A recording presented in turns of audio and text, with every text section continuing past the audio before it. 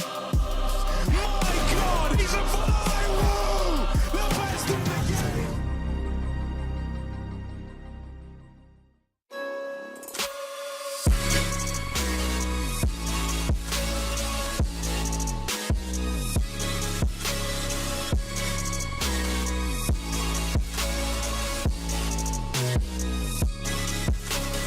You love it, you wear it.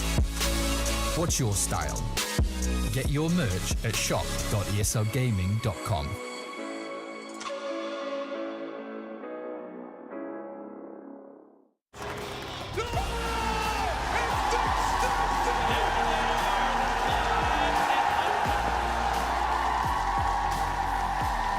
Let's rip the Russo. One more time. Are you ready?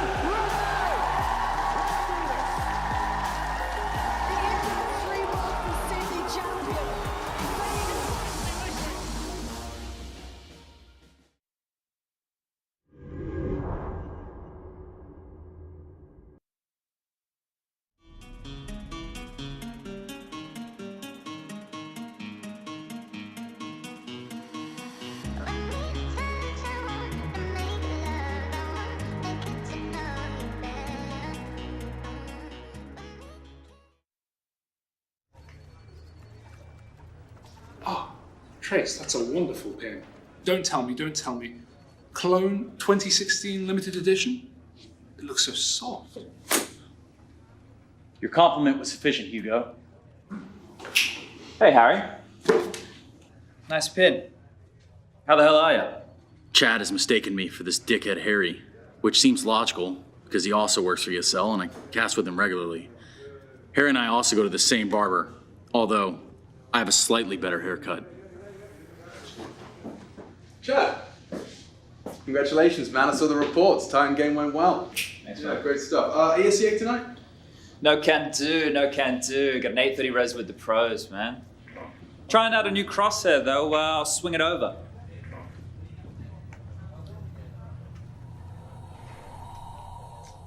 New crosshair. What do you think? That's very nice. Look at that. Gave it a go yesterday. 1 on the thickness, 0 on the dot, and 1 on the outline. It's great for visibility. That's very cool, Stunner. But that's nothing. Look at this. Daring yellow. Thin outline. What do you think? Nice. Jesus. How did a nitwit like you get so tasteful? I cannot believe that Machine prefers Rush's crosshair to mine. But wait, you ain't seen nothing yet. Check out this bad boy. Statement red, almost a statement in itself. Dot, for that pinpoint precision. And let's not forget a little bit of girth. Goes a long way. Impressive. It's nice, it really is. Now let's see Chad's crosshair.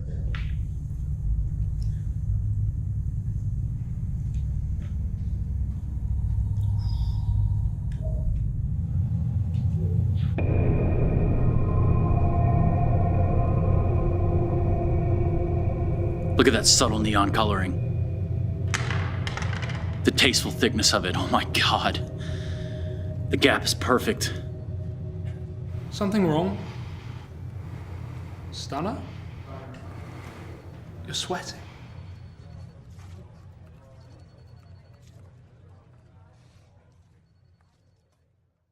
Close your eyes with me. Pledge allegiance to being a pure rifler, and all your sins shall be forgiven. I've just got news. Source 2 has been delayed for another 2 years at least.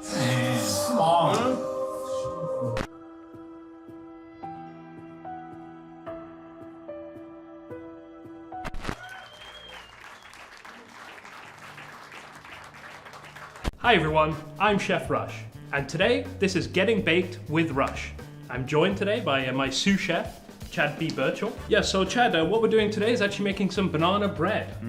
Just quickly, Chef, if you could we just go over all the ingredients quite fire here in terms of what it is and how much of it requires? Give me a bang, bang, bang. Brown sugar, 1 cup. Mascarpone, 3 1/4. baking powder, like, I don't know, 1 tablespoon. Flour, 188, butter, 4 tablespoons, 2 eggs, 4 bananas, and a bit of salt to go on top. Beautiful. Thank you very much, Chef. Now, these are a little too normal looking. They should look a bit worse. A bit more ripe of the banana here. Yeah, a bit like grimy. You want Hold a on, nice Chef grimy Rush, let one. me just wash my hands here. I want to make sure that they're well and truly clean. Personally, I think this is an absolute waste of time in the kitchen. Washing your hands. I mean, at the end of the day, I'm no scientist. If you're cooking food, it's subjected to a lot of heat.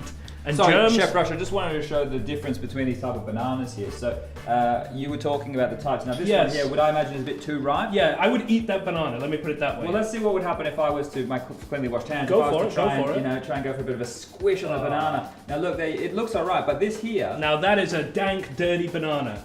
So this type of banana, this is the perfect type of banana for this, not to eat, but for this. Check It's this one fantastic. out. Check Look at this one this. out. This is the real mush that we're looking for here. Just look at that. That is nasty. Yeah, bro. look at that. Are you happy with this one, Chef Rush? All right, settle down, mate. Anyway, yeah, just stop fondling the ingredients, bro, if you could. Sorry, Chef. The recipe called for baking soda. There was a little issue with shipment. Yes, Yeah, it didn't make it to Malta. It didn't really make it over here, but this is baking powder, and basically, in the difference, I don't know the difference between baking soda and baking powder. What does it smell like? Premium bro? goods. As always, you want to put the dry ingredients all together first and give them a little whisk around. Okay. So we're gonna bang the baking powder in there, bang the salt in there as well, get that moved around, fully incorporated. Chef, sorry, Chef. We're gonna pop the butter into this bowl here, this large bowl. Now we're gonna bang in the mascarpone. Good luck getting that out. No, what you just did? He just did it in one. That's pretty impressive. So that's gonna go in there like that. Wonderful, Beautiful. Get in there. Just have a look. Look at those beautiful ingredients in there. It smells the brilliant. smell coming off of that is get next that brown level. sugar in Wow. ya. The next step is to get a couple of eggs cracked in there. Now, so my method, I like to get it on the table here, give it a little spin, one crack like that. You see, nothing's coming out. It's pretty secure. There's only a little bit there, and then I just open that up. And now we're cooking, bro. Look at that go. Oh. Now this is what we want to see, a nice incorporated mixture here. All right, that's kind of, this is kind of annoying me, that noise, bro. Sorry, Chef. Is this where you take over, Chef? Well, actually, do you want to do the honors here, bro? Get it and try and get it nice and high as well, like nice and high fall here. Don't make a mess though. Do we want to go a little bit at a time, Chef? Let's do bang it all in, bro. Bang it all in. Yeah, look at that go. Look at that, boy. Look at that. That looks beautiful. Look at that. So the consistency here is absolutely perfect. Very thick, not runny, and that's exactly what we're looking for here. I would eat that all in one if I'm going to be honest, and not even cook it.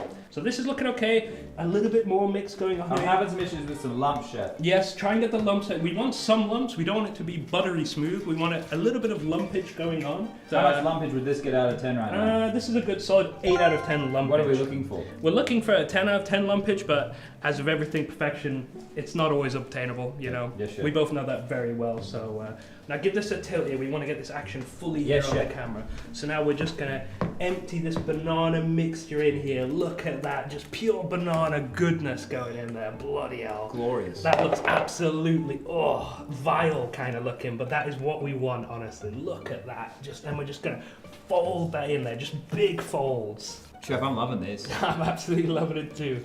Unfortunately, this is quite a long bake. It is going to take around an hour in the oven, but the key is, after the hour, pop a little toothpick in there and just make sure that that comes out clean. Now, this is the moment we've all been waiting for. This beautiful mixture here is going to go right into this pan, and then we're going to get it cooking. All right? Sorry, Chef, let me just peel back the flaps here for you. Get that right in there. Pull that wide open. Sorry, Chef. Get Hold that up. wide open. There you go, Chef. All right, now we're going to get this in here. This is a risky. Oh, look at that. Now that is looking absolutely sublime. Chef, watch for the Oh drippage my here, Chef. goodness. Don't waste Look any at of that. this. Now if it looks like this, I think you've done a bloody good job, honestly. Just get all that goodness in there. Oh my lord. So now the banana bread is all put together. The last thing to do is put it in the oven. Careful about touching it in that metal. It is scalding hot. You definitely don't want to be touching that.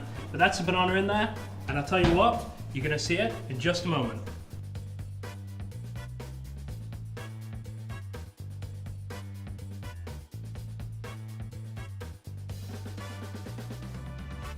See, I stay in my lane. I keep my feet on the pavement, and don't you ever mistake it. No, this ain't never been a game. Tell me where the competition. Seem like they all been missing. Never made a wrong decision. It's got me walking different. I stay stay gassed up. Please point the opposition. No scope, it's no joke. Just know I aim with raw precision. I went and got my bid up quick, 100 figures. They once was competition, now ain't sitting with us. Been on a wave since we've been away. Snatch the game, now we here to stay. I told my mama I make it, I make a couple mistakes, but see I stay in my lane. I keep my feet on the pavement, and don't you ever mistake it. No, this ain't never been a game. I told my mama I make it, I made a couple mistakes, but see I stay in my lane.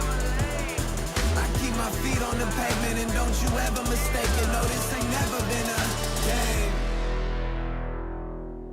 It's that you can't touch me. Things get ugly, they mad now. This all must be a whole new level to count. I'm packing on the pounds, pulled up with the dog hound, and I still had time to shut it down. Now you see them all screaming my name. See them trying to switch to my lane. They ain't never fit that frame. Only present when the catch came. Plenty days I've been on the road chasing. No legend ever said they was complacent. Nah. I told my mama I make it, I make a couple mistakes, but see I stay in my lane. I keep my feet on the pavement, and don't you ever mistake it. No, this ain't never been a game. I told my mama I make it, I made a couple mistakes, but see I stay in my lane. I keep my feet on the pavement, and don't you ever mistake it. No, this ain't never been a game.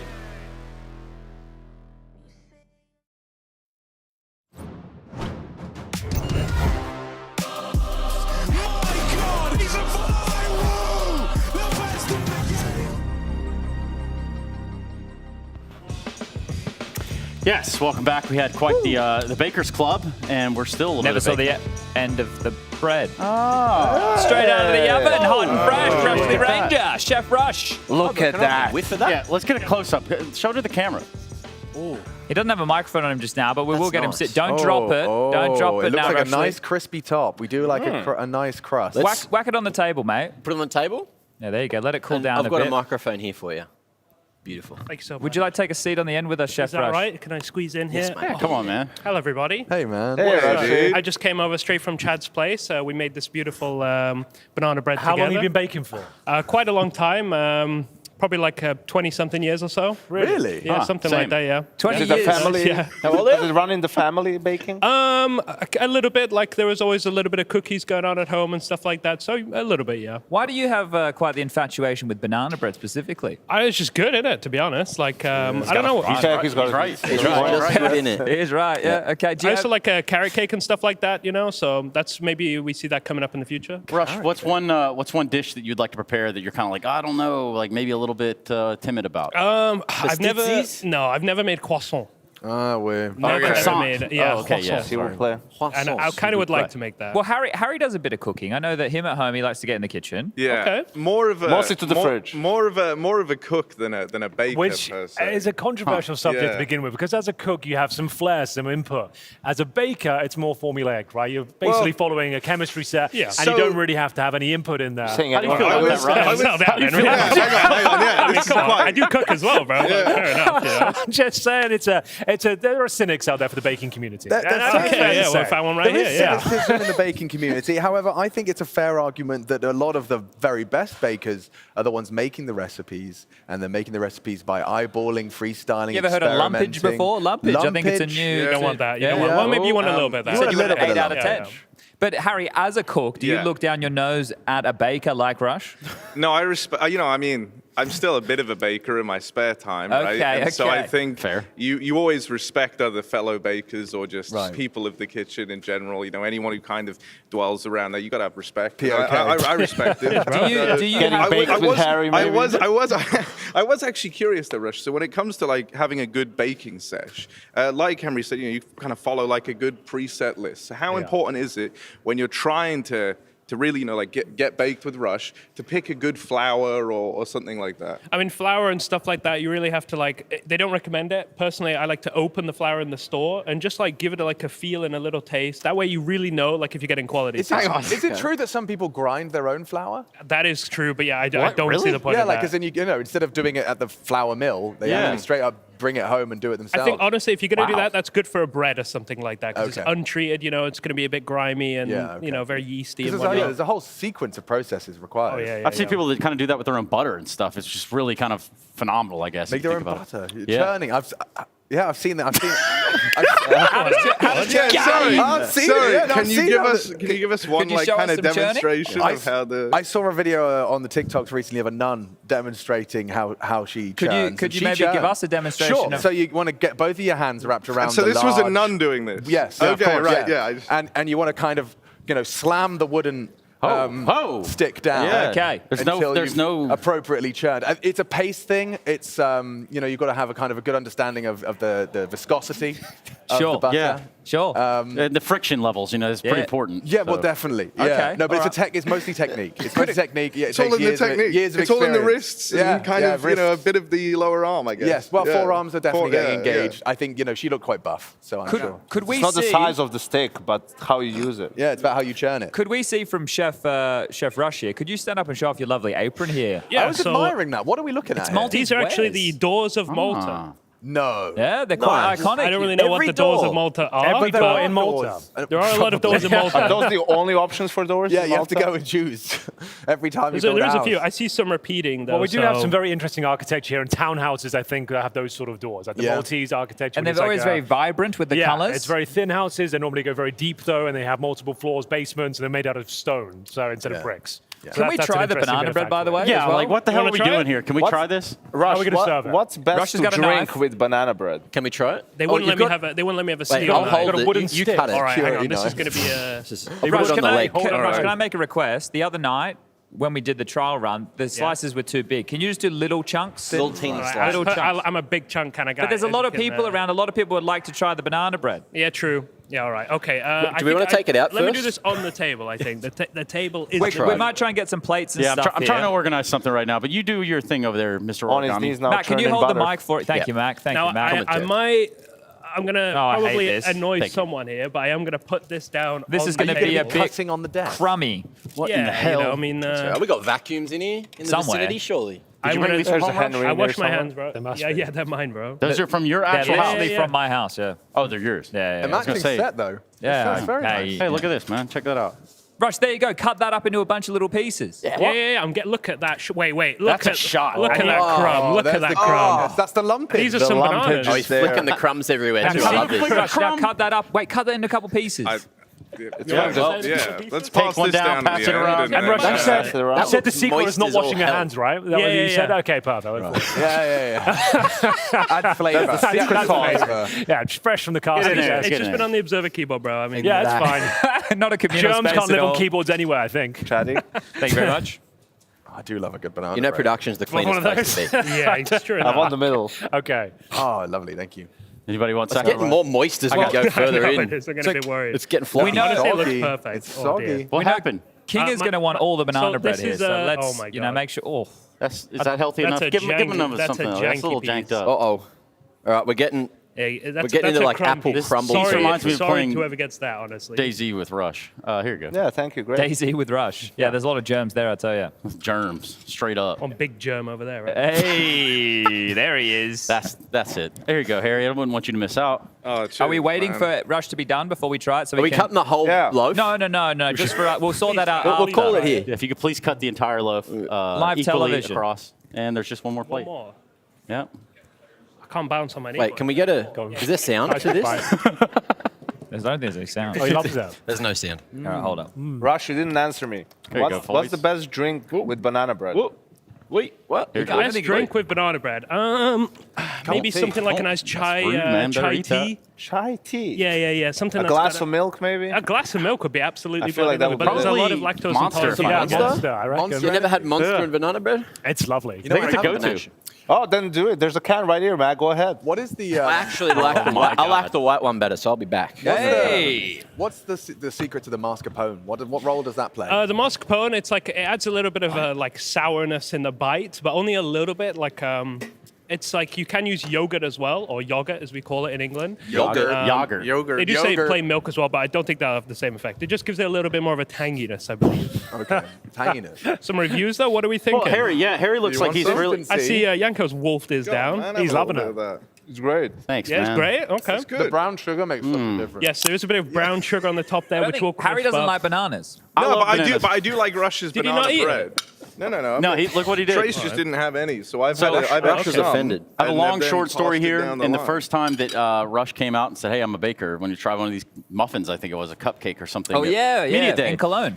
You just brush your teeth. It's like the toothpaste didn't give me a fair assessment. Oh, this is true. So This now, kind of really annoyed me when they said that. yeah, I saw his soul sink into his boots on that one. That was pretty sad. by the way. You like Although it? you Yeah. didn't get any like Seriously, the the brown crust. sugar Yeah, the topping in topping that is mouthful. really- The Like, kind of- lumpage. Yeah. A good lumpage in there, right? But it's good. It's moist. You feel Drippage. that? Oh, yeah, drippage. Don't say that while I'm eating it. Right. How's it now that you haven't just brushed your teeth, Trace? It's a lot better, Right? I tell you that. Yeah. I believe it. Yeah, pretty good, Rush. Toothpaste all along. I'm glad. Pretty good. Honestly, I appreciate your effort, and moreover, I'm glad you did this for us. Yeah, no worries. You know, also happy birthday, Alex. That I haven't Thank you, managed bro. to the chance. Take a picture. Nice, like that. So There you go. I think You can have the are rest. we going to expect an episode of Baking with Rush on a weekly basis? I hope so. Yes, if people seem to like it, if no one gets sick in the next couple of days, I think we will have like permission. Okay. So we were the guinea pigs. If The peop- ticking So time bomb. Henry was the smartest one all Yeah, along. true. Henry, come on, have a bite, man. I Go did. on. I don't know if I got away with it. You don't like Might as well just eat the whole thing, go. man. I mean, That was just a get it little over with. bite. I mean- Come on. Yummy. Well, I've tried it before, Rush, and it's just as good as it ever is. Hey! It's a lovely dish. I don't know if that's a compliment He's a or nibbler. That's a political answer. Whoa. Just I like as good it. as it ever is. So this like wasn't if it's like terrible, any it's kind still of bad. test Yeah. one. Like Take the compliments. I think it's all right. It's pretty good. I'm not a Okay. big fan of bananas myself. good. You know, that's All all. right, Henry, if no, someone- fair enough, If Henry. someone I can doesn't kind love of vibe bananas, with the I like banana. it. All right. I would love Fair some enough. chocolate chips in there. You were talking you about thought the about chocolate that? chips. I would love some chocolate To chips. be honest, I think a banana bread can stand on its own without the chocolate chips. If it's good, then Yeah, it's but good. what if It's you're like a giving it to margarita people who pizza. don't How like about banana? this? How about this? I brought a lot of Tim Tams. Oh, okay, yeah. You could some- make a banana bread with Tim Tams mixed Yeah, in, it might crumbled get a in. bit of a Tim Tam flavor there, you could know? try. Yeah? Or you could dip it in a little bit of Monster. Make it happen. Dip it in Monster. I already ate mine, so I can't do that anymore. But I'll eat the crumbs. We got those guys out of here. The crumbs are gone. Yeah, okay, Beautiful. good. I'm pleased you all like it, though. Where'd they go? I don't know. Wherever they go, where the wild things You are. I guys are guess. not like Harry, so like you cook at home. Yeah, Like, sometimes. that's not like a boring. It's not It's not boring. a chore. It's No, not a chore. no. It's not. I mean, I think cooking at first, when you're first doing it, right, is always annoying because you're just kind of following recipes and like you don't really know anything. But as you learn a little bit about like why you're doing what you're doing in the first place, that gives you a lot of freedom But to just here's kind the of do thing, whatever. right? Like, we all have a job, we all have a profession. Like, you're a Counter-Strike commentator. You're Yeah. decent. Yeah, you know, yeah, at thank it. So why would I dabble in the art of cooking when there's dudes who've like studied their whole life to do it? I've got the answer. Yeah, I have the Because answer. you know, it's like And I can get it still you know, if you warm. want it, let's get a little deep on this. I think life is kind of about making yourself more well-rounded across the board, right? Like, and so learning to cook just enriches that, and it gives you options, right? You don't have to go on like, Walt and then like order from the hut, Instant right? delivery Like, service. Walt here. is great. Yeah, Don't get me yeah, wrong. yeah. I do appreciate a Walt, but I have just learned how to do like a carbonara at home. And Yeah, I'm telling you, but like, no, it Can I feels- just take the moment to let you all know that we are at Camp Counter-Strike, and it's you need to know how to cook or you're going to starve, brother. Yeah, we'll take Yanko to the kitchen next, I reckon. Yeah. Well, But no, I'd the glue echo factory. That. I'd echo that sentiment. I think it's good as well because you get to take real pride in it, right? Like it's one thing to eat food that someone else made and go like, oh, that's really good. But then like when you make something that's kind of straight different fire and like feeling. you know how to Does make grilling it, count? you have like ownership. Grilling? Does what, sorry? Does grilling count? Yeah, There's an grilling art form can to that. count. There's Yeah. art to that. You the grill Steaks master? on the Yeah, I'm barbie? grill master. Yeah. I mean, there is some risk to that. You know, you can undercook chicken and people can get hurt. You know, feelings can be hurt, and Yeah. that's You can have a pink sausage. yes. No one wants a pink sausage. Nobody wants a You need pink to know how to sausage. flip them around. Yeah. Speaking of which, let's flip things around just a little bit here, away from us and pink sausages and socks and stuff. We do have Henry, who's two ready pink sausages. for a game. Oh, he's ready for a game, all right. I've got two of the biggest names in the scene right now. We've got Ash and Blade, and this is a new segment. This one is called Post Veto Clarity, the interview with some very sticky pregame. Now, my name is Pick. Over there, I have Ban. He is the brains of the operation. I'm the brawn. I'll be answering. I'll be asking the questions. He'll be providing the information. You guys, you've got 120 seconds, 5 questions, and if you buzz it, buzz the buzzer if you know the answer, and if done right, an ejaculation of information will flow out of us onto the broadcast. That's what we're going for. What was that word again? Ejaculation of information trace. All right, just wanted to So, make sure. like we said, we've got Blade, we've got Ash, and the first person to buzz Time in will get the point. So, starts 2 minutes on the clock, please, now. Chad. Who was your opponent's latest roster addition? Ash. Adam S. Correct. Adam S. replacing Davy G. Gamer Legion Nealon from EG replacing Shui. Volt from Into the Breach replacing Emma. Next question. What is your opponent's perma-ban? Mirage. I like that. Would have been difficult for both of you. Might have to hand in the resignation if you didn't have that one right, but I like that. Is it correct? Movistar's permaban Mirage, Gamer Legion's permaban Nuke. Yep. Correct. Okay. So we got 2-0 for Ash then, right? Yeah. Excellent. Moving on to question number 3. Who is your opponent's highest rated player in the last 3 months? Ash again. Martinez. Correct. I can't believe so this. fast. Damn. We're still going to keep on going here. For Gamer Legion, it's Isaac at 1.05, closely followed by Acor at 1.04. Great information there, Ban. I'm enjoying this a lot. So, fourth question here, boy. 3-0 for Ash. What is your opponent's current world ranking? 71. No way. Whoa, correct. Way. Oh my God, this is unbelievable. We would have taken... It's all work. He murdered him. It's all work, Chad.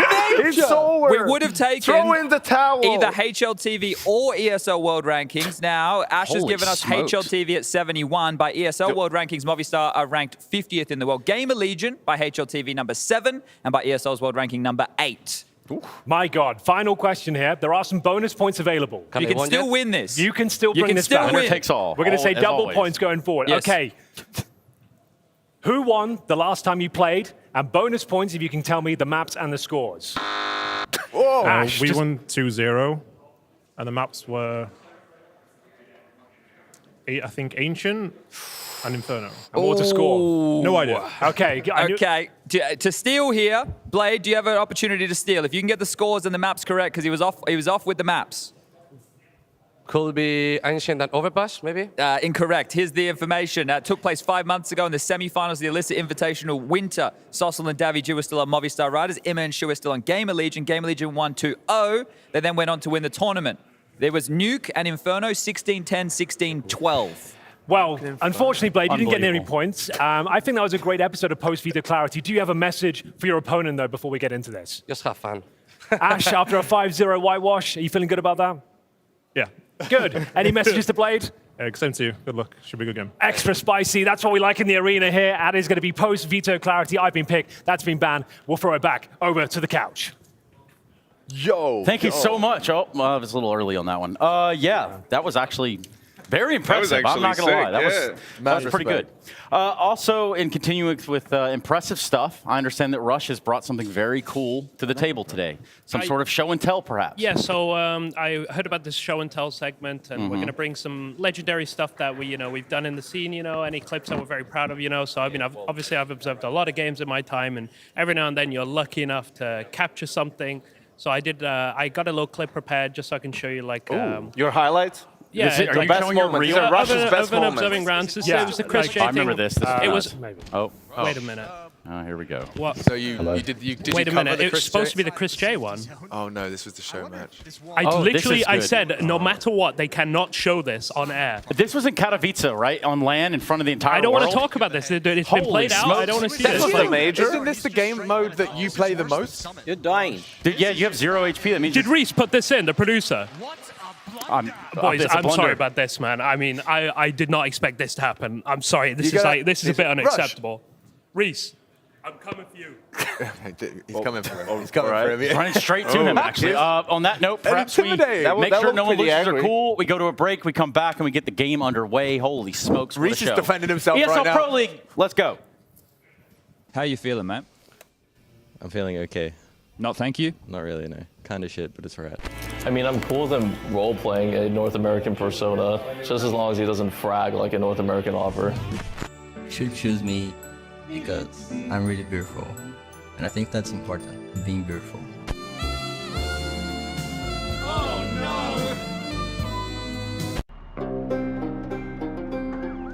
Good morning, sir. What do we got? Quintuple homicide. Victims are estimated to be in their 20s and 30s. So I should warn you, it's bad. What's all the pageantry, Sergeant? Let's see the cadavers, shall we? We're still waiting for a positive ID. Go There on, is a spit it out. There is a chance it's Greyhound. Fuck!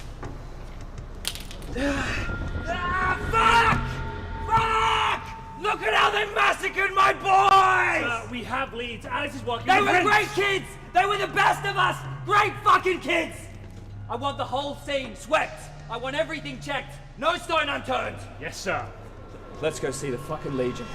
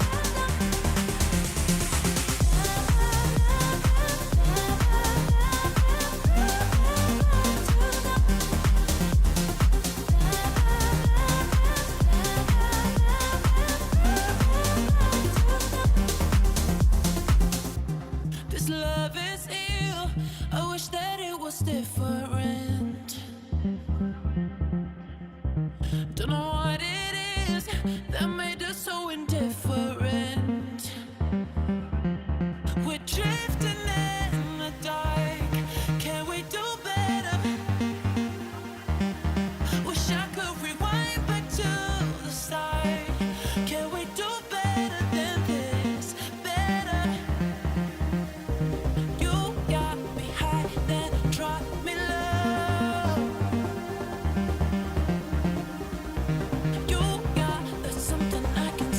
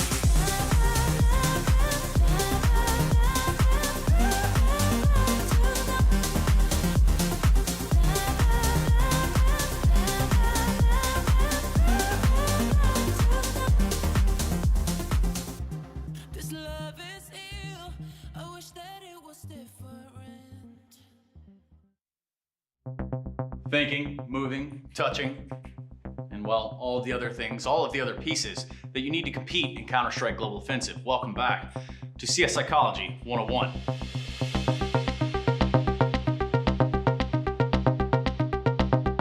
Today, we're going to be going over a very important subject, XXX Heyman 420. In 2012, he had a 4K 1D clip that really was overly edited by an equally talented friend. Now accumulating only, and I mean only, 1,372 views over 8 years. The taste of success that followed led to the creation of the monster that we now know as the Movie Fragger.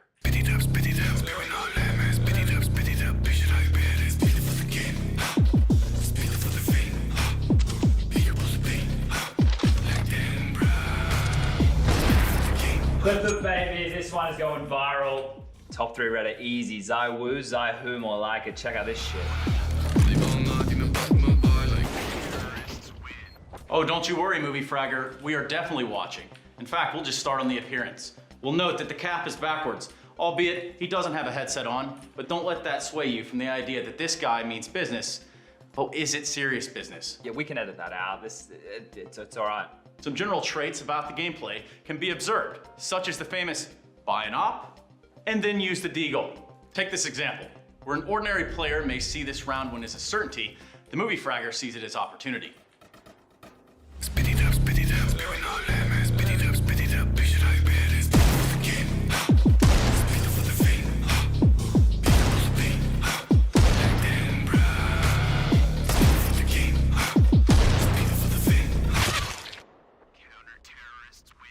Can't blame me for that one, boys. It would have been sick, right?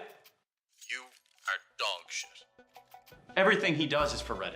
Everything he does is for the comments, for the likes. It's all about the endorphins and everything that he gets from the moment he wakes up in the morning. They come and beat. I'm going for the cold, boys. I'm going for the cold zero. Oof, that's close. Oof, that's really close. Oh, that's so close. I'm so close. Oh my God. Oh my God, that was incredible. Oh.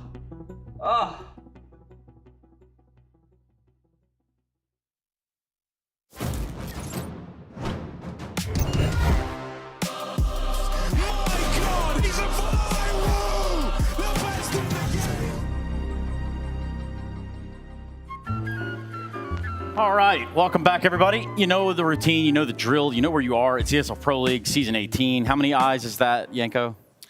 XI, XVIII, caramba. Yeah, that's 3 I's. Only three. Only 3. Chad, how many characters have you got, by the way? In that kind of break there, we saw about 15 different versions of Chad Birchall coming through our midst. You're quite a multifaceted actor.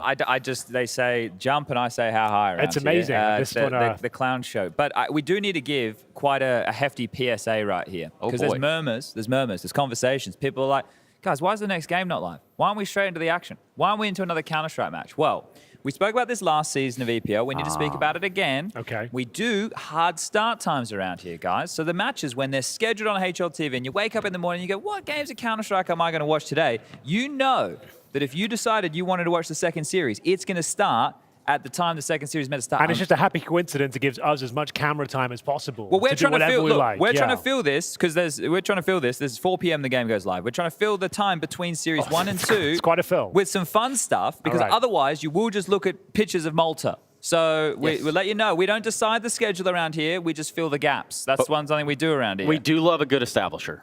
We do love a good establisher. The first time. So we just want to make that clear to everybody, okay? The games, they will start if we're, running overtime, we let everybody know it starts 40 minutes from the point of overtime to the next match. And I don't mean overtime in terms of the Counter-Strike match itself. Right. I mean over the scheduled time. Good to clear it up. So everyone happy with that? Yep, very happy. Okay, so we're all here. We've got, I think it was like 19 out of the top 20 teams from HLTV or something like that we have. Now, this week we've got 8 teams in the group. Trace, what are they?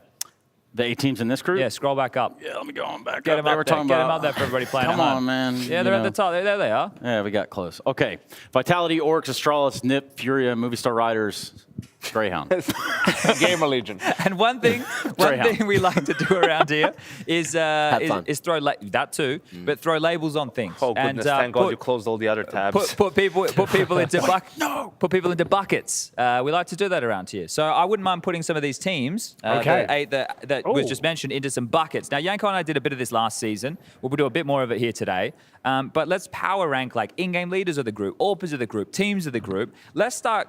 Well, we basically did with the 1xBet board yesterday. That was essentially the power ranking for the group, right? So do we want to establish that again? Yanko, with your animals, maybe leave those at home, but give us the 1 to 8, and then we can focus on players and in-game leaders and AWPers and that stuff. All right, for the teams, number 1 has to be Vitality. Easy. Number 1 ranked team in the world. That's an easy one. So power rankings, they mean like the most recent. I would still have to go with 2 Astralis, despite their loss to NIP yesterday. You reckon? Oh. It's yours. This is the thing.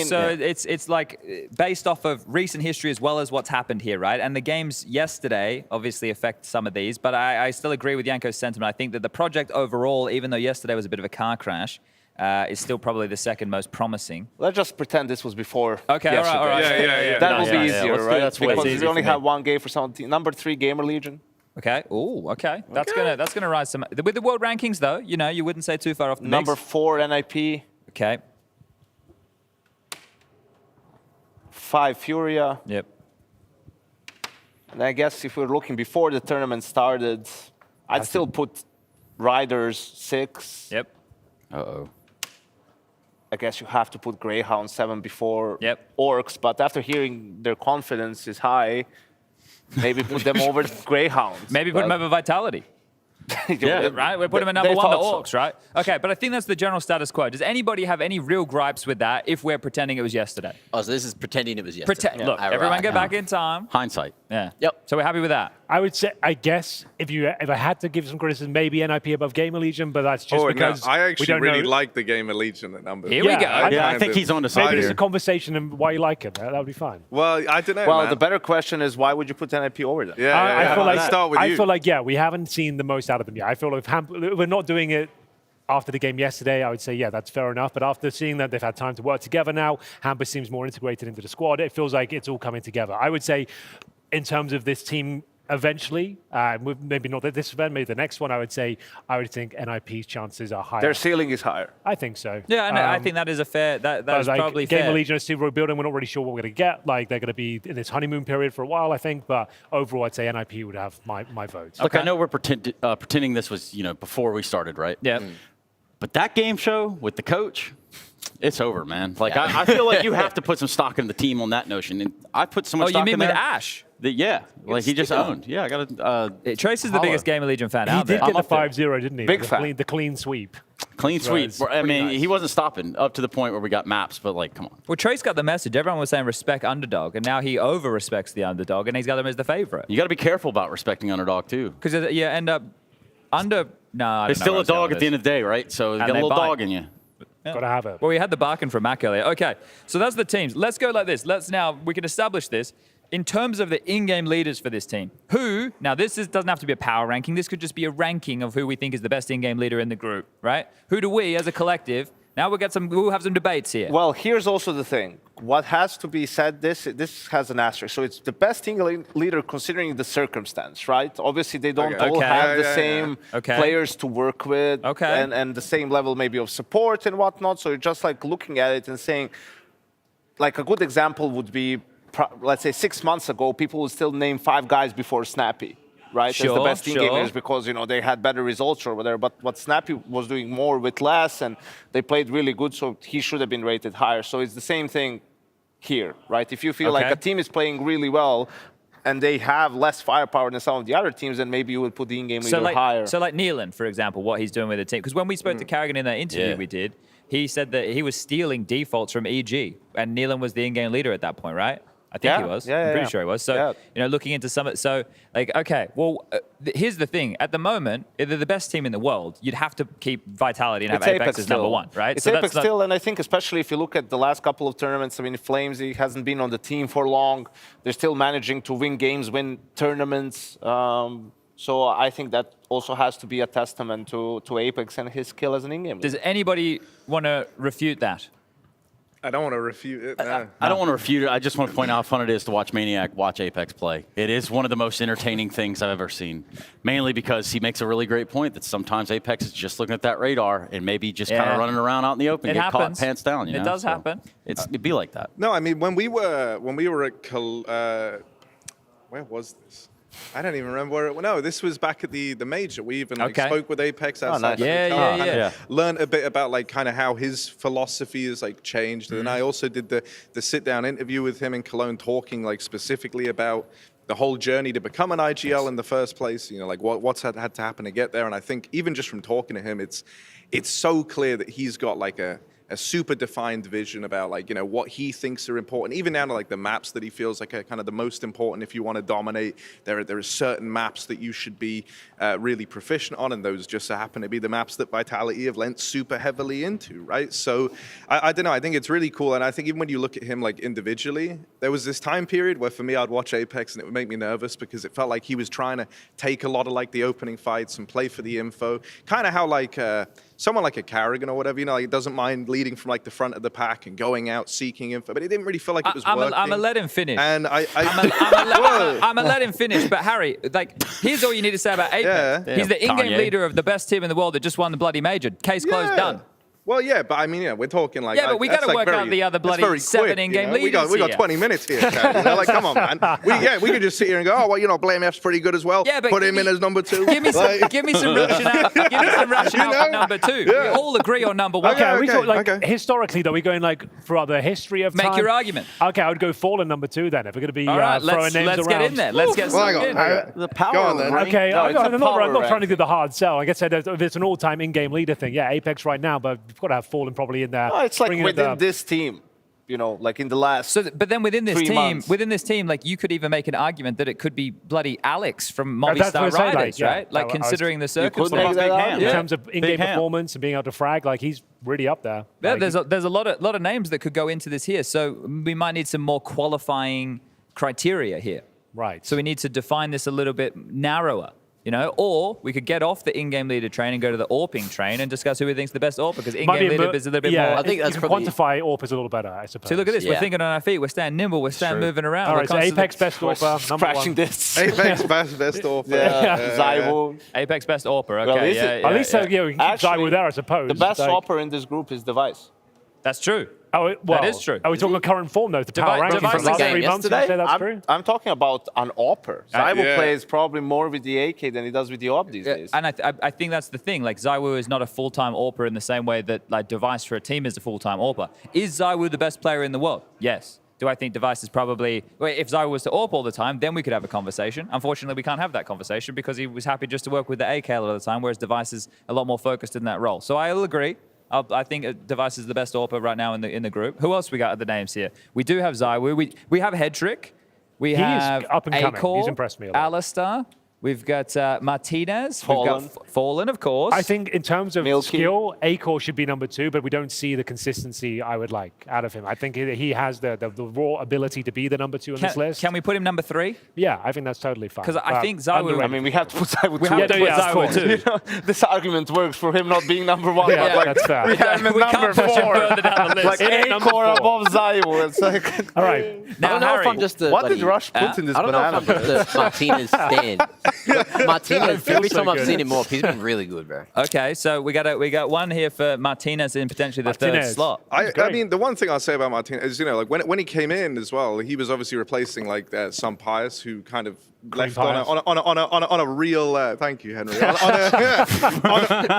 a real high note, and I think a lot of people probably thought much akin actually to like a game of Legion when they lost like their stars. Sure. You have the idea of like, oh well.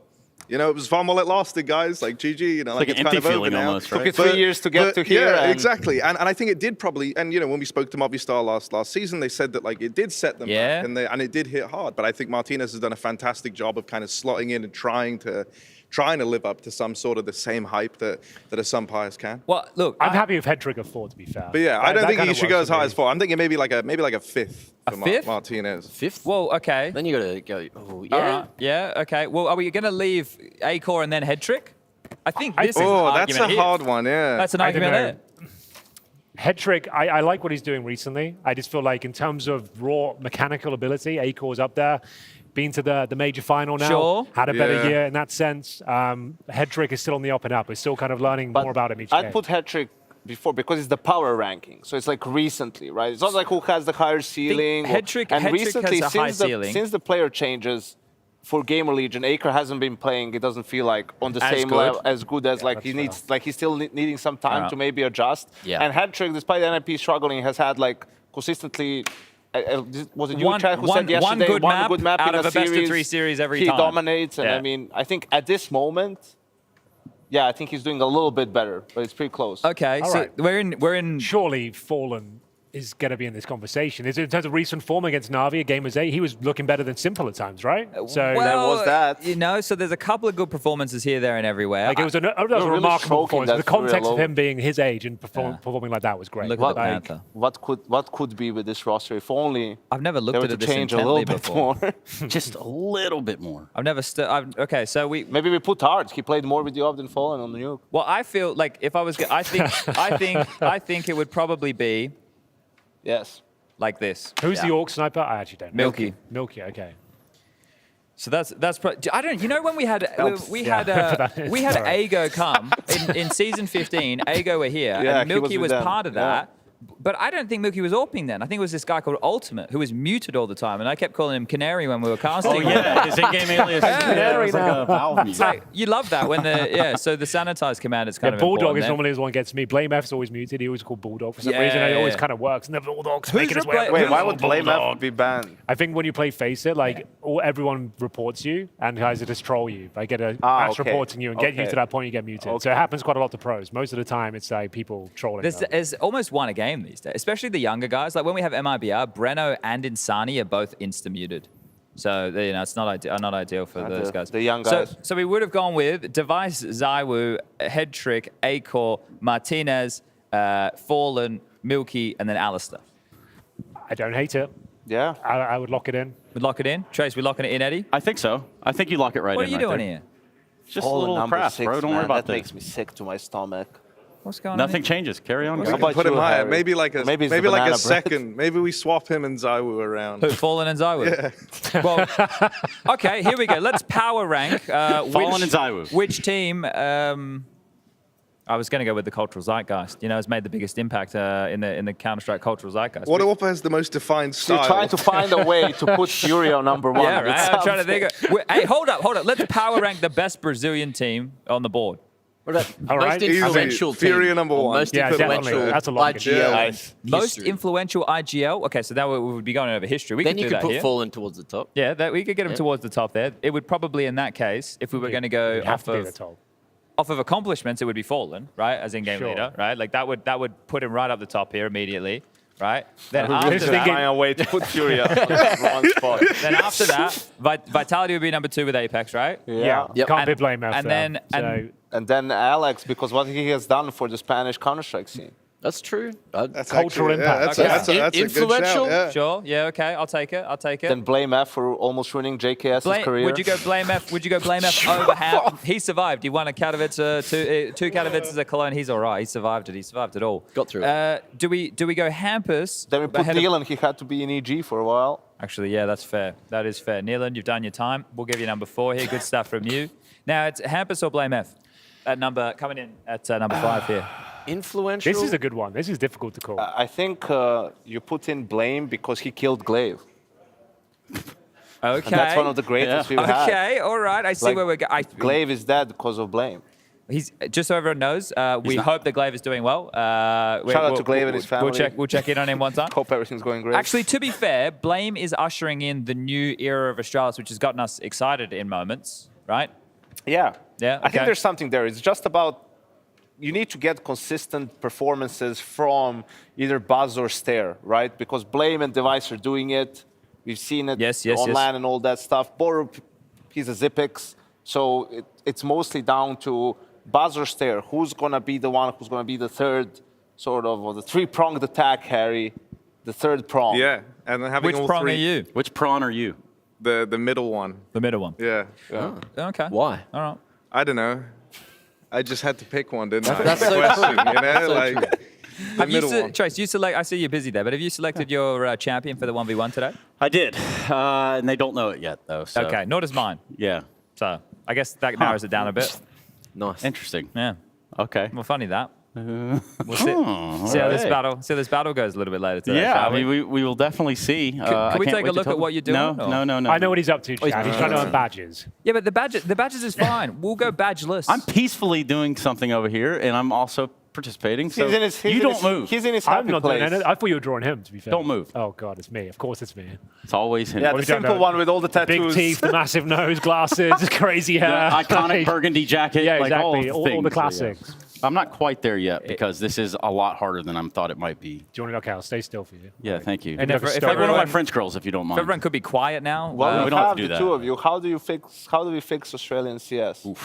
This is great, actually. I like this while we talk over the pain. So my goal, or not my goal, my intention thought has always been the best way to make Australia a stronger region, like actually, is to have Asia more integrated. For there to be like a Pan-Asian league, like when we were in the CGS, right? In the CGS, it was Pan-Asia. It was Oceania was a part of that time of the show and the CGS gets brought up. I love it. It's my favorite part. I love it. It's my favorite part as well. It's like, the show's going well, we can bring that up. Sorry, but it wasn't I won't say it was thriving. Like, it's not like we flew over to an Asian event all the time, but essentially, like, we know that there's events in China and we know that there's money getting thrown around there. And there was the stuff that just went on in India with that Sky Sports League. We need the Aussies to be integrated in more of this stuff. When we had to leave to go, well, we didn't have to leave. When we chose to leave to go into America to compete there, it was to take our elevation of Counter-Strike to the next level while representing Australia. It at no means helped Australia. If anything, it's like what Virtus Pro being away from Poland the whole time screwed Polish Counter-Strike for years. Same thing happened. We took the best players out of the country,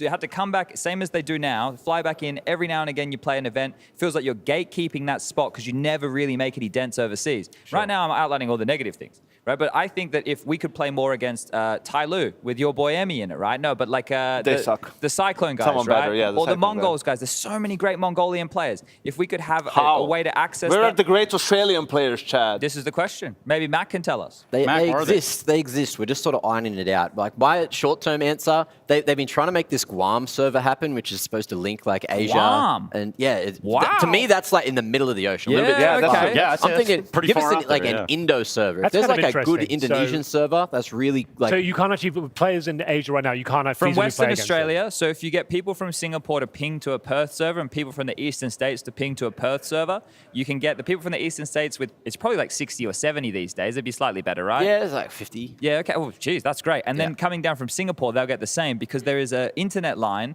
that runs under the ocean. But it has to be a very specific setup then. Yeah, up to So Singapore. All these but variables we used to have do be... it back in 2008. Okay. So, I've heard it was rumblings of great it for for a me. while. It was the only time So I ever we're got talking to an crack on average 5 of like ping. 60, 70 under ping the ocean. for both sides. Yes. Though. Or on That's the what And it's we just not need, competitive yeah. though, is it? You can't say like that's Something's the way we're going alive to do in it. the Unless like ocean. there's some sort of change like that. Will that kind of remedy the problem? That'll give us like a 30 ping at least if there's a... Yeah, well, that's what I mean. I'm trying to think of somewhere. Like, I don't know where the internet lines run under the ocean. I don't know that much. Like, But that's probably why they're going to Guam rather than somewhere a little closer. Have you personally tried laying any of this internet cable under the ocean? I've spoke to the people. I did a voiceover for NBN at one point. So that's you know, National that's Broadband almost there. Network. So just for those of you who The don't know. internet guys.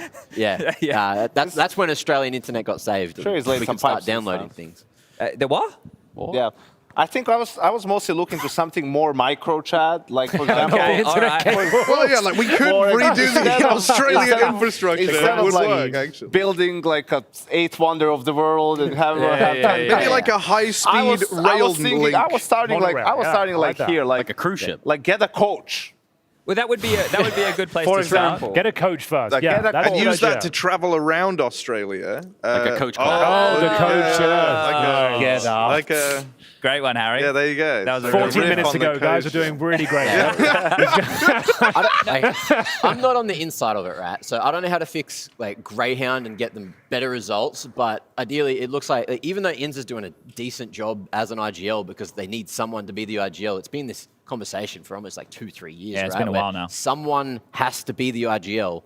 but they're not willing to pick up someone that is an IGL because Australia is currently a bit weak on the IGL It's hard department. to understand the meta if you're not playing in it, right? That is really difficult to do. Correct me if I'm wrong. We've got Rooster and Greyhound. Are those the two only representatives at this tournament? But at this other tournament, teams? yeah. Vertex would be. I would say is this Vertex fair? sometimes second in the country. Because Rooster now back-to-back Pro League appearances. Then Yes. we're not seeing the other teams. But come the through. Rooster stuff, we'll talk about it next week. But it's wild. Like Rooster, for example, after they played here, they went home and then played with different rosters, right? They had different players playing in, and then to qualify again for Pro League, they brought back the same team that qualified last time. I was like, what the hell's going on here? And Rooster kicked the bucket in the IEM Sydney qual as well. They went out 4th place, I think. Okay. So, a little bit inconsistent there, but we will see Vertex playing IEM, so they're going to have a chance to play some of the best teams in the world when they come across. Now, to just build on your... And if they win, they get a spot in Katowice.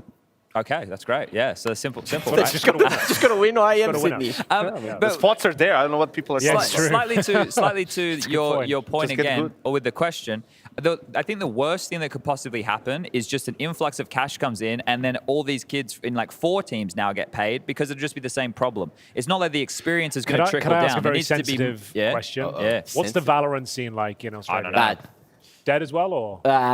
Yeah, every time we get it, so it's this thing, right? Every time we get a good team, Actually, they get stolen by like Chinese teams. They go to India. They go to. So it's not like all the CS players jumped over to Valorant. There's still players there that just haven't got. They haven't. Yeah, it definitely sort of stole a lot of that like tier 2, tier 3 scene. A lot of the players disappeared, which made the gap from like the top and then that next level a bit larger. So you've still got this next level learning, slowly getting better, So I slowly guess it's sort of only trying so to much. catch It's up. got an expiration date eventually. They've been trying for 5 years. It hasn't worked out. They haven't made it to the big events. So why would you keep grinding? As long as you keep making it to the major, like the biggest thing for the region is if you can make it to the major through the RMRs and be one of the 2 representatives, you essentially earn yourself a salary for the year, right? Because sure, their sticker money won't be as crazy as a big team, but it's enough money for if you're just in Oz to be able to live off of, right? They get a little salary over there at Greyhound. So this is why I use the term gatekeeper. They're not gatekeepers. They're the best team in the region. And until somebody is able to put in the hard yards to be able to properly beat them, and not just in the gimmicky bullshit style of just watching everything they do in Counter-Strike, in actually being able to develop and evolve the game. Right. Because that happened to us back in the day. Just had Immunity nipping at our heels the whole time.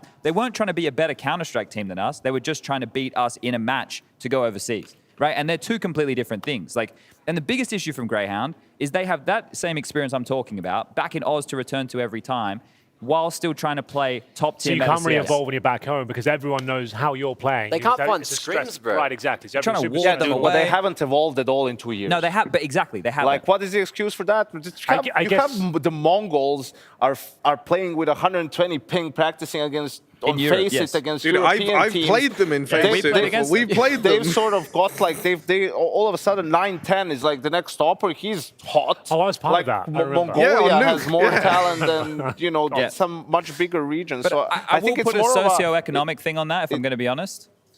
So Right. in that, look, for the back back to the cable. No, but for the Mongolian guys, we literally saw this from event to event. So we lost the final of the minor back in the day versus them, but both teams still qualified for the major.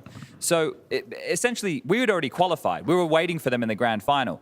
Now, look, I would have loved to have won. I hate losing. But the thing is, they came back the next event. They won like 30K out of the 50. And they, you could see a difference in the guys, the way they were dressed. They had more jewelry on. Like, no joke. I'm not spitting lies here. There's a clear difference in them between event to event. So for that part of the world, if you can truly become a professional Counter-Strike player and get into the major circuit, that is literally life-changing money. In Oz, it's enough to get by.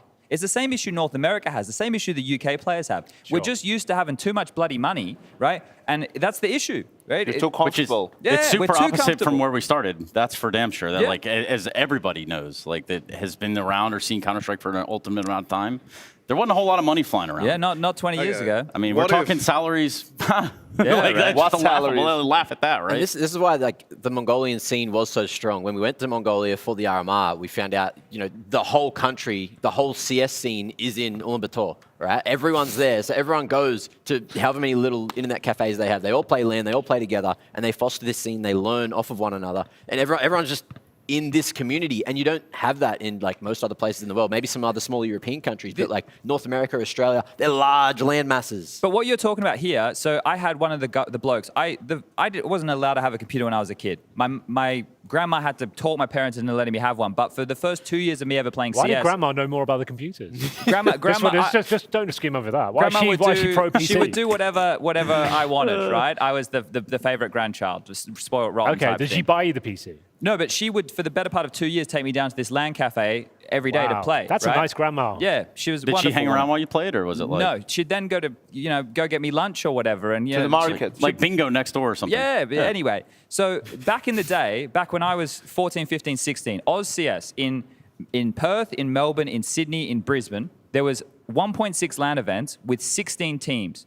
And then you would meet in either a Sydney, Melbourne, or a Brisbane for a national event with 16 teams from all over the country would then compete. And that essentially funded our overseas trips for WCG, Code 5, ESWC, all that stuff. And that community Mac's talking about existed. It was so good to see the other Perth boys go over and have a crack against Brisbane or Sydney or any of them, because we had the pride of our state, which is the same identity we've lost with our international Counter-Strike teams. We don't have the nations anymore, right? Bring the World Cup So back. when we moved to a point where the internet got better, people stopped going to LAN cafes and the communities all dried up. And now people just play at home and you don't have this. I made some of my best friends back in the day going to a LAN cafe. I had some of the best times of my life in LAN cafes. Until you met us. Until I met you guys. And now they don't exist anymore. So like a part of the times are all gone. It's not funny. But seriously, Well, I mean, it's great. It was great times. Another, I guess, team that probably has a similar problem. Not as big of a landmass, but close. Movistar Riders. Yeah. I think it's all the countries with the nice weather, man. I mean, it's a Yeah, very nobody simple wants to thing. play CS. There's no Italian esports players in any game almost. True. You know, Portugal. There was Spain, Fermi was the last Greece, pro, I think. that's true. Greece, right, as well. Not too much. Why? Because the weather is so nice. You just spend time outside. You chill. You go into the Coffee with the boys. Meanwhile, You guys all got to go to Scandinavians. So many esports players. Why? Because it's cold all the time. It's miserable. It's gray. The night lasts for 26 hours in the winter. You know, like you just stay inside and play video Mac games. raised a good point though. What about Brazil? Yeah, Brazil, that was like that sort of thing, right? Like I remember just seeing like docos on the story of Fallen sort of bringing everyone up, you know, making that whole Luminosity project work way back in the day. And is that still a thing over there? Because we see random teams come out of South America that are insane. Like I think it's there also became a little bit of a thing of a culture, right? Like that, you know, CS from the 1.6 days LAN cafes, it became pretty big, it became pretty popular pretty quick. So there's just an audience in there for video games, for esports, all kinds. Loud is a Brazilian org, right? They're one of the biggest orgs in the world. Frodo's the coach of the Valorant team. Yeah, and all that stuff. Big work in Valorant. So I think for them, it just became a thing where it was also really popular to do if you were a kid, unlike maybe some of the European countries. But returning to that thing. And also, they would have the PCs in Europe. Here, you would have to go to a LAN cafe because your family couldn't afford to buy a PC at home. Same in Serbia. But I think a part of why Brazil also flourished is because of how much work Fallen and his team did by putting Brazil on the map. It essentially meant that they knew that these orgs that covered Fallen's team would eventually need to buy out some of these players. So what you saw happen was these orgs in Brazil come in, put these big buyouts on players, and then that's kind of created this thriving ecosystem, weirdly enough, right? Which is cool to see. I think in 2018, they were poking around Furia back then, wasn't Serato it? and Yuri. Imagine if in 2018 you could have like Fur, Fallen, Yurik, Serato, and Cold. Yeah. That sounds a little bit too insane. It does, doesn't it? That sounds like Counter-Strike. Also insane. You just heard the screaming? The Movistars, I reckon. Craziness. What is the map veto? Let's do that real quick. Okay, let's let's get it do out. that. I did try with this Spanish thing to bring us back into the... I thought it was good, though. You got us here to the veto. But I love this game. I think this game is going to be a lot of fun because it's two teams that are in similar stages, you know, like they made roster changes, they're trying to get back on track. Movistar, obviously, a lot more success on LAN than online. We can see them going with the Anubis pick and Gamer Legion deciding to start on the T side. And Gamer Legion trying to find their footing after losing arguably two of their best players after that great run at the major. And I think they've exceeded expectations so far, had some good results. I'm loving the map pool. Look at it. Give me a Vertigo as the third. Are we missing out on Infernos and Mirages? I don't know if we've seen any yet. I'm happy with that, Mac. I'm happy with that. I'm keep real the happy Infernos, with keep that. the Mirages, I keep like them the out of normie here, maps. mate. Get me onto the Anubis, the Ancients. Yeah, loving that. I think here, looking at this map pool, we need to work out who's casting. We didn't sort that. Harry, you want to cast the next game?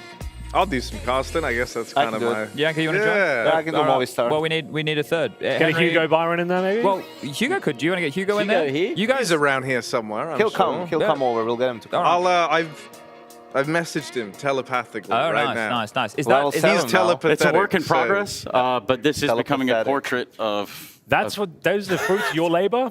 Yeah, it is kind of impressive that this took 40 minutes. You've got a great did library. not take 40 minutes. This has been about 20. Okay, I'm not a The hair's quite The accurate. hair's I'll give you good. that. There are glasses The there hair's as well. Kind wait, of is that blue eyes. glasses? I thought it was Grayish just one eyes. You do kind of have like South Park. Yeah, eyes. look, he's got it. He just needs a nose and a mouth. Yo, anybody see Leprechaun? Say yeah.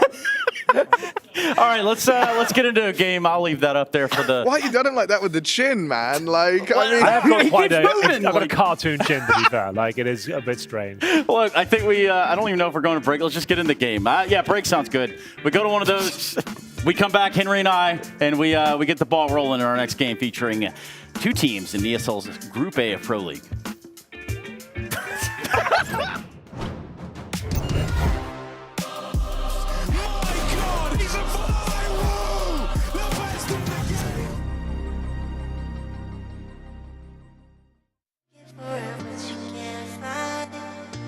Can't find another one to get around with.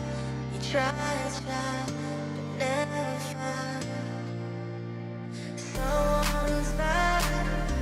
Keep looking for it, but you can't find. Can't find another one to get around with.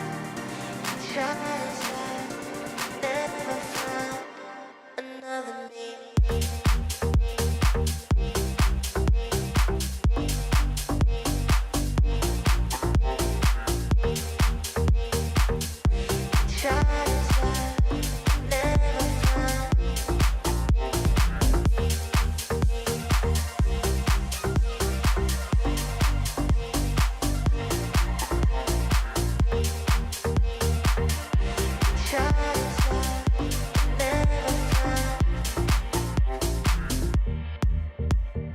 What is missing when you've been? Tell me something I can hear.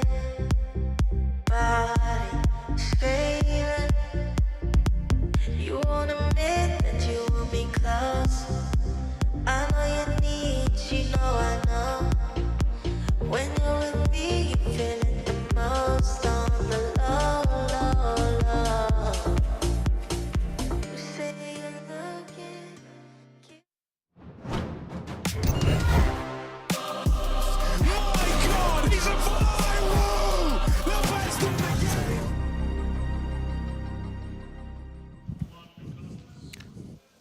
oh hey everyone. Yeah, it's us. It's the casters. It's I'm Harry. Down there's Hugo. We got Yanko in the middle. There you go. That's what I Yanko was in the expecting. middle. Yeah, this is nice. And we're gonna be covering a little bit of Counter-Strike. Doing what This we was do. an executive decision Yeah, for me. okay. I wanted to do a movie star game again. Okay. It was really fun watching them play yesterday. Yeah. And I haven't done a Gamer Legion game.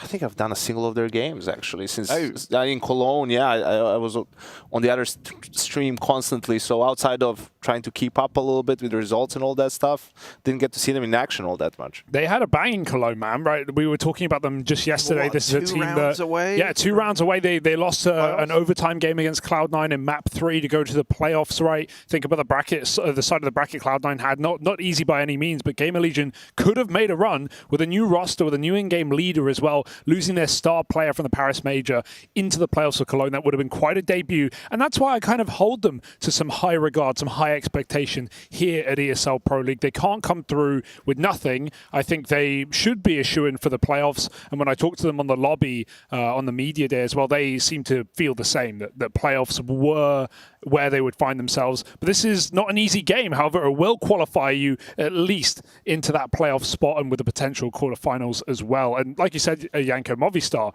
they looked great yesterday.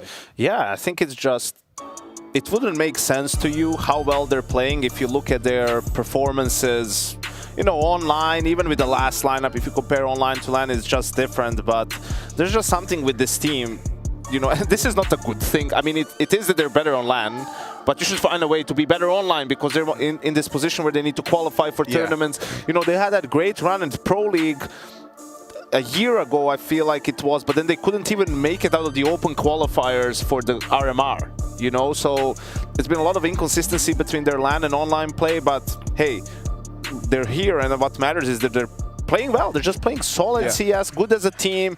Individuals, it seems like people are doing their job for the most time, you know, stepping up here and there. So we'll see. 2 different maps than what we saw yesterday. And with new players as well that aren't necessarily from the Iberian region. Even Blade talked about the difficulties of Spanish and Portuguese Counter-Strike and what's going on there. But we're into Anubis, as you say. And Gamer Legion here on the T side, grouping up outside of A main. We've got the Rugs route, so Acor spotting Alex, and they're going to face him together. But a little repeat could come at a cost. P250 v USP, and he gets the spot. The Kios is moving close, so Alex has to be careful.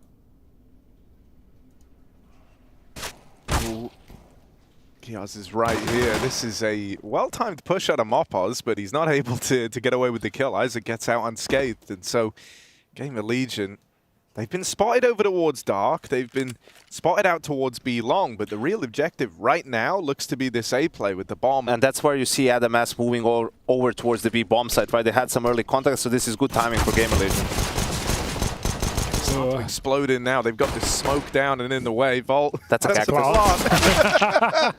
New map. We're not ready for it. Volt's still trying to sell this fake. The bomb is undecided because they've lost Kios down in Dark. Isaac either gets this kill or they have to bail back into the already stacked A site. Adam S is moving over as well. Volt's in a world of trouble right now, and they're not giving him the kill over.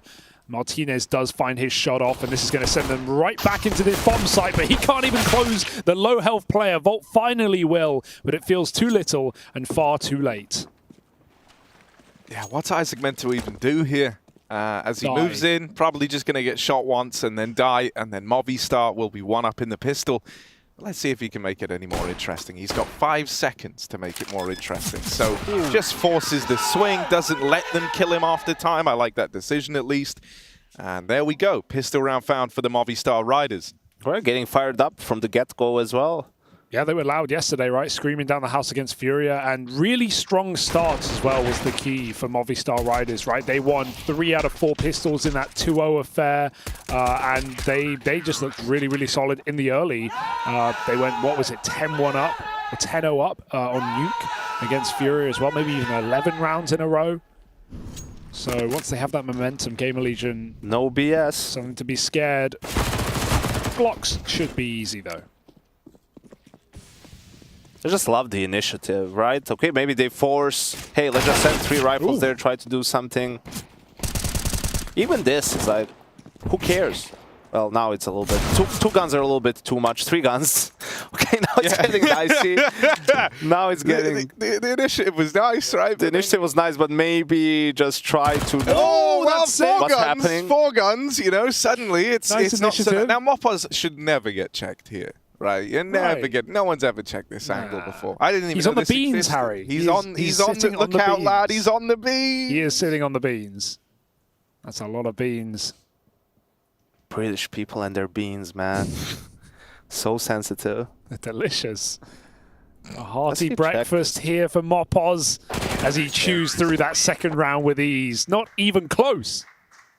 That's a massive win for Gamer Legion. You know, this round, in the grand scheme of things, you didn't obviously want to lose that many guns if you're Movistar. Like, the first guy that dies, okay, and then everyone needs to just chill a little bit more. Not try to run in. Oh, okay, that's what happened. That's a spot. But yeah, ton of damage from Gamer Legion. We'll see now changes how you need to open up this round, potentially, for Movistar. Ooh, a Krieg on Acre. Krieg for Acor. Scope. Oh, we got an A main take. We've got the smoke to insinuate it. They come out from Dark instead. Nice util thrown over. Gives them some room to move. Dude, that was really clean. I love it. So smooth. Like, that gave them such a nice fight down towards the water there. And they had the molly on Rugs as well that were really limiting. But usually you see that X-Sec and you see CTs get flashed through the A main smoke, but instead they just come through on Dark and catch Gamer Legion completely out of position. So a nice opening kill, and they can pull back a little bit, play a 5-on-4, or go back for more elsewhere. And this is huge info as well. It's going to free up Mopos to rotate in. Alex is about to find out the hard way. Still one from the MP9. That's fine. Now he's going to start to extend further forward. Alex just bombs them. Wow. Free Krieg. And there's the Krieg he was looking for. Great stuff. kind of can't believe he just got away with that down towards Dark. Just swinging in, fight after fight, kind of was willing to meet Gamer Legion there. And now it's all on Isaac. So these first few rounds for the Legion fall on deaf ears as Movistar Riders pick that one up flawlessly. So versus the Pistols comes down to the 1v1 versus the full buy. They don't lose a single person. It's way cleaner. But I like that's all you need to do, right? Okay, so you don't have ideal buy because you lost so many people in the previous round. You need to have a move, right? Call a move. Maybe you're right, maybe you're wrong. They called the move, executed it well, 5v4. At that point, you don't need to do anything fancy. Just play for info. The pressure is on Gamer Legion to do something with a man down. And obviously, the triple kill from Alex, way more than they needed from him. Racking up some good economy to begin with. So really good start from Movistar. Remember that this was their pick, and Gamer Legion decided to start on the T side. Understandable, the map is T-sided. It feels like still, but the CTs are coming up with more and more things to do, you know, to counter that. Yeah, I think we've really seen the map like evolve in terms of how like the CT sides in particular have looked to have options early on, right? Because I know that was one of the big worries about Anubis, was folks not really feeling like there was a lot to do. I think this CT Krieg so early in the game could be really weird. I think that's going to... You know, you don't just really see the Krieg a lot anymore. It kind of is, like, it has become a bit of an AWPer's weapon for if they don't have enough money to float the AWP early on, yeah. But for the most part, you still don't really see it a hell of a lot. So having one for Martinez early here on the CT side, I'm curious what that's going to open up to him. He's playing this little position over towards the back of the fishtail on A. And you can just see this is a great sightline for him. Like, how do you beat that? You know, it's a point-and-click adventure game. With pistols, you don't. Yeah. Certainly not in this round. So this should be nice and clean. Movistar looking for another flawless one, and they look ripe to get it. Ripe like those bananas in Rush's bread. Oh, the lumpage. The lumpage. 8 out of 10. That's lumpage right there. Ooh. But a lumpier headshot from Martinez with 3 off the Krieg. And yes, a good beginning to the BO3 for Movistar Riders on the map pick that has given them CT side. So we'll see now. Gamer Legion have an op on A core. Let's see also what Movistar decides to do. Do they go for another play somewhere early, try to get an advantage, or they maybe play a little bit more default to open up the round, and then in the mid-round try to re-aggress? Well, here's your answer. 4 on A. They're making moves all right. Like They're going for something. Got that exec utility coming out immediately. Rug smoke this time, not a Molotov. It's the AWP that's waiting, ready to receive. Acor hits his. This was the play you expected the previous gun round. No way he drops, right? That would be bold. Gets out, but the molly on door forces complete reposition. Alex 1v1. That's a huge swing to take. High risk, but there's the reward that Movistar needed. 4 on 4 now, they can group.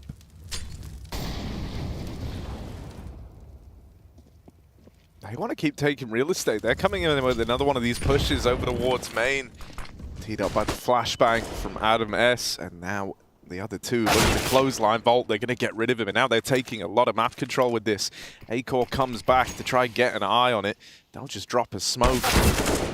Look to go back, and as Gamer Legion are out in mid, and you've just seen this push through main, it feels a little awkward now. Part of you probably wants to try and wrap through the temple, but Gamer Legion never had players towards this side of the map, and this is also a kind of lengthier routing, allowing time for Movistar to rotate players back around from that A-hold. This really fluid CT side has made life pretty miserable for Gamer Legion here. It feels like they couldn't pick right with the real estate they had over in middle. It's the best plant they could have done, really. All they had was Dark and Temple. They'll retake Temple, but Neelan getting caught by Mopaz, already sliding in, expecting that re-aggression. In no rush on the retake in what is now a 4-on-1, but Acor, we've seen him pull off some He needs the ace clutch rounds. if he wants to win this. Full Dexter mode, but not today.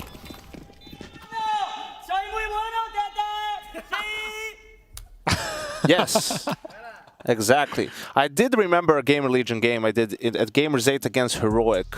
And they played Inferno there. It was 16-3 for Heroic, 12-3 on the CT side. And something that I remember about that game is on the T side, Gamer Legion just was default. Even though they're getting like losing round after round, maybe just a slightly different version of a default, but it wasn't working.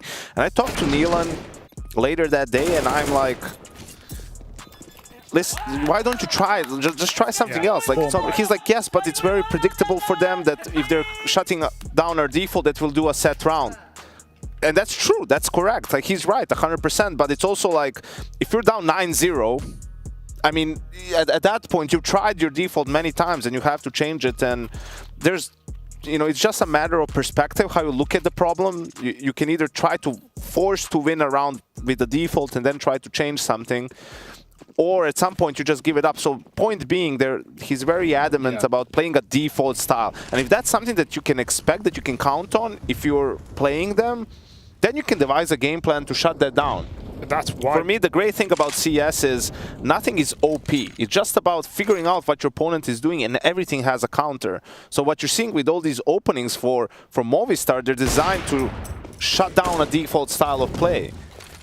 You saw an aggressive move in the couple of gun rounds, then you saw a 4A opening, right? The Opper in this round trying to hit the edge of the map where you have the T side, the anchor sort of just holding for position.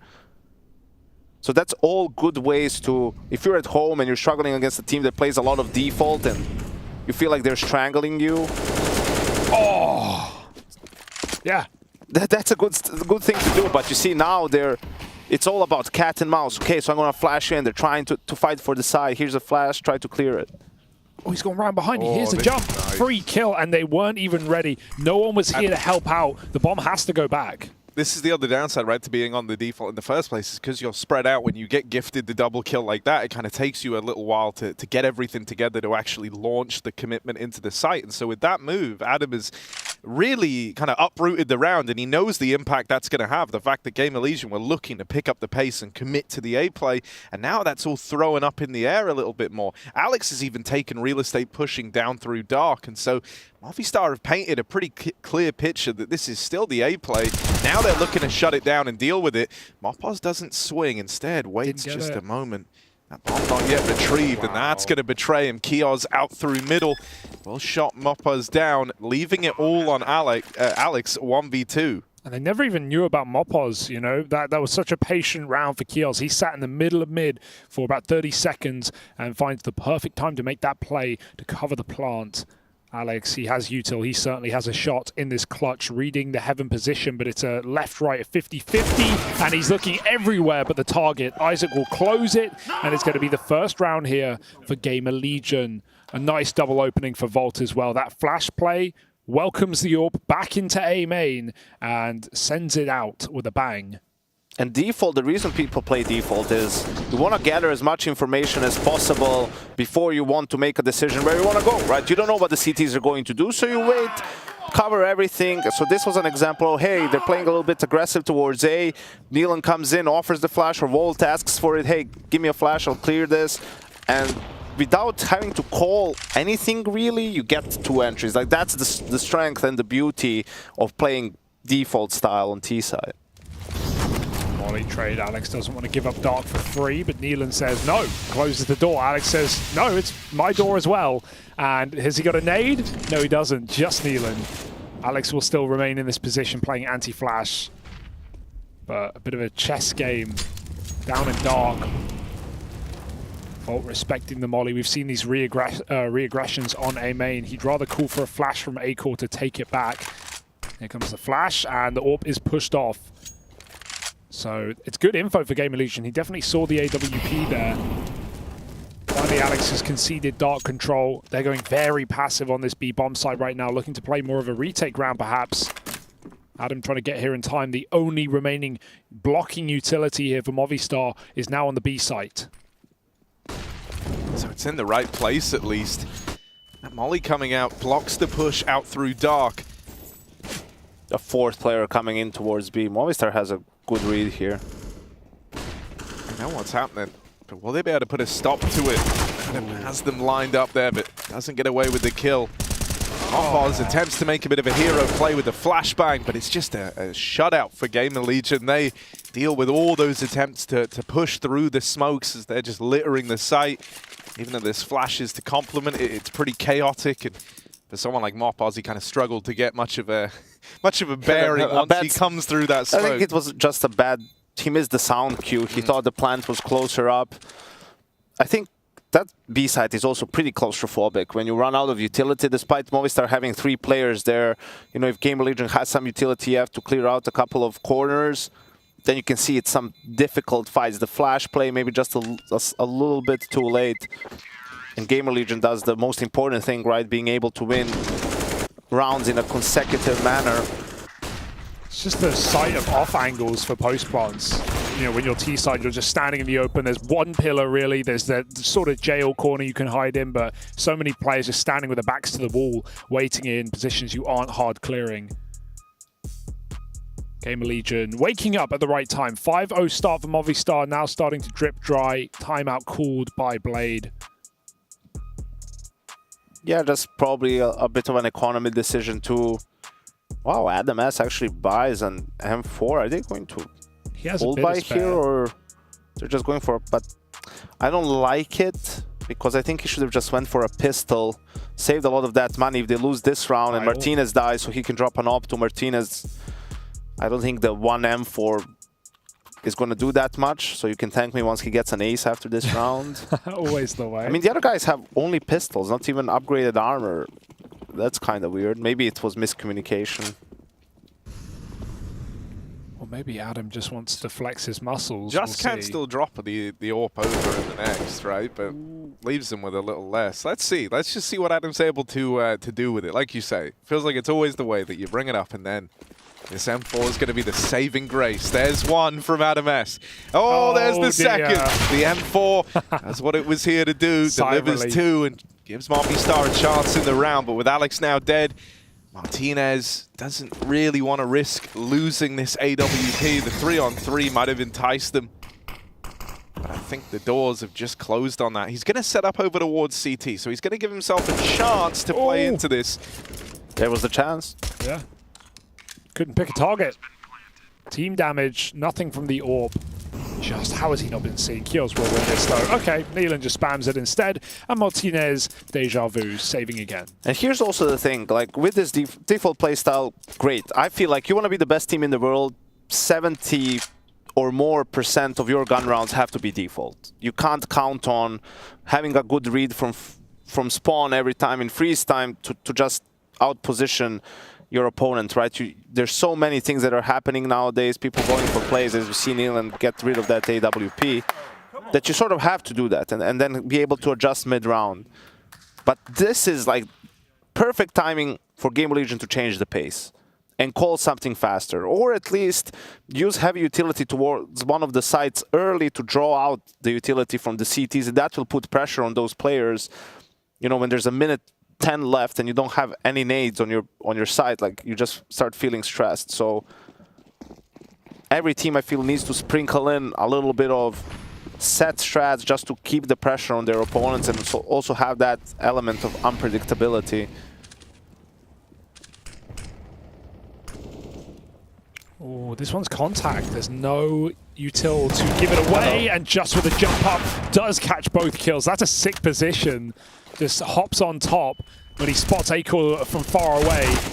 They still make more plays. Another flash peek to B to cause more problems for Gamer Legion. 2-on-4 now. Don't go too far though, because Kios again is patient on the mid wall. Oh, the run for Adam, but he's going round the world. If anything, it's misinfo for Kios. But, oh, just saw him, and he'll take that kill.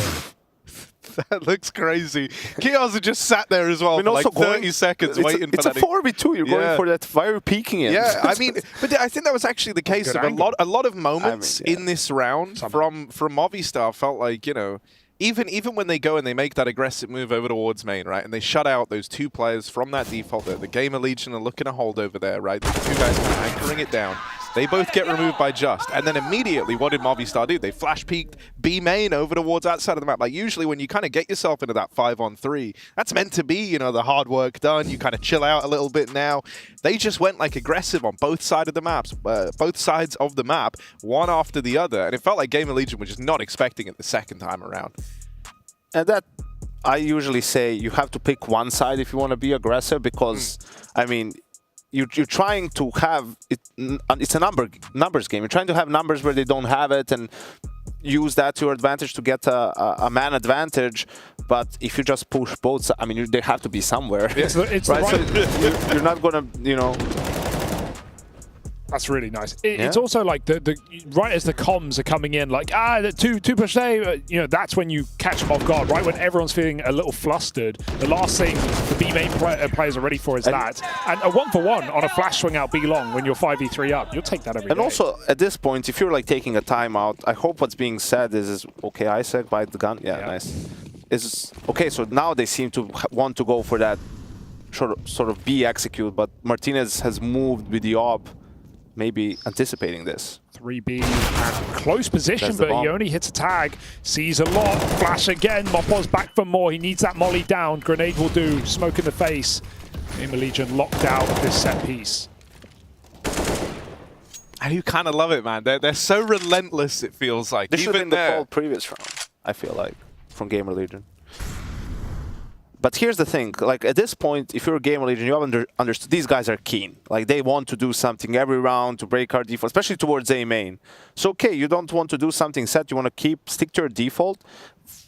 Focus on that area of the map. Do the flash play again. You know, send an extra guy there with Volt. Make sure if they want to go for it again, that you're in position to punish them. And instead of it being a 5v3 for Movistar, it's 5v3 for you. Oh, the reroute is not what Movistar are playing for. They're trying to re-clear middle late, and that's when Game of Legion have gone round the world to walk dark the entire way.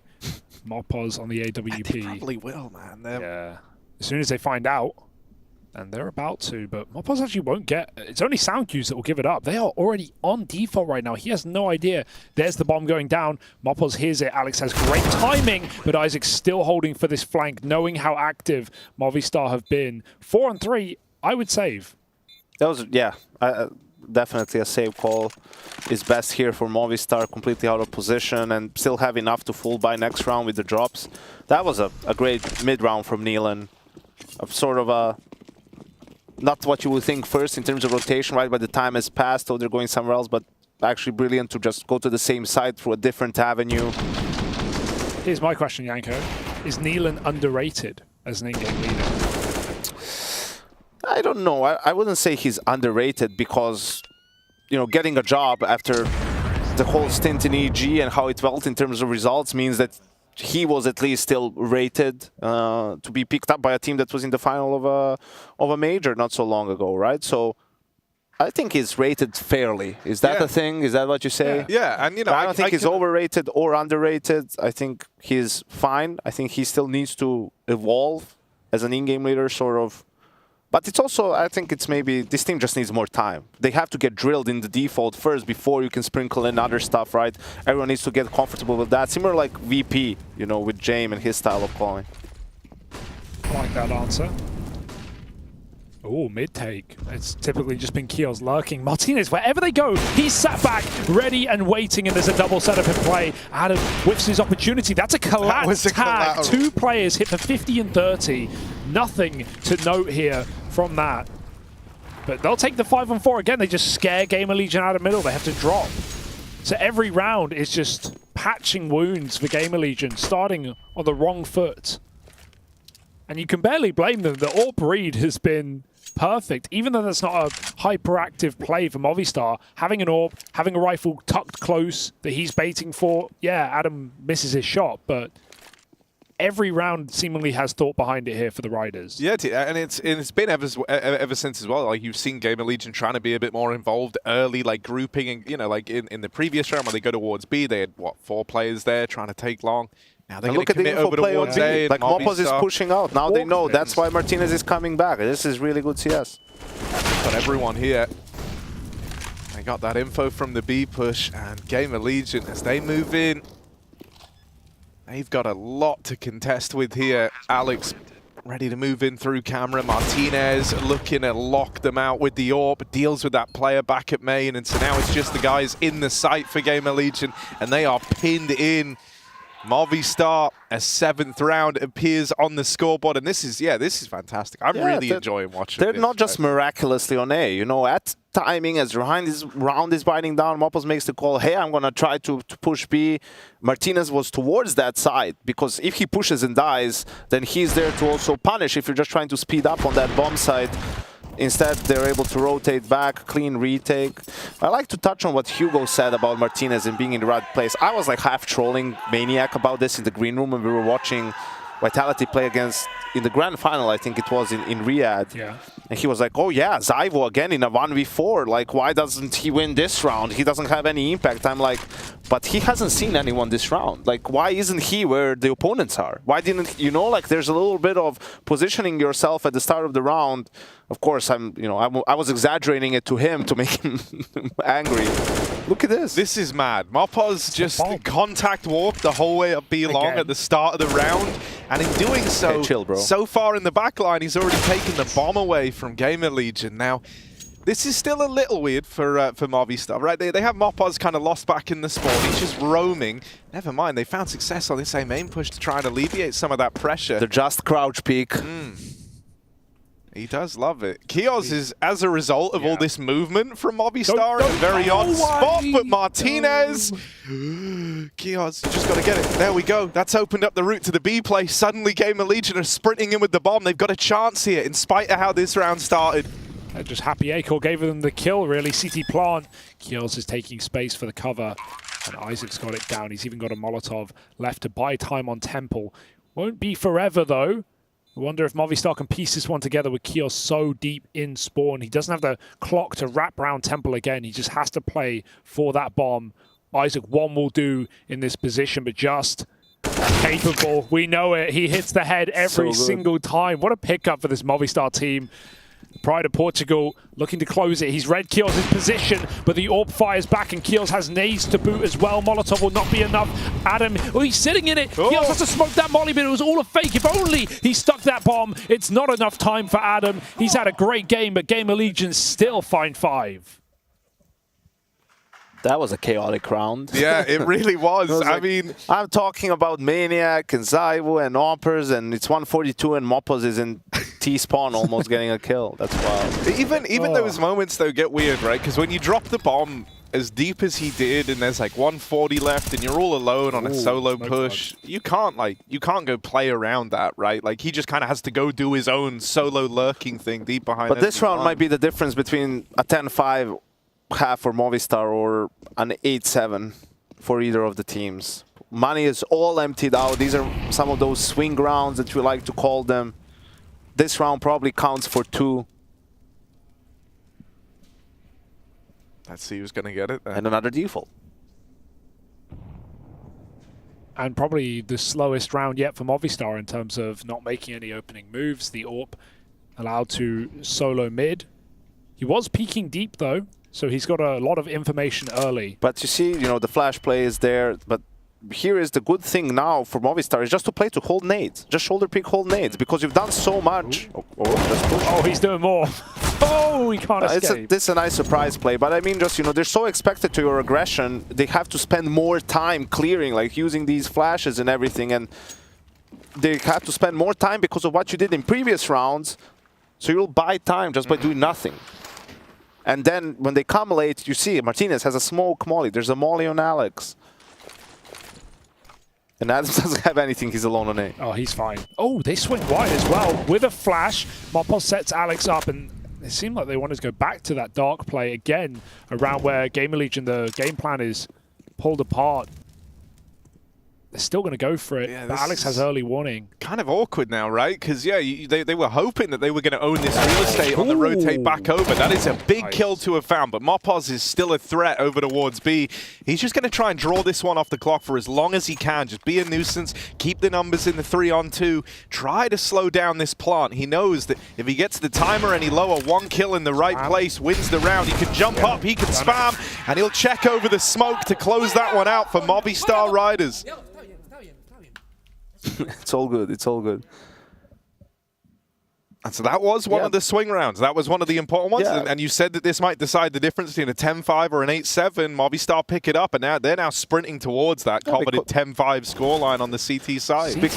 Because Gamer Legion they're at hard reset, so 1400 on everyone, and there's no point in really saving for the last round. So it's 2 forces in a row for them, but it's 2 bad forces. So it's going to be very difficult for them to win even just one of the 2 remaining rounds. And this is even a hard map just to get bomb plants to make that extra money as well. So especially with how Movistar are playing at the moment, they stack B to start this one.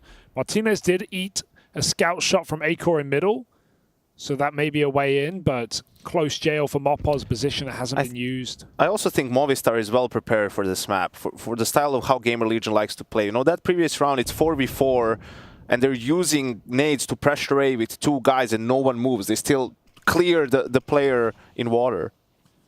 Mopoz is kind of on his own here.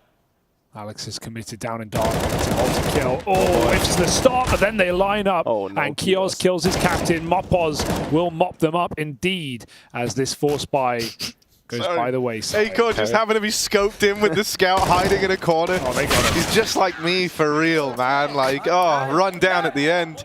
And a flawless one up against the force buy for Movistar. I don't know. I almost want to see just like an orchestrated B hit with some util going over, because you're getting this like A aggression, right? So you know that like the rotate's a long way out, and sure. Now you want to see it, Harry. Well, you know, it's pretty late in, but like if there ever was a time, like you say, they've kind of lent heavy into the defaults early. Screw it. They don't have a great buy. Like for example, yeah, after Movistar, right? you know, they have a 2K buy, so that's pistols and nades. You have to play against the early executes, right? As soon as if they don't do anything for 20-30 seconds, round is much easier for you. They didn't buy Deagles, they want to go quick. Tech9's chasing them down in middle, hopping through the A main smoke with no flash, and just does not drop the ball, not today. 2-on-4 now, and this seems like that coveted 10 rounds you talked about. The swing and the hit here for Movistar. Great first half on their map pick as they find 10 defensive rounds on the T side of map of Anubis. What's going wrong for Gamer Legion? We'll have to find out in the second half.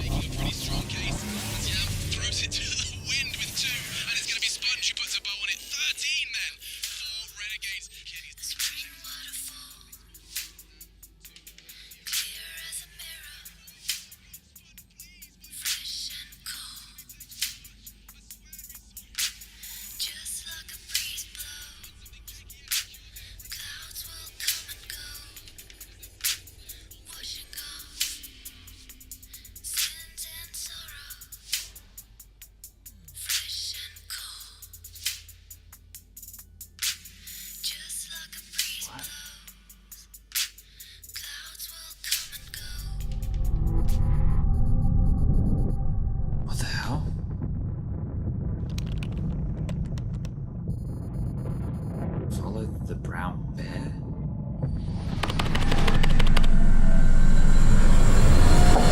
Who is it?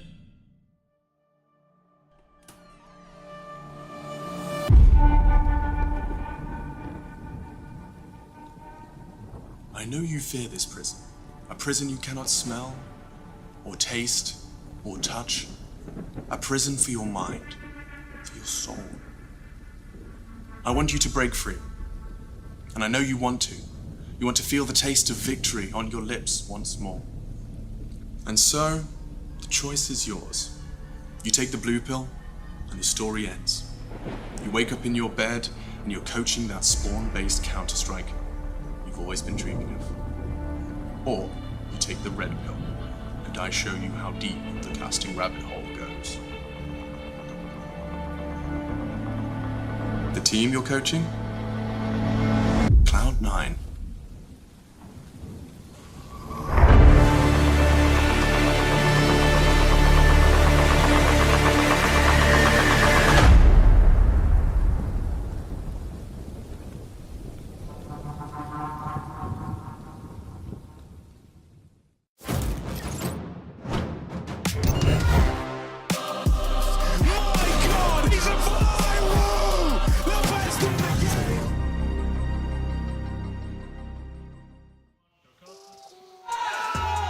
Movistar a lights out first half as they set up 10-5.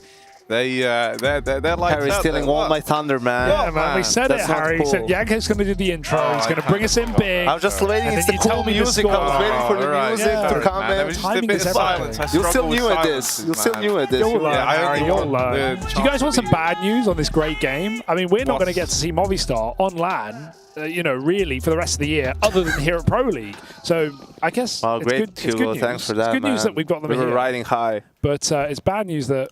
Early fight, Harry. Ah! Oh, here we go. It's about No, to on come A. through. On A, not him. There. Yeah. There we go. Volt with the push. Right behind him was Kios. They're going to try and get a handle on this, and they will. Kios finds himself the double, leaves it all on Martinez. Isaac also got involved down from Dark. One man still to beat over towards the A site for Martinez. It's A-Core tucked in. And it looks like he's going to go unchecked. So Martinez might even get knifed here. Woo! There we go. A-Core with the knife kill, baby. Making that AWP money. Y'all know. A general rule. Close quarters. You have the numbers. T-pistol. First guy, jump. Jump the corner. Yeah. You see Kios here. He's going to get 2 kills because this guy swings. Just jump. Jump. Just, make it harder for him to hit the shot. You have the numbers. You just need to trade. Kios shouldn't have gotten more than 1. And otherwise, it might have been a winnable round for Movistar. But Gamer Legion win the all-important pistol. Feels like without that, would have been a super tough game to win, to come back into. Ooh. Tasty. 2 Volt. MP9s. Volt Five about to blocks. make some bank. Oh, Or with not. the Glocks, as we've learned, can be lethal. But not that lethal. A-Core's rich. A-Core is 8K. loaded. He's got 8 grand. Third round of the half coming He up. drops the MP9 to Volt, buys an op. Yep. That's actually big because there's no op on the Movistar side of things, so Aker can actually do some work here. I think that's even madder. It's because of the bank that he had. Even if he dies, loses the AWP, no one saves it, he still has the cash to look to bring one out in the future. So, No, he doesn't. he's blessed. No, he doesn't. Oh.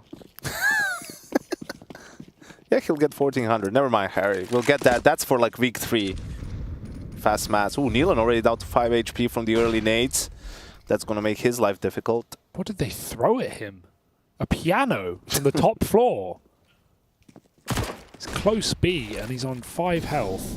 B, A push rather. Adam's seen this one before. The timing is awkward, though, as he drops off the ledge. They enter. Kios sends his regards.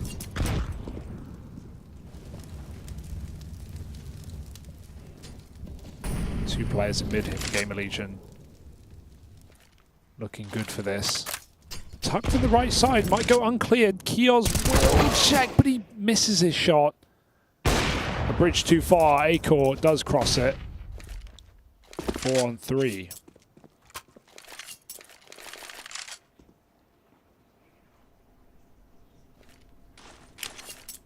Left side sight smoke. It's all up to Isaac. Yeah, it does have a teammate over towards Temple, but it's Nealon at 5 HP, so not able to do anything. Isaac had to stand alone there. Tries to get the bomb down, but there was fire there, and fire has a tendency to hurt you if you stand in it. Alex learns that the hard way. Remollying at the back of the site, all just wasting precious time here. Now, Movistar should still be able to get this bomb down. But one more molly on Vault. Jump in it. They can block him again. Oh. Can't peek. Vault's not really in the position to Molotov this. He's trying to, but it's a little too late. Also doesn't go deep enough. So Alex is allowed to hang out at the back of the site. Him and Just are looking to fight for this. First man out was Vault, and now A-Core from the same position over at Temple. Movistar look to try and face this. He knows exactly what they're doing, and that's why he can't make a play. That's why it's so strong. Damn. Can't really still do nothing about it. Some damage and keeps the op. Boom. Wow, that was a great recovery from Movistar, actually. It looked pretty grim. What was it, a 2v4? 4, yes. It's a 2v4 where they managed to isolate the B guys, buy some time, get the bomb down. Great round. Didn't feel like they were going to win this one the way it started. Especially with those mollies on the B-bomb site, causing a lot of problems for Alex, but him and Just in the post plant, no one over-facing, no one giving, when they know it's the AWP, any way back in. And they've got some choice words for Gamer Legion as they find their first buy round. Here's those nades that perhaps bullied Nealon last round. He's down in dark now. Molly and HE, the Ents util set onto Nealon. Trap him in dark, and that's worrying because Momov's getting very close with the MAC-10.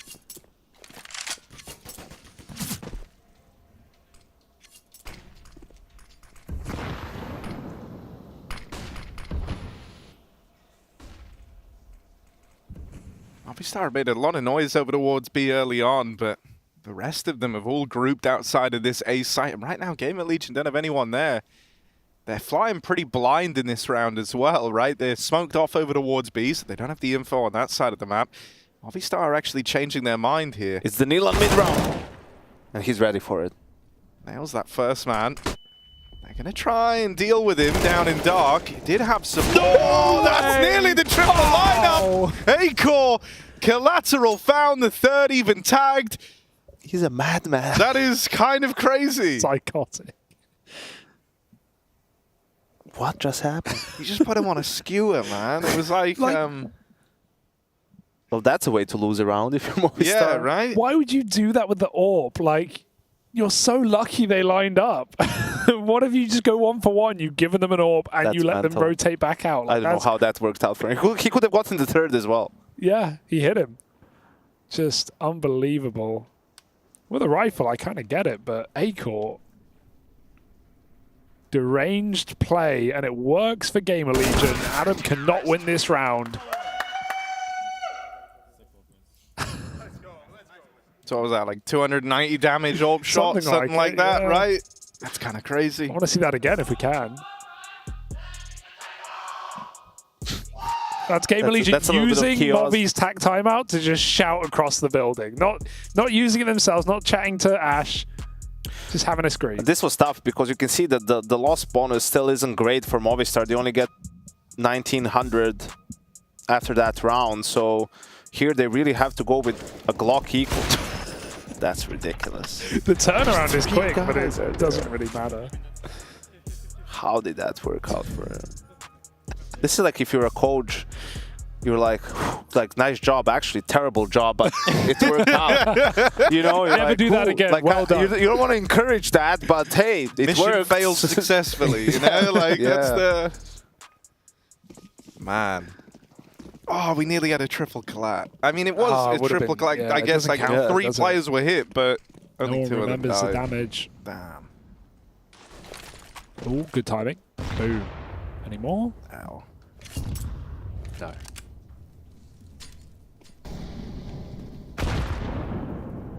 I do love, you know, playing CT Anubis once you know a few of those early nades, man. It's so good. you can just have impact in a game without even firing a bullet. You're just doing like 40 damage a round if the early nades are good. Oh, so now we can play with Trace as well. He can be useful somehow. Teach him 2 lineups. We say, look, man, we'll give you 2 HEs every round. That's all we're asking from you. Just bomb the hell out of them. Fitting for Trace. Back in the game, though. Glock Eco. These are a lot of fun. I mean, you use this as an extra timeout, pretty much, if you want to. It's been so far, like, the CTs won't use any more nades unless they really have to, right, to defend themselves. They understand they just want to drag out the time. 1 kill, they'll take it. And Aker's going to pick up the gun again. They can get an op somehow. He can drop the AK to Kios, buy the op for himself. Adam S on the other side of things, also swapping with Martinez. So Yanko, I got a lineup for you, but I'm not talking about haircuts, bud.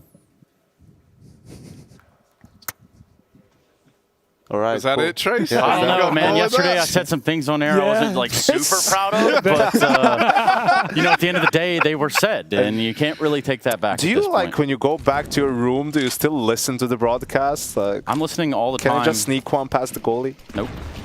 I don't play that weird sport. Soccer. A-man action again. Harry, take it away. Yeah. Adam's waiting in this little hidey hole, but Volt seems aware. Kind of. He seemed aware. He was aware, but now no longer is. There we go. Bit of a stutter on that. Adam S lines up the double. He missed it. Right? This isn't really a peek. He wasn't even checking the angle. They heard him run away. Ooh, that's a spot. But will he hear these micro jumps? Isaac, wastes it. Didn't want to wait in the fade, but right now we need a hero here. Minute on the clock. Man down, Big Molly. We'll force them into the AWP here in camera. What? Spreads. All the way. You're never safe. And finally, Neelan activates off this push. Might be at the perfect time. Akors had to turn around to watch A main. They're faking mid semi-successfully, but Neelan's still got that spot. Now they know the jig's up. Can they really get back to B? Do they even want to? When you see someone there on the wraparound, you know you're going into a double setup over here towards A. Still right? 4v2 though. Yeah, so they just need to coordinate. Just like to follow through with it. A-core opens. There's Isaac shutting down the second mid component, and now it just becomes this main push. Adam has alleviated some of the pressure there with that kill onto A-core. Isaac tries swinging. Ooh, will knock Adam out of the round. Now it's just Mopaz. They can rush him down on the plant. They know he's got to stick it, and Isaac will.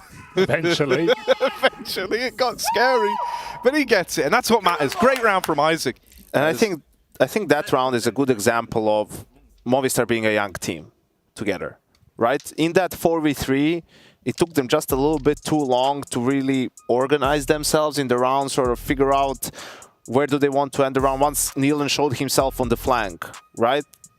And then once they went A, it didn't look great. The 2 players coming in from mid both got eliminated before the players coming A main could really do anything about it. So that's just a little bit disjointed, you know, but enough for Gamer Legion to be able to hold the bomb site. And this round was crucial for them to win, really, to keep the pressure on Movistar. And I feel like also with, you know, Adam S, like once they reviewed, for example, this round, it's probably going to realize, okay, if this happens, I can push a little bit more. Take the space, right? Yeah. Take some more space and throw some utility. You don't need to try to get into the site. You could see that the players was already coming to throw the molly, but put some extra pressure. Don't immediately turn around or hold. Sure, there's a chance that an op is there as well, but I mean, if you do that, that happens, that gives your team valuable info, so then they're 4v2 on B with no op, right? Like, for example, or they can try to take mid. There's a reaction there because he would have to be way too deep in A main. Neelan's on some bricks I didn't know existed. And neither does Mopaz, just runs through that smoke blooming down in B. And now Gamer Legion, they have a solid hold here. 3 players in position, lots of utility up against pistols. Adam again needs to be the Hero here with the Galil. Sends some pistols in first. Missed shot for Acor, but Isaac's here at the back of the site, and it should be easy pickings for the rifles. Only Adam left, and not for long. Artillery strike. And Gamer Legion, 10-5 down. Now level it out. Yeah, and we saw that yesterday as well. The pressure started to mount for Movistar in the Furia game. On Nuke, they had a big lead. Furia started coming back, but they were able to close it out. So we'll see here. We had the Acre triple collat in the reset round, and they lose a 4v3 in the previous gun round. Those are some missed opportunities for Movistar, so not too many of those going to come by. As we see a little bit more focus on mid from Gamer Legion.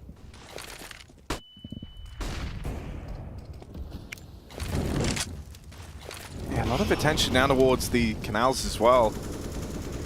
Gamer Legion were fighting with 2 down through dark early, so really trying to put the squeeze on Movistar early on. Acor posted with this AWP, but just tucking in the window is Alex. Oh, now that they've seen him, he kind of has to drop on down and get out of there, and Acor's going to look to take this space right back. Just jump. There's no way he does it again. Kill though. Look at the smoke! Oh, just stopping is just. That's given a lifeline. Still alive in the smoke is Kios, and on the fade he's going to look to collect this. Pushes all the way through, gets the info that Just is up and left mid. Now building a bit of a picture that this is grouping over towards A. And the Legion will lose Kios as he tries to cross back down in middle. And so now Movistar can slow down a bit. This was another 5v4, and now it's a 4v3 for Movistar. They need to convert this one.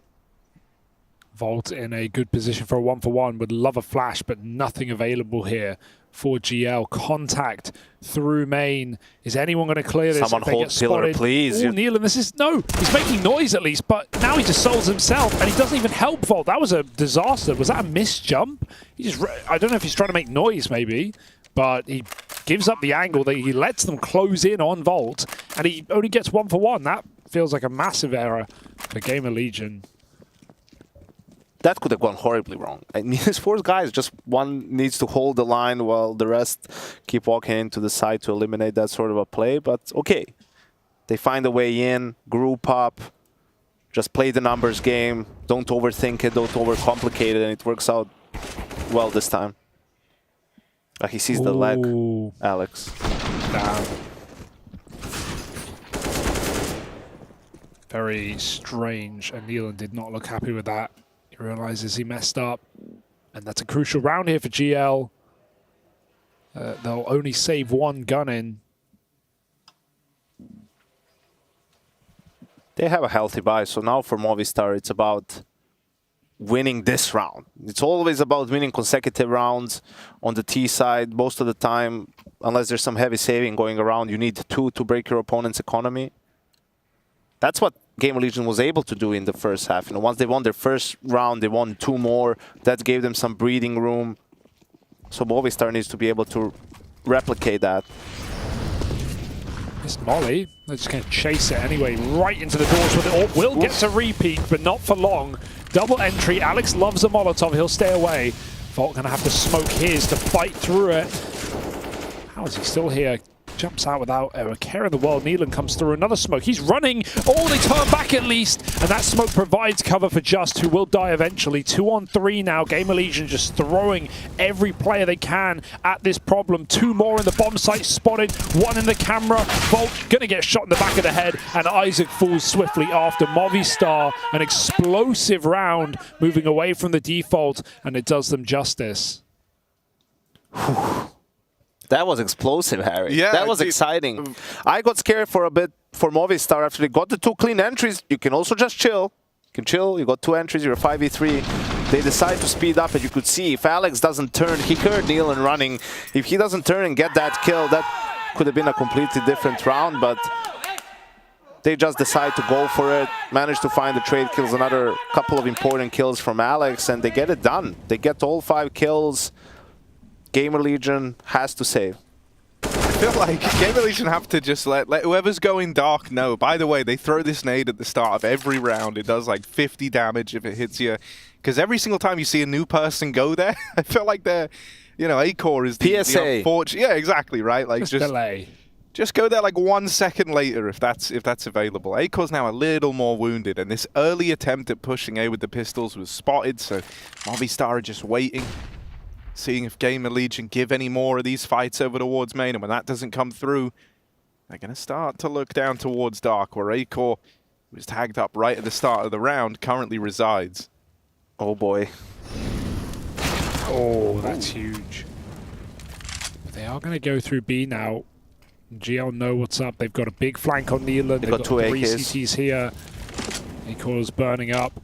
Luckily, doesn't have to give his gun over. Oh, do they reset as well? They just give over B and play late? No kit. Going retake here is not going to make it much easier. Movistar know they're walking into a stack, but Neelan's just playing to contain. He's not even trying to actively flank this one just yet. Once it hits, yeah, it's hit like the 30-second mark now. He knows that they can't go back. There's no time to change their minds, so now he's going to follow through on the flank. Only does a bit of chip damage, sure. This round's over. Yeah, even that just adds to the chaos here. They've got to try and flush out this dark play, and there's too strong for the Movistar riders down here. Game of Legion, yeah, pick it up, just the pistols. So job well done, and it all starts with A-Core and that crunch coming in a little bit later over towards main. That like missed molly down in dark, right? There was like the run up to throw. I don't remember who was throwing it. Yeah. This fight right here, was. Yeah. He threw the molly, but didn't actually throw the molly. Like quick switch. Yeah, but made the sound. And then that gave the sound over, and then that was in that moment when Game of Legion pushed A main, allowing them to kind of collapse upon Movistar very nicely. Also, the position from Adam as when they're having pistols or a half-bite, like, you're too committed to that angle. Like, you should be somewhere where you're more playing for info, seeing if they're on an equal, they're going to do something together. 1-for-1 trade is horrible in that position, and then Movistar is trying to contain them, to not get the AK, but they lose the timing. Now going for a faster B play. Exploding once again. Lots of smokes, lots of mollies. Kios has to throw himself through. The nades have done really well in this entire game for both teams. Neelan blows Alex out of this round. The question is, who will blow the most in this 5-on-4 as Movistar camp out in the corners waiting for this retake? They have to pick a timing to peek together, Movistar. They can't just keep holding. Well, it just looks like he wants to peek right now, but that flash wrecks him. Kios moves in. Martinez is the man to resist. He's doing a lot right now, is Martinez, as he's left fighting in the site alone. Finally dealt with. A-Core's AWP delivers 2, but it's not enough to bring him back into the round. NT. This one is the Movistar Riders all damn day. Beautifully done from Martinez, as he kind of has a lot of the pressure fall to him there in that situation, right? Loses his teammate on that first swing. Everyone else is kind of playing around the bomb, a little less committed to fights. And so they essentially say, Martinez, good luck, buddy. You're kind of just gotta long this out for as long as you can. And he does a great job of that, dancing around the pillar. Save their bacon there.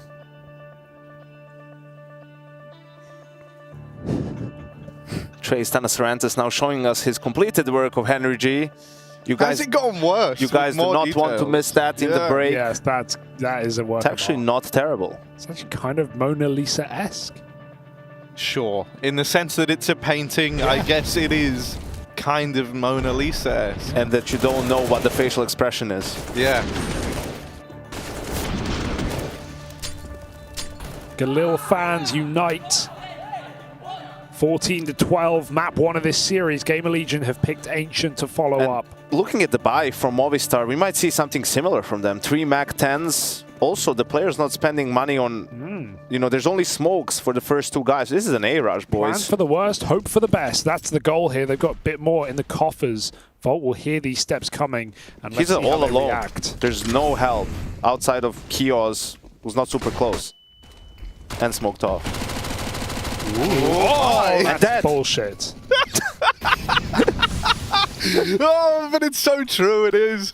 Just holding left click, spams the smoke, gets away with the opener. And that's the MAC-10's already looking real pretty here, and if something isn't found for Game of Legion soon, yeah, you might just have to look to save here. You kind of don't want to, knowing that you're only up against these SMGs, but a lot more damage done to Acor as it's brought back into this 4-on-4. They might give a bit of timing to Nealon on the flank. They might just see what Nealon can get away with, and with him falling short, this is the save now, but it's with far less than what they could have got out with. Can't really blame them. They waited for the flank. It had to get a kill. If it does, then Movistar is suddenly super constricted. They had one guy A main. Everyone else was stuck in the bomb site. That smoke was fading heaven. There was a way for Game Allegiant, but so reliant on the captain on the flank.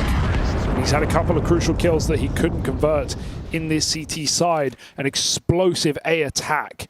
And somehow, some way, Movistar come out with 15 rounds in map 1. Kind of cool as well because, like, you know, the A site in particular is like the one where you normally have, if you're going to have like a 2-player setup there, normally you've got like an AWP and a rifle kind of playing off of one another on some of the longer angles, but the pure chaos caused by all the util, cutting down some of these sight lines, making life very uncomfortable for Acor on the AWP. It let the MAC-10s be in a great spot to succeed. Dude, again with the nades! Yeah. Just, you know, it's Nealon. Yeah, Nealon's the one who's been getting hit by them every damn time. It's like he just keeps forgetting. Oh, he's hurt, man. Nealon is hurt to open this up. Who hurt my man, Nealon? I need those lineups. Ooh, maybe they could boost over this smoke. Dangerous. They've gone for it. Oh, no, they missed the jump. And it might have been spotted. Acor the same. And just gives it up. Look at the damage already done in this round. It's not a bad beginning. Adam going to get fed frags here in main. The molly means they just have to clear this one position. What could go wrong? That. And then the reswing comes in from Mopoz. So Movistar looking to end this game with ease here in round number 28. Yeah, they hear this rotate, and they know that Game Allegiant are feeling desperate, so the odds are there's going to be some wildness around these smokes. Alex is kind of ready to try shut that down. It's a good flash out of Acor to send Isaac in, but he wasn't ready for the second man. And so Movistar Riders are looking to put a bow on this one. It's just Acor left to beat. And they've got him boxed in. First man around the corner nails the shot. That's a just peak if you've ever seen one. And the Movistar Riders pick up their map to open up this series.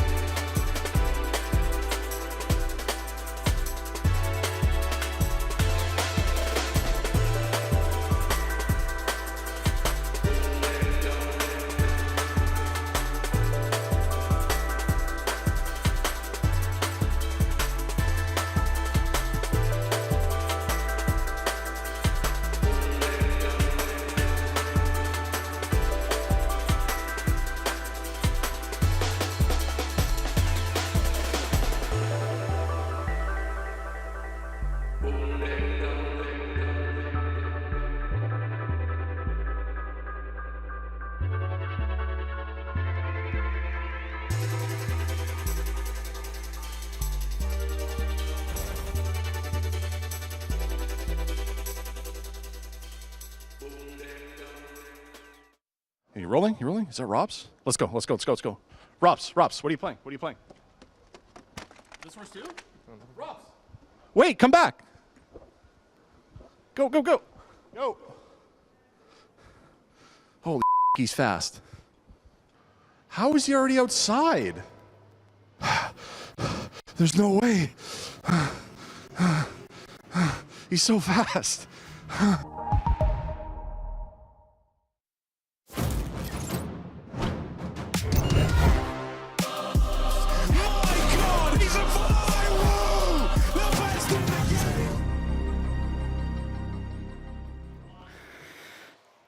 Oh, hi.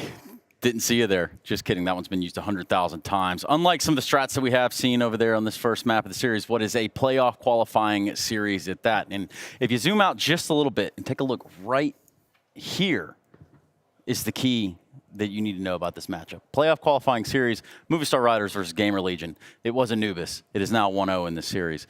There's an Ancient on the docket. But first, I have my friend Henry Greer here sitting with me. Do you know why, Henry? I don't know why. I'm sure we're going to find out right now, though. Well, I didn't say that, but I was hoping you'd take a few guesses. But, I guess, yeah, so one of our challenges was to draw a portrait, and lo and behold, I've never painted or drawn in my life. And you've got something to unveil here. I believe it's a portrait of me, right? That's why I'm here. Yeah, I think that was the whole entire purpose, actually. All right. So let me try and just get my portrait in shot here. All right. So this is the grand reveal. I will not be putting this on the refrigerator at home, but you are more than welcome to, Henry. You know what? All things considered, although it's like a horror show almost, it's not the worst thing I've ever seen. Like, better than I expected.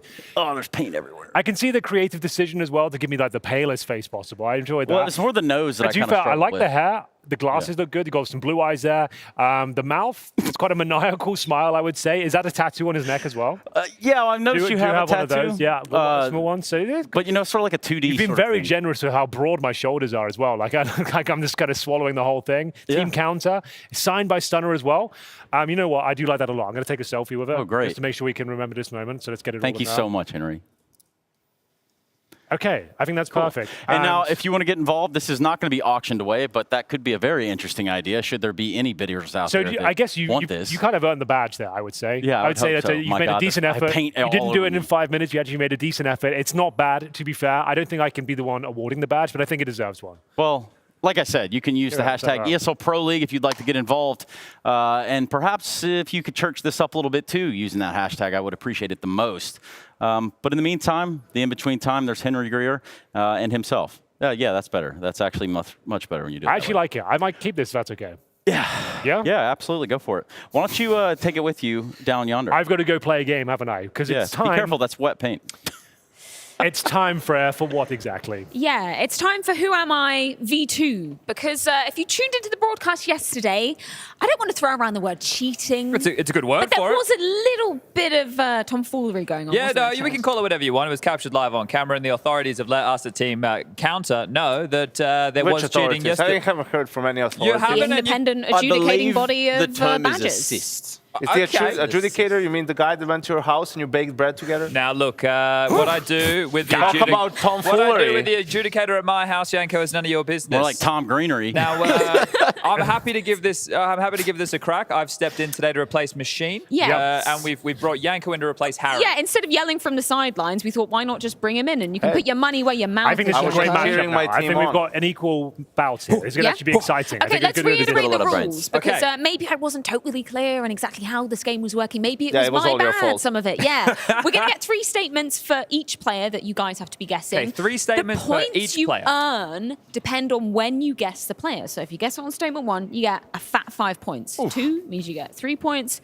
If you leave it to number 3 statement, you get 1 point. I didn't know that 11 was there yesterday. Yeah, well, it wasn't because I had so you want to take the risk of like an odd over number 5 of questions. points. Now I only have even number of questions, so we need a way to decide a winner. It all comes with the game. We're also going to add a little bit of a category to each of the players as well. This was suggested by you, Chad. Refine it. Exactly. Chad helping build the game. That's great. And now competing in the same game. I've even written the questions, so we're about to find out. Moving on, yeah. It's in their heads already. I like it. That's how we like it. Fastest finger first, gentlemen. Are you ready? Not yet. That counts. And also, you have to let me finish the statement too. Okay, all right. Because this first one, this is a banger. This is a potential Danish player. I say Can we potential. It is a Danish interlock player. fingers here on the buzzer? Potential or- is Danish. It is Danish, Oh, yeah. okay. Oh, God. Whoever it is. Okay, statement number 1. My favorite breakfast, and I quote this verbatim, is oatmeal with fruit, banana, apple, blueberries, almonds, dark chocolate as much as possible.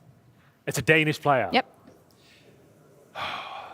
There's no way you would know this, but who do you think Unless you've heard him eats say it. oatmeal every fucking day? I got nothing here. I got nothing. I'm waiting. I'm Harrogate waiting for second statement. Fruit, banana, apple, blueberries, almonds, dark chocolate as much as possible. As much as possible. As much as possible, dark chocolate. Blame F. No, but great guess. Good great guess, guess. good Yeah, guess. yeah. I Okay, thought about statement it, number but 2, 5 points no longer up for grabs. Statement number 2, the average age of my team is 23.4 years old, but I am 28 years old. Oh. 8. How old's config? Config? No. Incorrect. Device. I was going to say device. Incorrect. Okay.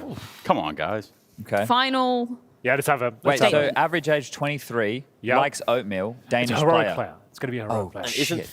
Katie? I am a man of many trades, from an analyst to observer, now current pro Cadian, player. Cadian rhetorics. Cadian. Correct. Begrudgingly correct. Team all right. strike, get a point. Yeah, That's it's all all right. right. That was all right. It's all Thanks right. for It's that all right. one. Oh, wait, there's no one there. That's all right. That's all right. That's all right. That's really all right. You good, see yeah. here this time, though, We're the just game that the good. game's already All right, flowing that's better all right, without that's the all right, cheating. all right. Yeah, it's We only good, got one it's good, point, it's right? fun. It's only 1 point. Gotta speed it up. Okay, player number 2. This is an Intel Grand Slam winner.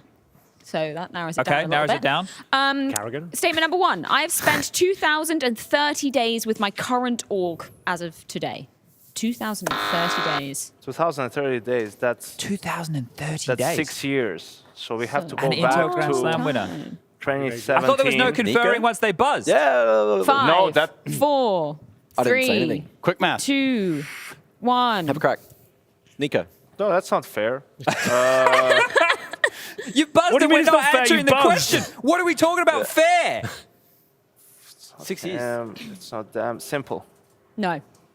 Uh, Do you want to go? I'll wait for the next one. Yeah? Okay. The highest I've placed in the HLTV World Rankings was 6th in 2018. It's the highest they've placed. What was The happening in team? 2018? Wait, what? No, No, the the player. player. The player was 6th on the HLTV And World Intel Rankings Grand in Slam. 2018. What 2,000. happened in... 2,000 days. Are we thinking? I can't confer now. They changed this team changed the player, but he was 6th in 2018, Yep. and he's been in the team 6 years. Wait, what? If you get it, just buzz, because this is ridiculous. Yeah, I know, right? If it pause. I don't have it. I've got to give you a time down. Wait, they didn't guess. They buzzed. You have to guess. You have to guess. Keeps hitting You it, have to not guess. having a guess. 5, 4, 3, 2, Zip 1. No. With their current organization? Current organization. Well, it can't be electronic then, can it? Think about... Are we still doing Danish players? Is that No, no, no. This is Oh, Intel okay. Grand Slam. I can just go Carrigan, Yeah, Carrigan over and over yeah. again. Just, oh, Rain. No. good So try. he's been there for longer than 6 Won an years. Intel Grand Slam, but never won a major. That is third and final. But that's not. This is not. Has to be even somebody correct. from Liquid then. Never want to make it. Nafly. Nafly. It's Nafly. It's Nafly. Hey. Correct. There you go. I'm going to try to squeeze one more in because we are going to break That's very 2 points, imminently. right? Yeah, That's that's okay. We 2 can still points. seal it. We can still win. We can still win. So this is the final one. North American players is the category. Statement number 1. I made it to the semi-finals of the first ever CSGO major. Sean Gayers? Not the answer I'm looking for. So incorrect. Correct, but yeah.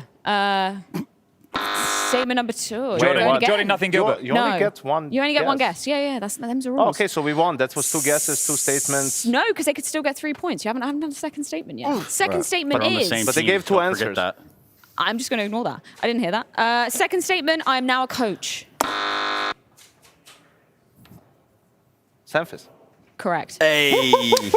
We tried. Well, we we'll add some more failed. rules next You guys time. won. It's getting better. They got nothing on us, Sarge.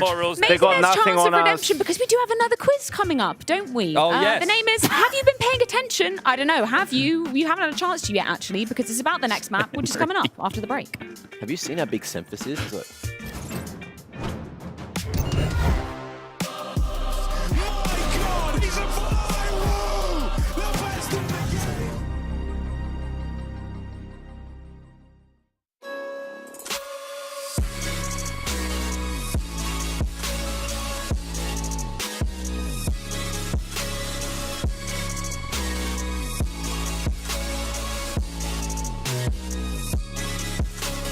You love it, you wear it. What's your style?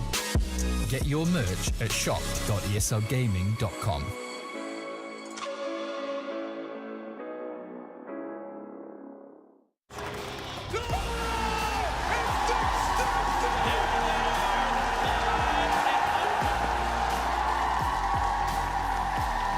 Let's rip the Russo.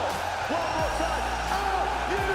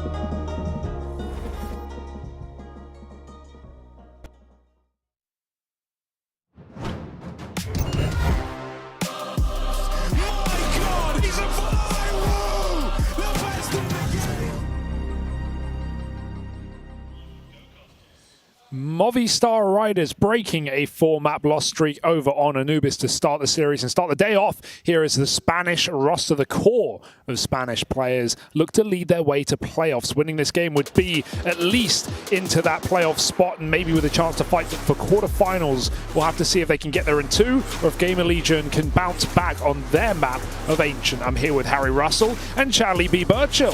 Hello, hello, hello. Good to be joining the two of you here today. Excited to be locking our first team in for the playoffs. Seems quite early, second day of the tournament, and it could all be going down, but there's 3 long weeks between now and those playoffs, so there'll be lots of time to see these teams develop even more. And I just sat down, talked to you boys. Hugo, you seem pretty confident in which way this is going. I think it might be 3, but I think Movistar have looked like a monstrous team in the first couple of days, taking down Furia in swimming fashion. On Lanners. On Lanners, indeed. They made it to playoffs last season, remember, boys. They only fell to G2 in that opening round. Now, this is an interesting opener here. So it's a late red smoke to try and put pressure mid, but Alex has actually pushed A main the whole way through.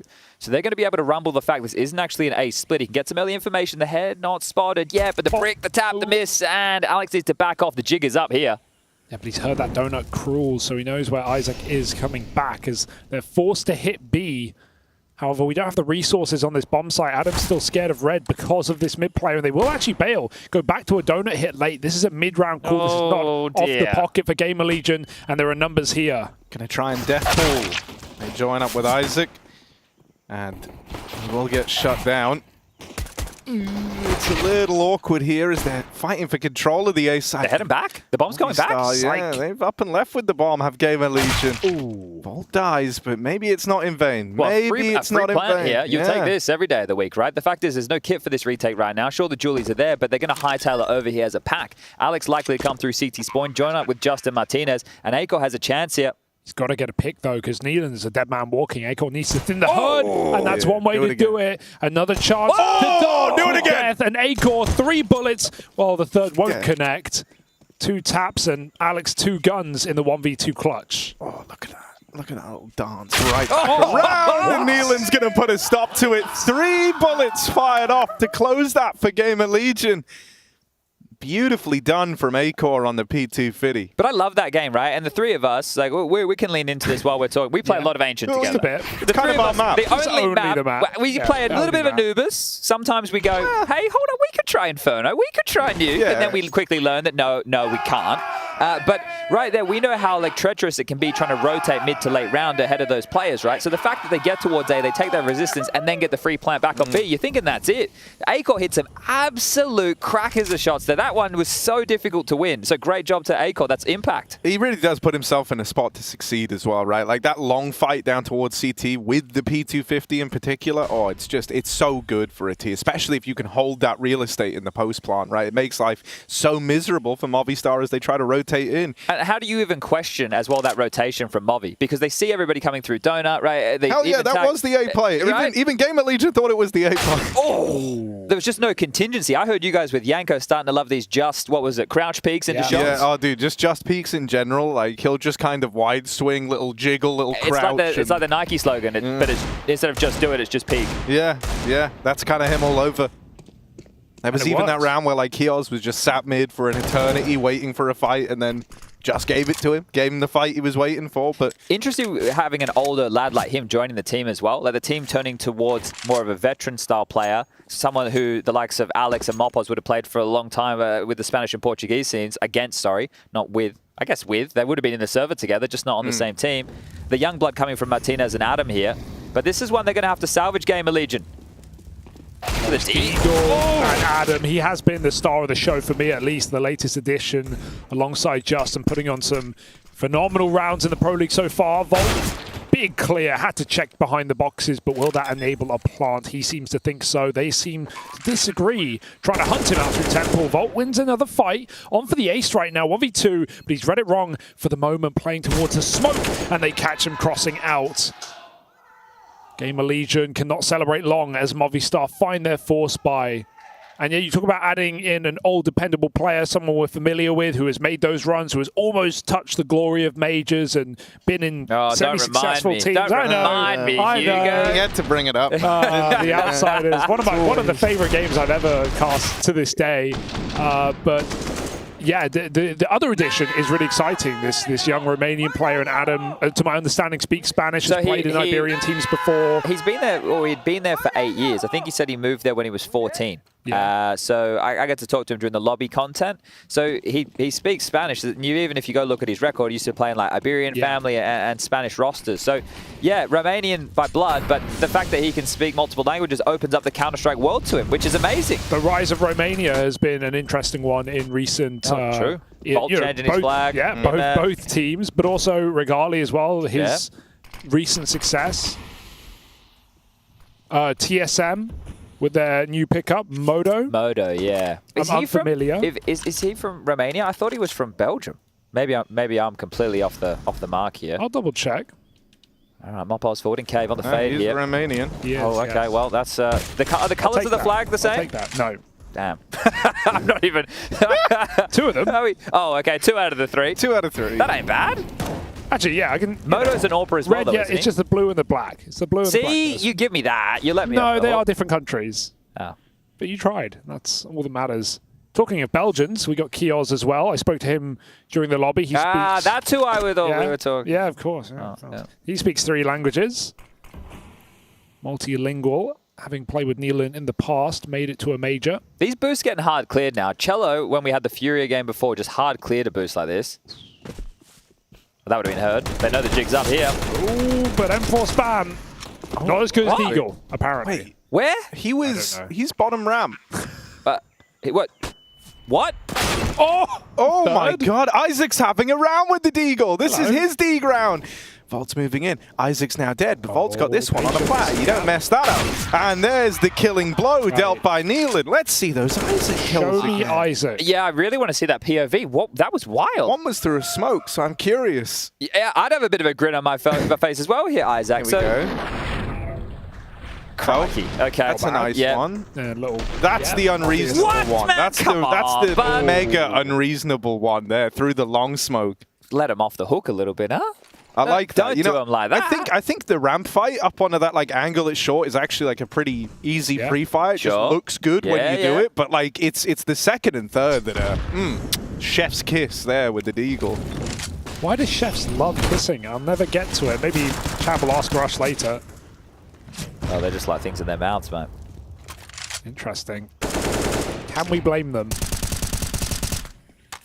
Little 4-on-4 with a gun grabbed. Yeah, that is actually quite interesting here, especially the flashes on Alex as well, because we know this is the type of map where you can poke and probe with the little aggressive maneuvers. Now, is Alex going to lob those flashes across, or is he going to be the one to flash for his teammates and hope the pistol can find a little bit more? But a complete reroute means they're, well, in the wrong place at the wrong time if Gamer Legion get a move on. It's essentially a free open B-bomb site. Yeah, so Movi right now with what we just saw from Anubis, what we saw yesterday against Furia, just up and leaving grouping, and then re-aggressing. So they will find this info, but I feel like it's going to come too late. No kit and limited opportunity to win this round now, as Gamer Legion will have time to establish post plants, and when you have that long position, a bomb for it as well, there shouldn't be a way back in. Movistar should be looking to do damage and take some guns.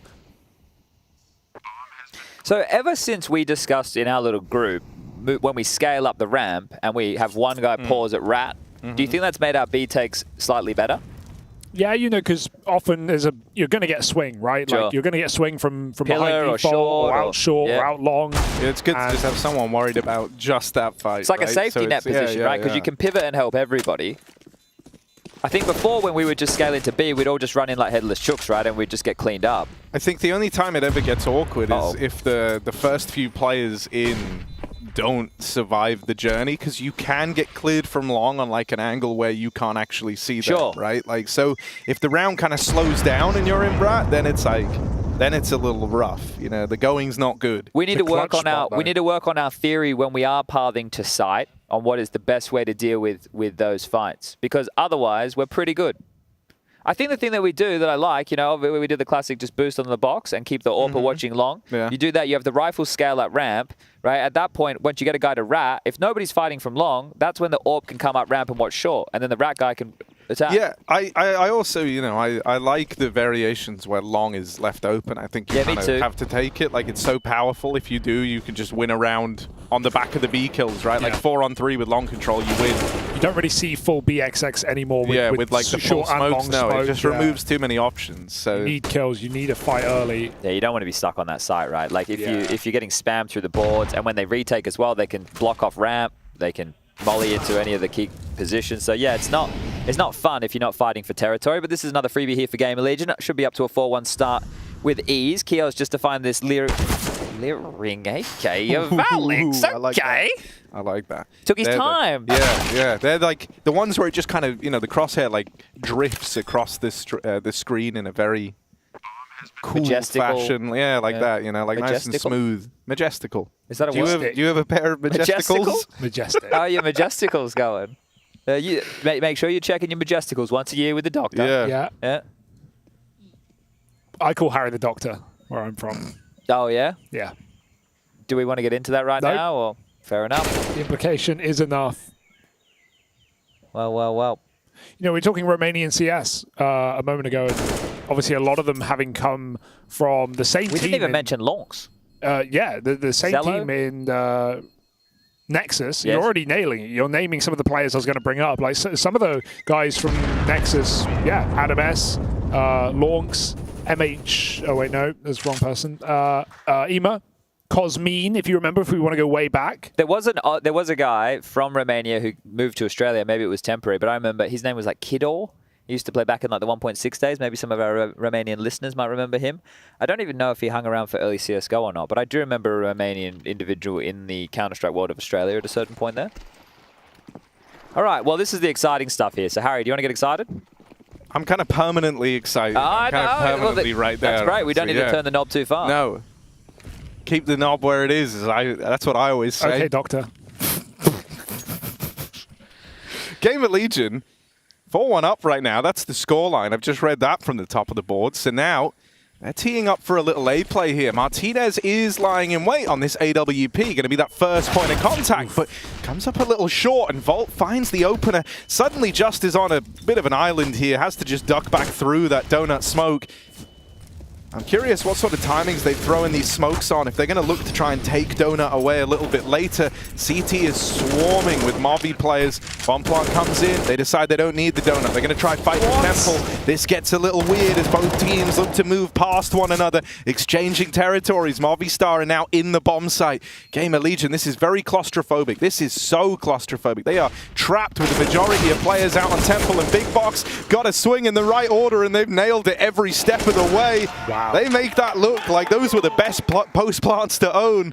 Well, that's sight, right? We talk about how it can be quite easy to retake on the CT side, but you need all of the smokes and mollies to have cleared up at that point to give you the more fights that are favorable, right? To be able to take those duels without worrying about the util. But here they had their initial execute that went perfectly because of the opening. Then once they're in and entrenched, you can see here smoke only fading towards Donut now as that last kill comes in. There was enough utility saved over for the second wave to stall out any retake options for Movistar Riders. So great calling from Nealon here. You love to see it in the early stages. A Game of Legion up to a 4-round lead. Loving it. Full control right now. T-side looking a lot better than Anubis. We're seeing some nice calling out of Nealon. Not sitting around for too long. And Movistar haven't really made any aggressive moves, like taking back the B lane. They've gone for a pick here and there through cave, but been letting Game of Legion just rotate where they want. It's hard to set the tempo, I think, on Ancient, right? Because if mid now on the CT side, if they're going to do that, I guess some teams are calling it like the Na'Vi smoke, right? It's the one we call the divider smoke, and you molly either side, and then you do the late layering of the elbow smoke just before mid control. It's pretty hard to contest against that. That one? Yeah, so I was talking to Justin, I was asking him what they call it. They call that the Na'Vi smoke. We just were calling it the divider smoke. Jay, we got J-Raz here as well. Me and Jay, shout out, getting mid on lock on Ancient. In safe hands. These are the sorts of moves I'd be making over towards the B site, right? Taking the doors, smoking the doors off. Missing the door smoke, you're right. Well, that was throwing, from the top of ramps so they can be a little faster. You're not throwing like a lineup further back. Oh, my lineup is, I don't know. I would say I maybe missed it 3 times. Ever? Or in a map? No. In like the last few outings. Yeah. Okay. And normally, it's like I've had a couple of days off. I'm just coming back in. There's 2 nearly identical pixels I got to aim at to do the smoke. Sometimes I just pick the wrong one. I remember wrong. That's how it is. I don't. Hugo, you gonna call it? You gonna call out pros anytime they miss the smoke? Yeah, I just did there actually. Also, that smoke wasn't missed. Kind of low IQ. There was a gap. There was a gap. A gap is not the same. You're right. Yours are far worse, but it's okay because Game of Legion, they don't miss right now. They're hitting heads and finding Movi dead in this A-box. Why am I throwing util for you, mate? Down there, 9 and 16, bottom of the board. Oh my God! 40 ADR. What's happening here? I don't know, man. Look, we're imploding right now. This is the end. I don't usually push his buttons this much. I know, and you have today. I'm all itchy. I'm itching for a scrap, Hugo. Come on. Want to take it outside? Nealon's waiting for this. Movi out winning out of Mopos. Alex dead. There's the kill on a Mopos, and it's just Adam S left standing. Correct. He wants that scout. Yeah. You have to double check everything I say, man. Come on. This is, even for the bit, this is getting obnoxious now. It is. What's the score, Harry? Why are you cast around? 6-1 now. Game of Legion in full control. Oh dear. Well, the breakup of Harry and Hugo will be making the TMZ. Who's the new TMZ version of Counter-Strike? That's true. Is there one? Who? Could be us. I have some. Sometimes I'm just not going to speak. It could be us. It could be us. We could make fake news. No, Get trace from space, aren't there perhaps? some like I don't know? There used to be some like troll. I guess CS leaks. Oh, there's is a that it? parody account. Like Yeah, parody CS accounts? leaks. That'd But be the that's one. not TMZ. I like the But it CS may as well be. account. It's It may good. as well be. CS leaks is very It's fun. more like the Onion. Yes. Yeah, it is kind of like the Onion. And I guess that's the vibe. So right? TMZ is more just like It's a leak. lowbrow reporting. So, like- anyone you want to throw under the bus here, boys? No. I've got a few No, names. no, because there are. What? You guys trying to like Is it, buzz the, this is whole... it the Score Esports? No, I wasn't thinking that, but that is one of the options. Right, well, so here we are. Fight over in middle, and Movistar Riders going to look to win this out. Going 2-1 up on the mid fight. You're pretty content with that. Gamer Legion. This will be their first gun round as well. Remember how this game started? Very back and forth. Had that A-Core P250 round, the Isaac Deagle round, the force buy back in the second from the Riders here. Okay, well, they still have this mid control. They do need to cross. Alex with the peak. That's an important fight there. If Neelan gets into the breeze, can get across towards red, then the round can really start to take shape for Gamer Legion. But 2 players to the good. Mopos to make that even better. M4 strong. Keos down, and now he just has to hunt down the AWP of A-Core. Easy as you like. And Movi, they'll find their voice. They'll find their second. And we'll see if they can get this one done in 2. You like that, guys? Chad, you've got play-by-play casting future. If you ever want to... I'm leaving. When you and Justin make the duo happen finally. I keep asking him. I say, when are you retiring? When are we bringing it out? I know. When are you retiring? Just every day. You've won 2 Katos and a Cologne. Now it's done. I actually even just thought how I can ruin Hugo's whole playing stance in 2 words. Why are you guys still smack talking Go on, each other? yeah, no, I want to hear this. I think I know what you're going to say. I hate That's this. kind of interesting go on. dynamic. Can we stop doing this? Wait, can I just hear this and then we'll cut it? 2 words, Hugo. Orp Oh, there's a CT? tech pause as well. There's a tech pause. Orp So we CT, got the- is that it? What is it? No, 2 words. Hobby Orp. There you go. Where did that come from? Was that you or was that Chad? That's a get right term. Well, it's a No, who Swedish. called me it? I don't think that really... That doesn't hurt me. Why are you attacking him? That doesn't hurt me. I like because Orpin, you man. attack me over my miss smoke. Yeah. I never miss. They call me Big Smoke where I'm from. All right, like, it's something I take personally. All right. I don't know. We weren't arguing earlier, Harry. I don't know what changed. Come on, man. It doesn't feel the same with you anymore. I've only brought good vibes, I thought. I'm sorry, guys. I wasn't trying to turn anyone against each other. Actually, you're trying to separate Wait, us, AWP on Chad. AWP, head to head here. This Ako's is going to get the good. boost Yeah, up. he's going to get boosted. Come on, this is a big fight. Can he see? Oh, look at a tight line. Oh, he had the flash. He knows. Good read for Martinez. I like that, though, because he was waiting for exactly that play. Heard the flash, steps out. He's the one choosing when the duel comes. So that right there is you dictating the flow of that fight. Normally that position, the CTO will be... Yes, they love going back for more. They never know when to quit, and they always find the perfect timing, like right now. Nades out, Neelan dead, wallbanged, and Mopos even bails out Alex, pulling nades on the escape. 2-on-5, as if a 5-on-4 wasn't good enough. They're winning this one. Well, Gamer Legion. Isaac and Volt. Okay. The 2-on-5 for the history books. This is going to be insane. Do you remember when Isaac and Volt won that 2v5? On Ancient. All those years ago. Let's see it happen then. A prophecy. It foretells that this round belongs to Gamer Legion. Going to be one hell of a 1v5 from Isaac as he deals with that first man. Mopos dead. And he's running away with the AWP. It happens next round. Okay. Yeah. Okay, well that right there is, after getting the opening pick with the AWP, you're not expecting teams to just push down the ramp, are you? You're thinking the ramp is covered off. Here's that shot. Once again, Martinez dictating the fight here. Then as they're setting up U2, they're just waltzing on down. Pants around the ankles, caught out, great shooting. And another round here for the Riders as they build back into this half. I like how AWPers have adapted to these ramp fights over time, though. I even remember, like, Simple, he does one where he kind of, like, shimmies along, looking at the ground, crouched, and then will, like, flick up to quickly deal with the guy at ramp, right? Like, just kind of... That one's even weirder, I think, from, like, the POV of the boosted AWPer, right? Because someone's just kind of appearing in the middle of your screen who wasn't there before, so... No, there's some nice ways to try and deal with it. I think some of the things, because like Counter-Strike, we're always trying to catch up and keep up with the action, you miss a little bit of the detail of how a player got themselves into a certain position or because that's just not what we're following, right? We're following where that next fight's going to be, where's the crack that they're going to make in, and it's not always easy to be getting, how did we get to, you know, we have to start with A, B before we can even get to C being the kill here. And some of that detail, that's when, you know, with the analysis, all the good stuff that all the YouTubers out there are doing, we have plenty of content creators on this show. We've shouted out Nada here a whole bunch of times, right? But those guys will highlight that information, and that's great for the hardcores, because for us to do it here, Counter-Strike match is already long enough. Like, imagine if we're going through every round, 5 players, POVs, all this stuff. Like, how much information does the viewer want? And that's going to change from viewer to viewer. But when we do get to catch some of the cool details, it's always nice to highlight. Even things for... Yanko made a good point when he was with you guys before. On a pistol round, if you get a number advantage and you're the first guy, you'd be jumping around. Draw that crosshair. Those little details, you know, you see it on pistol rounds and we go, yeah, it makes it harder for them to hit. But these are things that you'd love to be able to reinforce every time, but people might send you a couple of angry tweets. Or X's.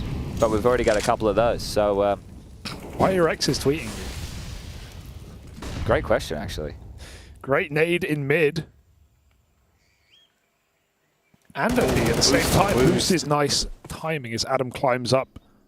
Mopaz looking to get aggressive at people. We've seen this move already. Good patience for Just. Low health, easy to finish off. And he goes back for more. He always goes back for more. That's the Just peak, isn't it? Like, you know, every bone in your body there was telling you he's going to like go through the motions of playing Donut, maybe look to like self-flash himself back in if he wants to take a fight, but instead he just swings it dry. And you could tell that even kind of offset Gamer Legion, they really weren't expecting him to be recommitted to that engagement. Just has gone fully aggressive all the way through main. Alex is here to trade this, and so he will keep it in the advantage of the Movistar Riders. Acorn knows he kind of wants to punish this. He wants to get the trade to open up the 1v1, but that's why the smoke being dropped in front of him has just blocked this movement over in red, and now he's pinned in down in the bottom of mid. Just is fully committed to this main wrap. And so Acor, his best bet might be to try and find this lone player over towards Red Room, but he could have gone anywhere. The last corner you clear, right? He has to. He's got to go through this. That's the only. Yeah, this is the only way that he could win the round, and even still. And Just is backed up far enough, and now the timings. You know, Alex doesn't know for sure. Yeah, they've got him. Okay, he's dead. Yeah. Dead Oh, like he a saw him. dog's dinner. He saw him. Oh, he had a chance. That even looked like someone else commed that across, because like he'd fully turned away, and then it's like, then he had the realization to turn around and go back to Red Room. Damn, okay. A decent attempt there from Acor to try and make some magic happen, but Movi will string another one together. So 1 at the Force by Wars at the start of the game, now 3 on the trot, and this is just making the difference here. A key position to be stubborn to go for fights as well. Hugo, left eye peeking into a lot of those duels, so yeah, maybe not the most advised decision, but definitely the best. Dry 1v1s and Just has the AK. He's just so confident. He's been doing it all day. He's just been swinging dry everything. But this is something that you and I need to do, is boil Counter-Strike down to the fact that if we just shoot them in the head first, we're going to beat them. I love overcomplicating it. Yeah, you and me both. Well, that's maybe something we can work on, you know. Harry can work on, you know, his nades and his team play. Yeah. And you and I can work on the shooting. I think we've got the better end of the bargain, I'm going to be honest. Yeah, Harry's sick aimer. He doesn't need to think about that. Oh, through the legs. Nutmeg. But we'll take it.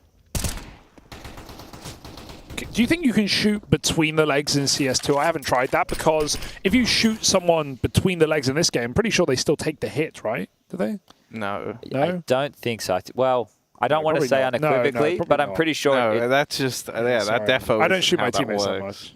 But I don't, like, for example, I don't think you can shoot yourself in the legs, right? No, I don't mean yourself. No, but I'm trying to bail you out here, Hugo. Yeah, so okay, thank you. I was trying to get if you aim at the ground and you look at your toes, the second your crosshair is on your toes, your feet move. That's they fade, right? Yeah. No, they move. They like your model shifts. Your model shifts. Rotates. They made it physically impossible to shoot yourself in the foot.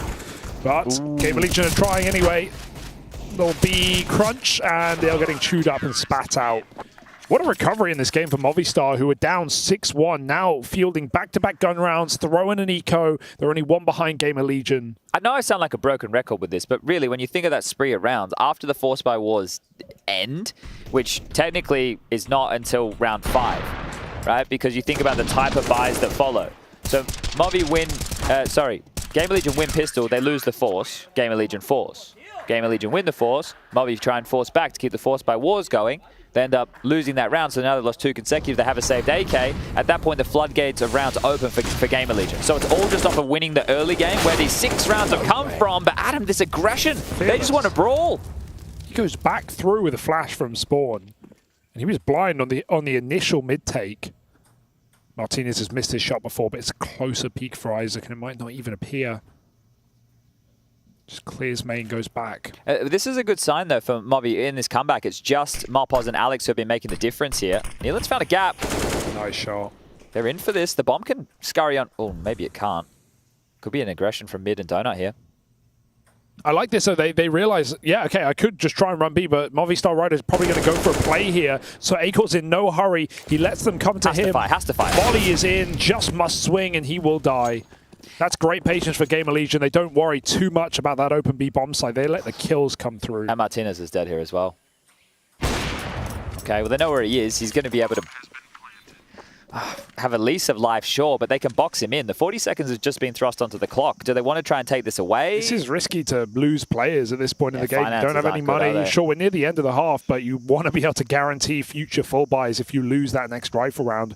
You know Movistar can buy an AWP no matter what. I want to return just quickly to the has to fight from Just here, right? And the reason I say that is because if he doesn't fight and get anything done, like if he was just to chill, the round is lost. Yeah, right? So they climb up. Essentially, in that moment, he can make a difference in that moment if he fights and wins, which is very unlikely. It's very unlikely he gets one or both kills in that environment, but the only way that they could really have had a conversation in this round is if he did that. So finally, Gamer Legion will break the streak, and we're getting deep in this one now. Do you still think the 2-0 is possible, Hugo? Oh, sorry, you said 3 maps, didn't you? I said 3 maps. So they're going to swap their track their record maps. isn't great on this map for Movistar Riders. But then again, Overpass is a classic Gamer Legion map pickup as well as the third. Akor loves it. One of my favorite maps to watch him on. For Nealon back in the day, this used to be one he lent into like individually as a IGL. I always think of like K23 and stuff in the past, right? Overpass was like one of the go-to maps, and I think it kind of is for the whole region that Nealon used to play in. This is weird. I mean, it's a weird game for me because I've been hyping up Gamer Legion since Cologne, like internally. You know, I really like what they're doing right now. I think, you know, I kind of miss them at Paris. They snuck into the final for me. You know, me and Harry didn't cast any of their games, I don't think. Sure. That event, though, when we think about it, it's not just, can't be just quantified by them. I know what you're saying. Like, you didn't get to watch a lot of them, but also Into the Breach, Apex, like these guys all happened too at the same time. So and for most of those guys, not most of those guys, most of those teams in that iteration, they peaked at that event, right? Like to back it up, it's so difficult to do. Ooh, wow! Everyone's dead. Now that's a poached mid hold. That's 3 fighting mid. That's it. That's all over Red Rover. That's the full mid control. And that's the first time because what happened last time Gamer Legion spill out mid? It was Adam behind the red smoke popping through with a flash, and it was just swinging donuts. So Movistar again come in with a nice read, have plenty of players there. Alex is okay because they started heavy mid. They're not sure how much space they gave up towards A. You see, Alex was quite truly clearing Temple there because he's worried about that gap when they were fighting mid. Even now, he's like deep clearing CT. Nice awareness at least, but he has just walked away, and that's Asphalt walks out. This is winnable. You said that 2vx round was coming through, Chad. Maybe it's time. Vault has a huge gap here. Got to take it, though. They're still on the bomb. Kios just needs to live. Even like the having to play around the bomb here, because they conceded so much map control over towards, A, and we saw that we've seen these gaps. It's kind of forced them to go and play around the bomb with a minute left, but this leaves a lot more gaps to be exploited by Gamer Legion. Vault's got to go, man. Yeah, it is kind of all hinging on Vault finding these. They must be pre-firing these angles, though. You have to be. So let's see what Volt's able to accomplish. This is really what it's all hinging upon, and with nothing found, Adam S gets rid of him. Kios is throwing in to the 1v4 where he would have to ace clutch, and that's not going to happen. I think one of the scarier factors here is that it's just Mopos and Alex. I mentioned this before, are the ones who are making the difference here. If Martinez and Adam do come online, right, it's not that they're offline right now, but when they get called upon on the T side, if they're able to get a little bit more done here, that's where you have to start to worry for Gamer Legion. Did you guys see the pre-game quiz that we did with the coaches, me and Henry? Yes. So that one right there, we got some good bits of information, right? Ash that was really he had read up. He was very prepared, man. He was more than ready to go. It felt like we gave him the questions before we got up there. But I was wondering if that maybe had happened. No.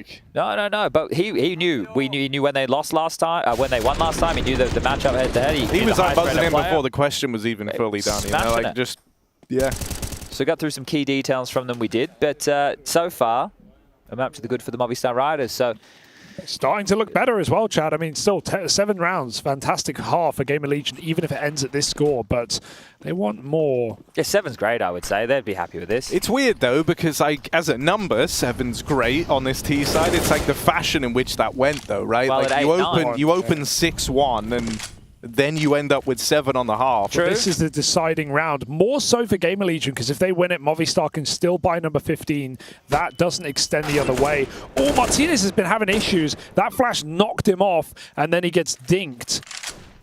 So AWP will not be too potent on this CT half. It's going to get harder in the second for Martinez. Alex moving in, doesn't have a flash, has everything else. Moppos is going to have to dry fight. They've seen him. Oh, will he call it off? Kios is very wide.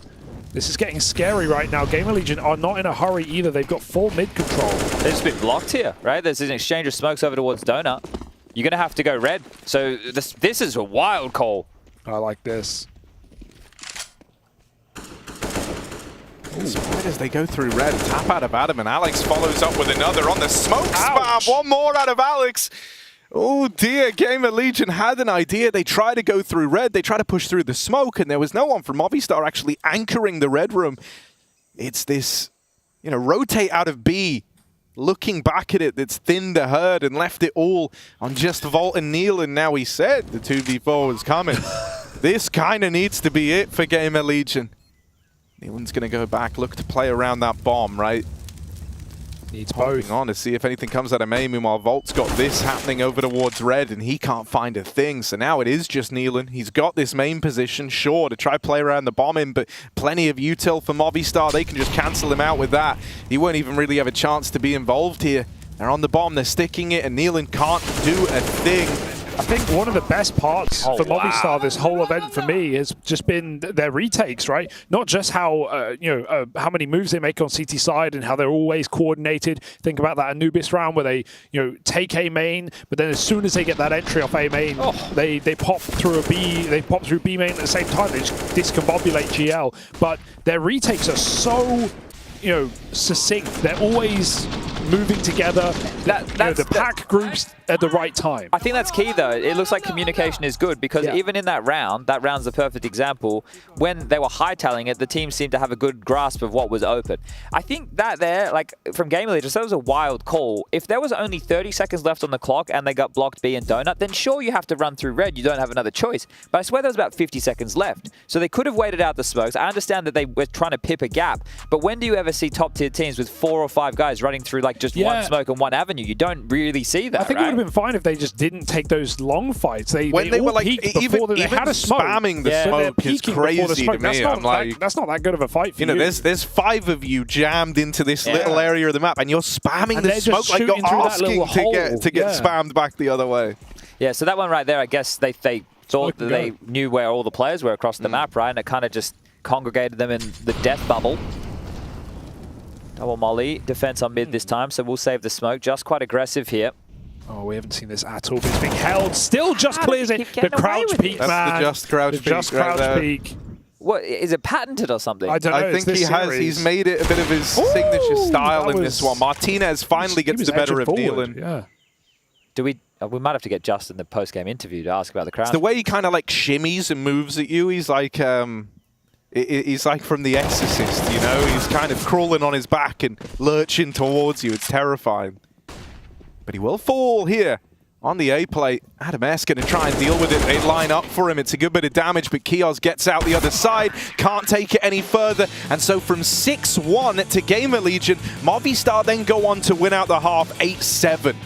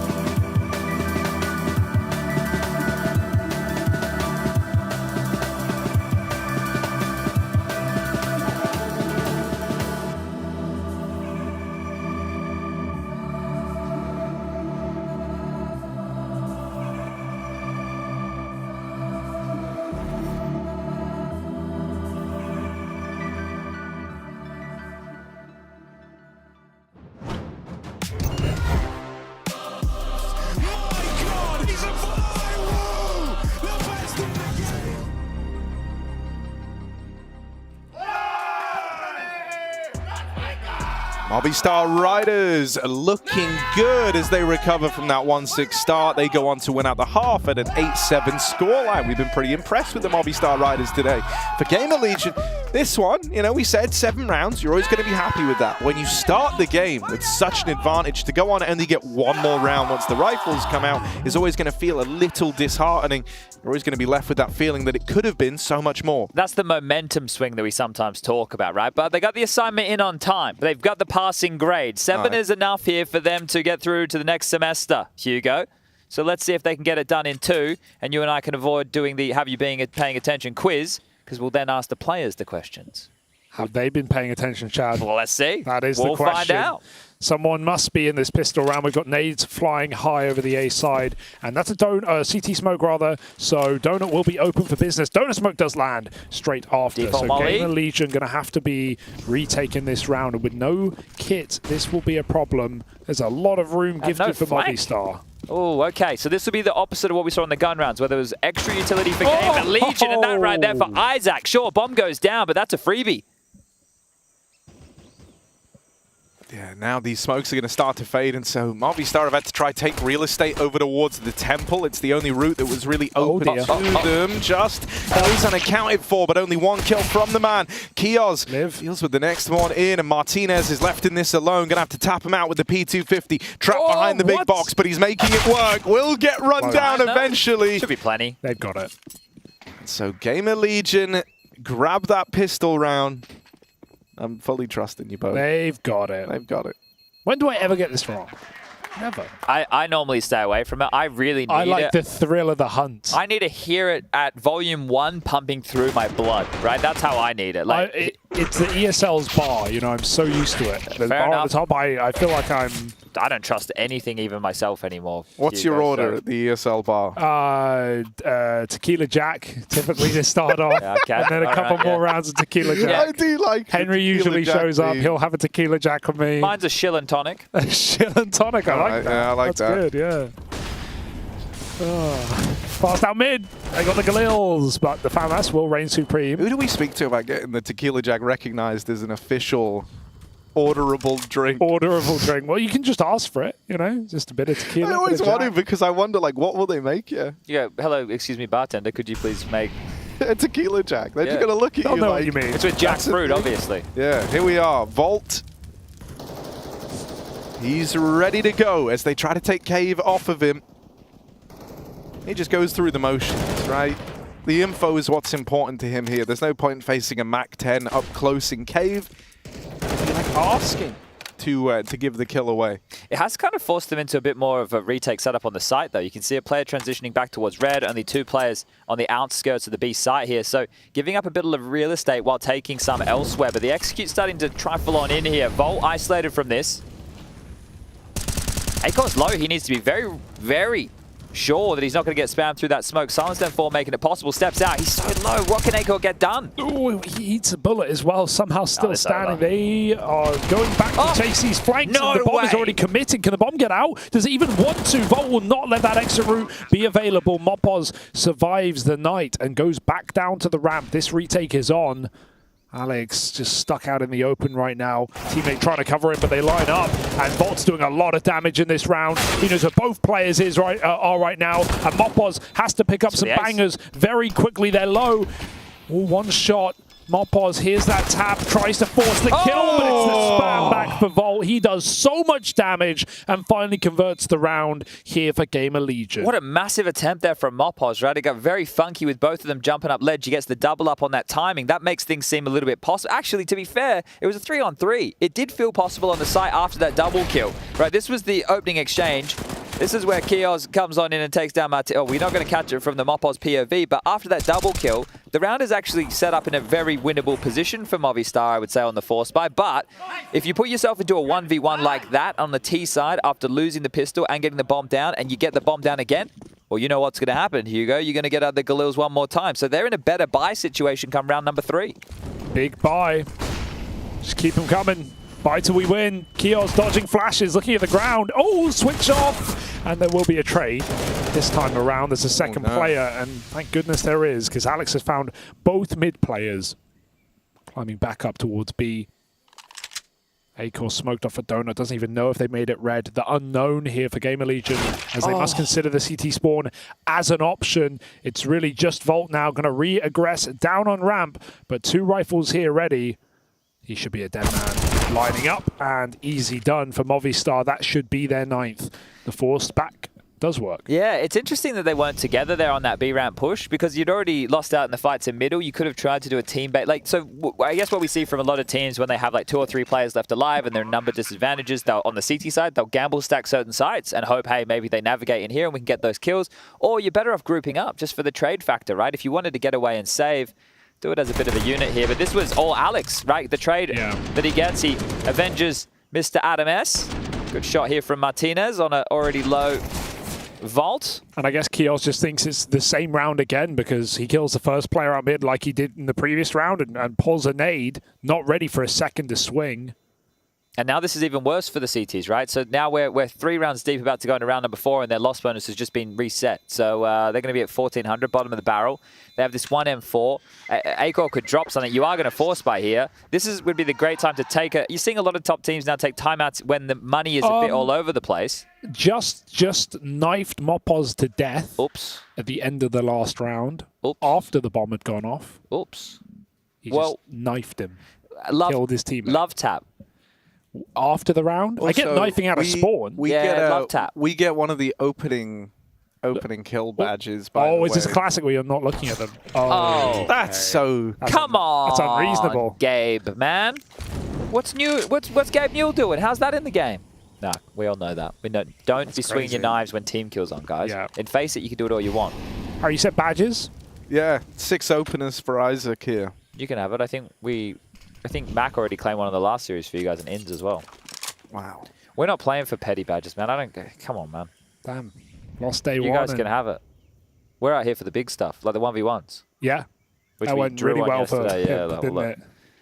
Look, man. Like, Yeah, you but know, you can't don't get me wrong, I should have won rely it. I was 7-4 up, but like I'm just happy I didn't lose, to be honest. Yeah, I told Well, some Jacob, like, people competition is at an all-time high around Yeah, here. you know, we're competing. We're here for gold. We're here to win. And so am I heard him Movistar even Riders. say to Hugo right before that 1v1, "Can you let me win for my YouTube?" That's what he said. I think he did. Isn't that the TikTok? Well, all platforms available. Yeah, that's true. We can't put it on any platform. They're going to go. Why are you but going? right through into the pistols? This is mad, but they've made it work. But now Acor suddenly delivers. There's that 1 M4. Right place, right time, and Acor has ruined the rider's day. No ticket to ride on this one, not even if your name's Martinez. Acor locks him out of it with 4.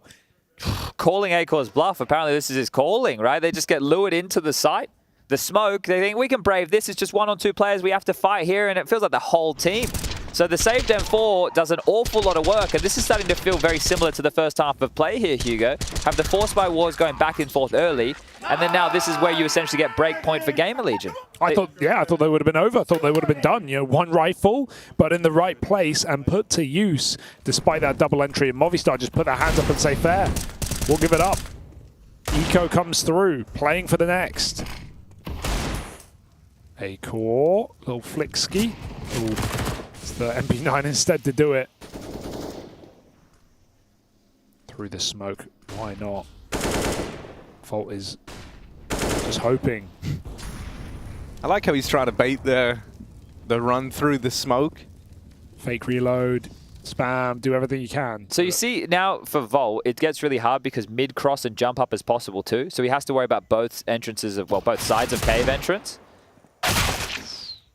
Nice shot there from Isaac. But yeah, so you can see now dipping back into a bit more of a passive line. You don't want to give away a run player again. Oh dear. It's the pistols. Alex, can he get the second? Stabilizing now against the orb. Adams found one elsewhere. 2v3. Volt keeps getting hung out to dry on this B-bomb side, just being completely alone. His teammate dying down at ramp again on a solo play.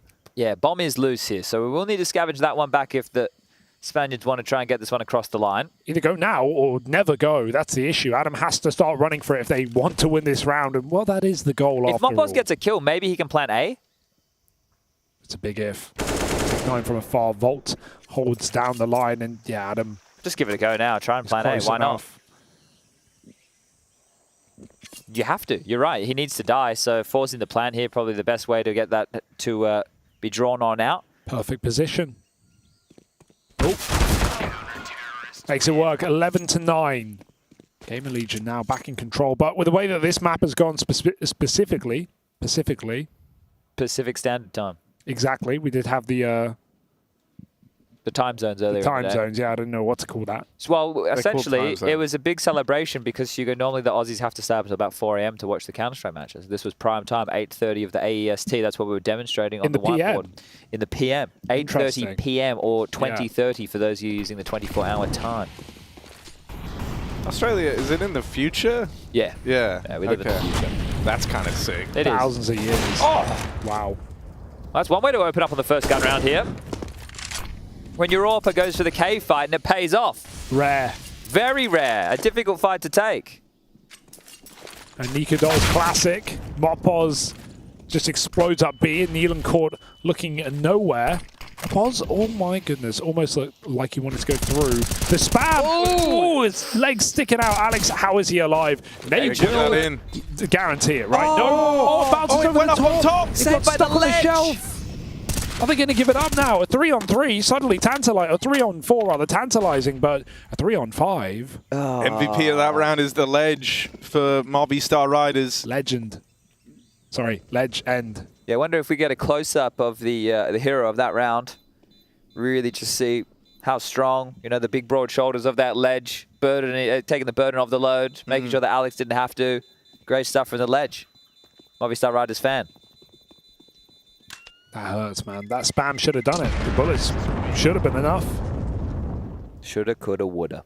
Didn't. We discussed Mopos bringing his whole home setup with him. He brings the hand warmer, he's got the beads, he's got the little pitcher. Remember we discussed that last season? So maybe people that are newer to the broadcast haven't seen that Mr. Mopos, he brings a lot of things with his setup. Just like Harry's desk mat.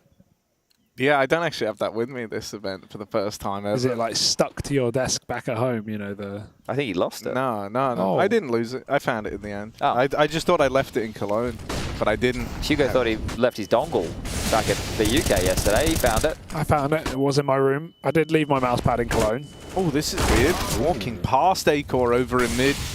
Or, wait, not Acor, Kioz. Acor was there as well. But he was picking with that AWP from the red room. Oh, Volt's been walked on. Man, he's been trying to bait this peek out of Mopos in so many rounds with fake reloads, with the spam. The one time he reloads for real as he's trying to leave, that's when he's given that fight. Classic mistake. Push up to rat that one. Oh.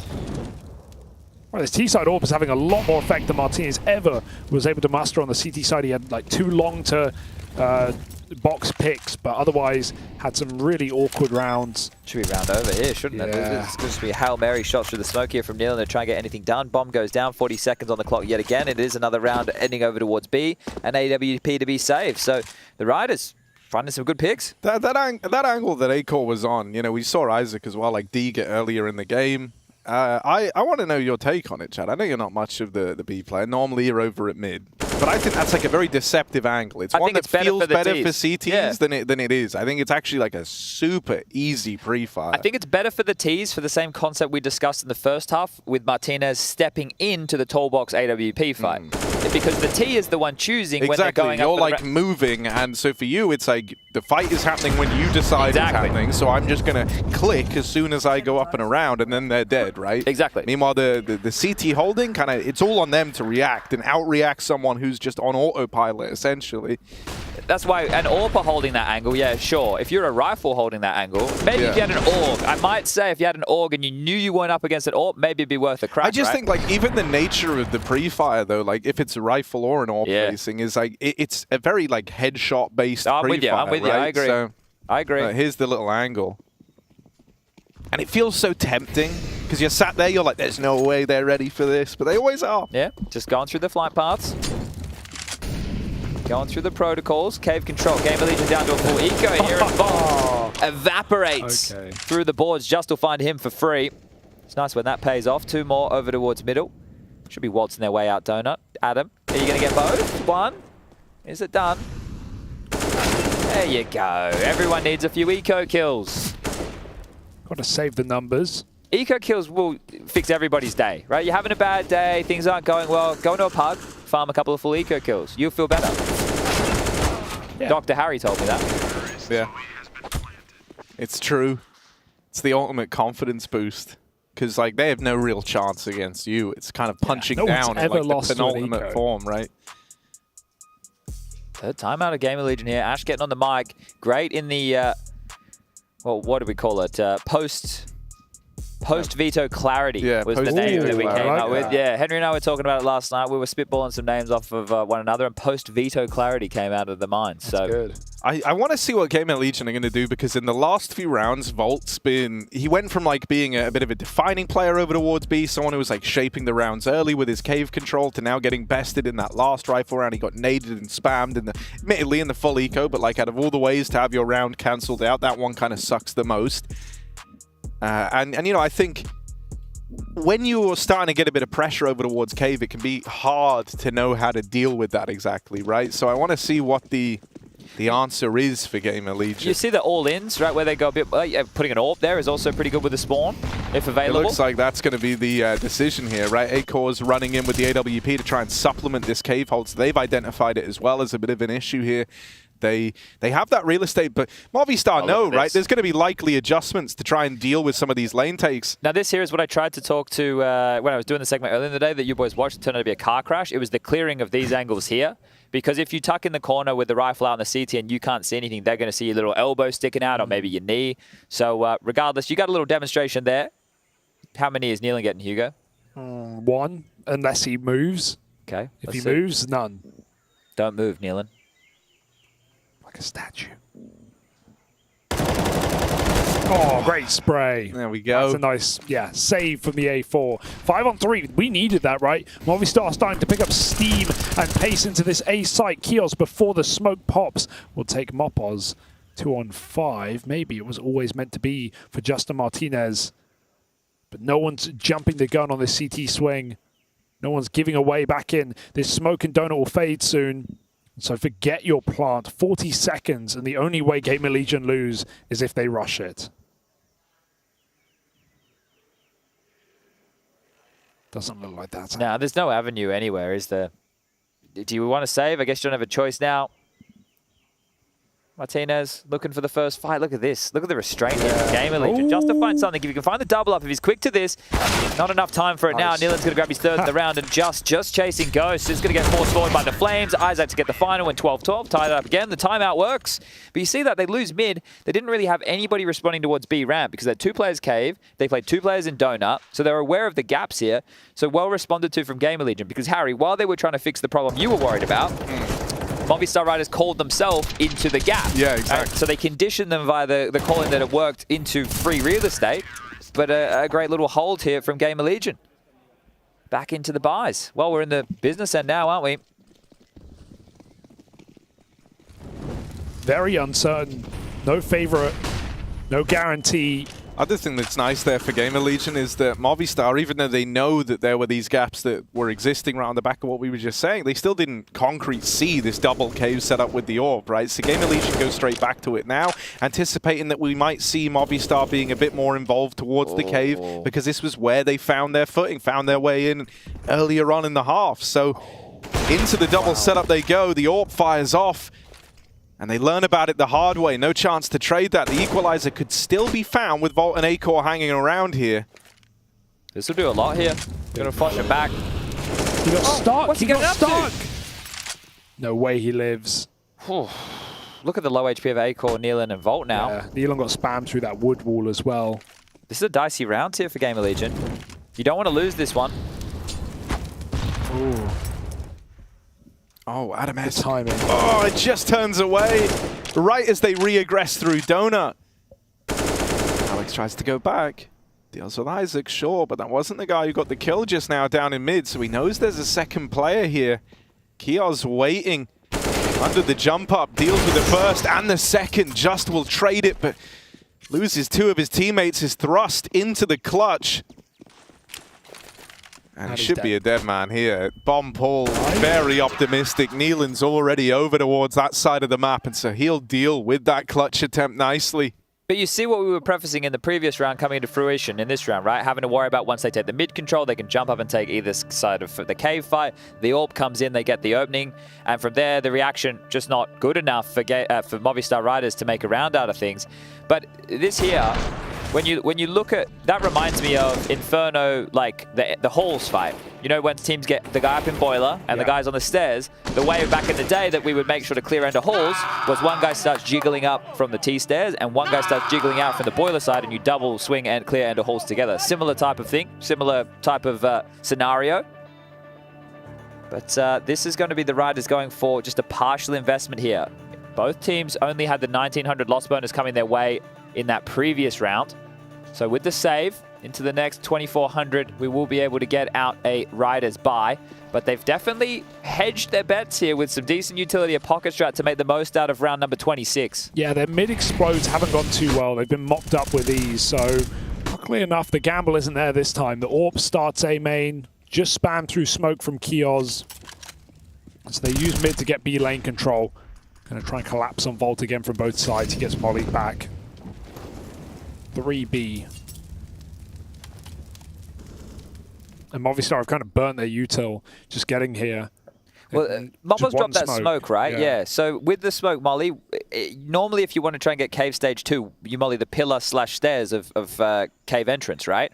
I think he's lost the smoke. Martinez is like running around, but it's in the water. Yeah, Moppos is coming back saying, I definitely dropped it, boss man.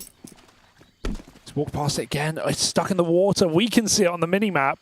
Where is it? It's underneath Mopos right now. Like, look on the mini-map. Can JRaz find it? Hold on, we can even. Harry, you want to try and fly there? It did look like they cleared every corner. Yeah, this is unfortunate that they've lost the smoke. On the right, Harry, I think. That's crazy. They can't find it. Interesting. I mean, okay. Even Jay hasn't at this point, maybe. So it might be out of the map. That is very unlucky, isn't it? They're just going to have to hit B. Luckily enough, it's double cave, so it won't make a massive difference. Sure, they will still be looking in that position, but looking at the position they were going to smoke, but ultimately it won't cut off any sight lines just yet. 25 on the clock. They just got blocked. You've got to go. Where's the flash? Where's the play? One pop.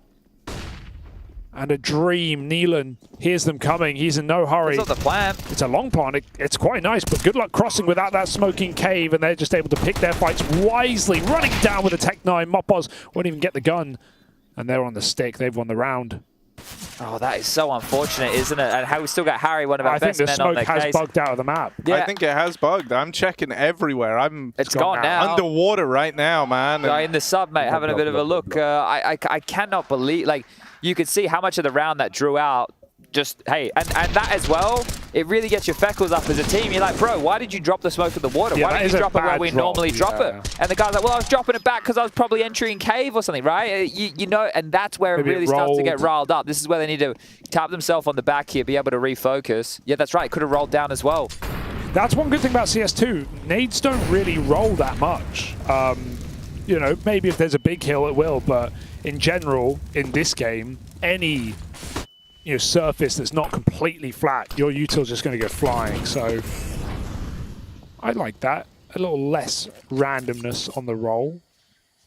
Okay, well, looks like we could be extending to a third map here of the series. Overpass. We've already prefaced this a little bit earlier on.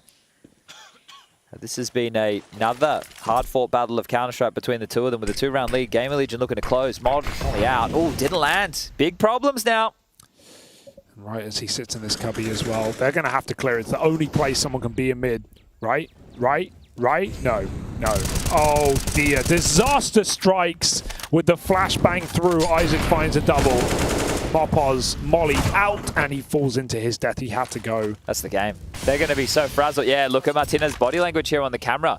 That you can see him. Yeah, you just saw it. And the thing is, when something as simple as the detail of missing a molly like that, but then they think it's landed. But even still, like, you would have seen it burning. But the fact is, when you're pulling out these rounds that are set moves, you've spoken through it. You know who's meant to be doing what. At this level of Counter-Strike, you can't be missing those type of details. No, and this is the punishment. Pissed. This is the punishment. I don't know who threw it. I don't know who missed it. And these ones really get under your skin because it's the idea that, you've done this hundreds, thousands of times in practice. You can all nail all of this util for these set pieces, but when it really matters with 14 rounds to your opponent, You flub the execution. Now Just moving in right at the close, going to get 2. The fact that Acor even goes swinging is kind of crazy. Could have just hid, never even needed to take the risk, but goes out, deals with him, and locks out the Movistar Riders. Now they're broke, they're down in the dumps, and they're up against 15. This one feels like a third is Adam. looming. It was Adam who threw it. Yeah, okay, that one is going to sting a little bit right there, isn't it? I think he was the first to get killed, or one of the two, yeah. Okay, just an absolute mare there, isn't it? What a great round from Isaac, though. Huge impact from him. He's a huge map.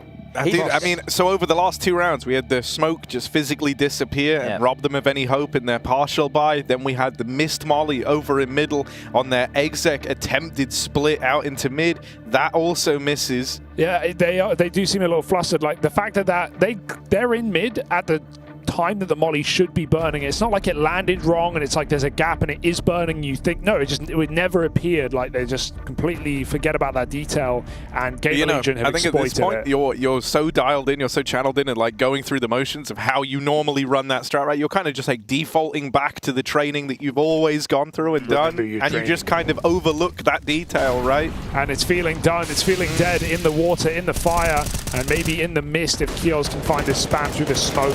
It goes the other way. Well, they had to get this mid control. Look at all the smokes that have been used just for this space. 1 donut, 1 red, 1 extinguish, and at least 3 to 4 fly, and 1 under the map. So fortunately, Movistar Riders have gotten the space that they're looking for here. But with the timeout, the Gamer Legion had the spam battle again. Mopos chipping down Nealon. But Nealon took the timeout in the previous, and he was doing an awful lot of talking. And they're playing a passive stance. They're not giving away early fights. They're not trying to contest towards middle. They're playing a very site-centric defense over towards A and B here. So this is a great call from Nealon and Co to close things out. Molly on cave entrance to try and get them through, but I don't know if they even want to wait for it. Comes down, they were already way past that. That's a nice way to offset the timings a little bit. Gamer Legion on long get caught, and Volt dying first. Maybe a boost. There's a little ledge to hibbity-hoppity over.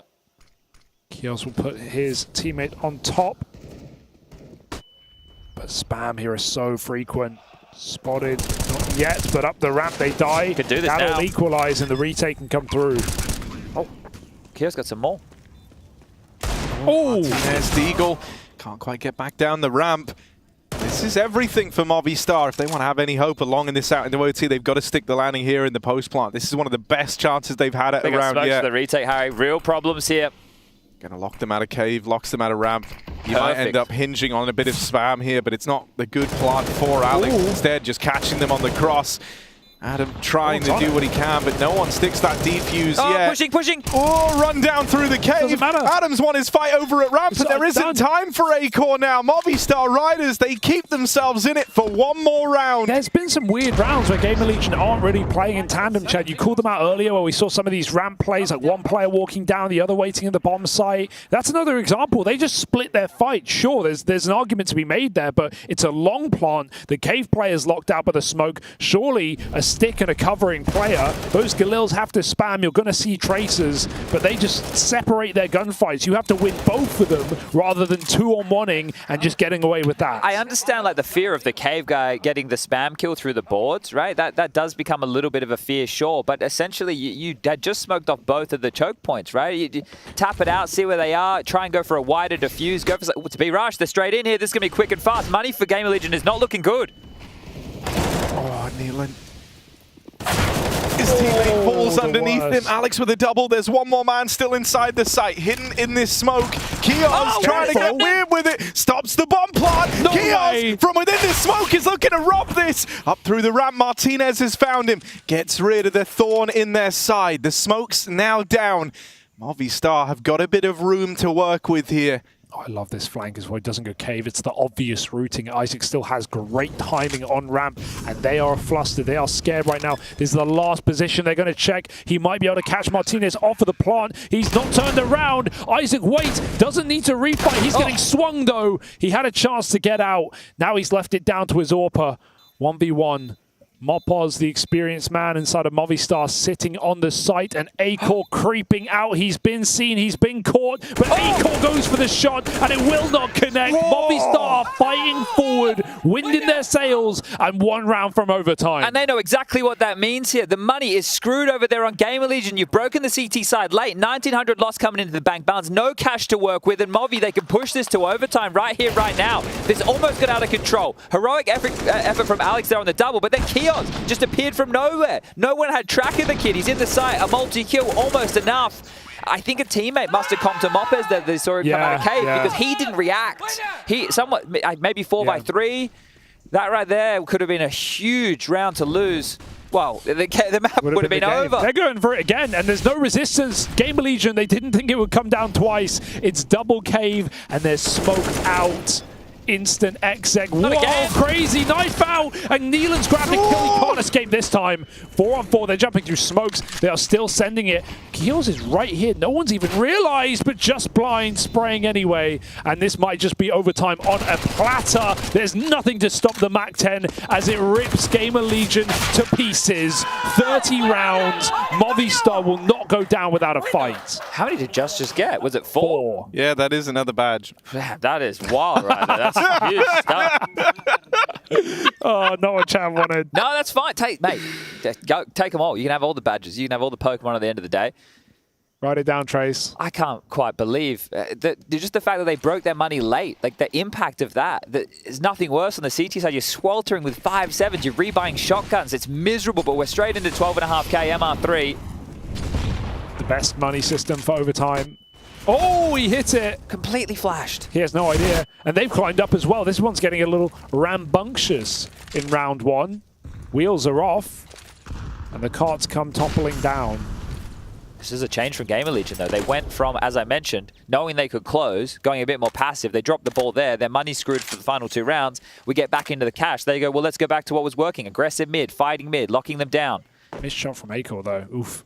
You know, in terms of like the kind of mind game of the cooling here, the edge, I think, is with Movistar. You know, like they win those last few rounds just with back-to-back B plays, right? They kind of get over their hump, which was the missed util in mid, the smoke disappearing. They move past that and they go into just these back-to-back B plays. Now it's like for Gamer Legion, they're kind of paranoid about just getting dealt more of those B plays, right? So the onus becomes Gamer Legions to have to problem solve, and I think that makes it a little bit easier for Movistar now. When they pull out one of these A plays, there's no one here to watch. There's no one here to keep an eye on it. And Mopoz is even in the back line, deleting players on the rotate. We haven't even seen an A round in, it's felt like a long time. The 4-man B stack, Gamer Legion, just trying to gamble. And the dice have rolled wrong.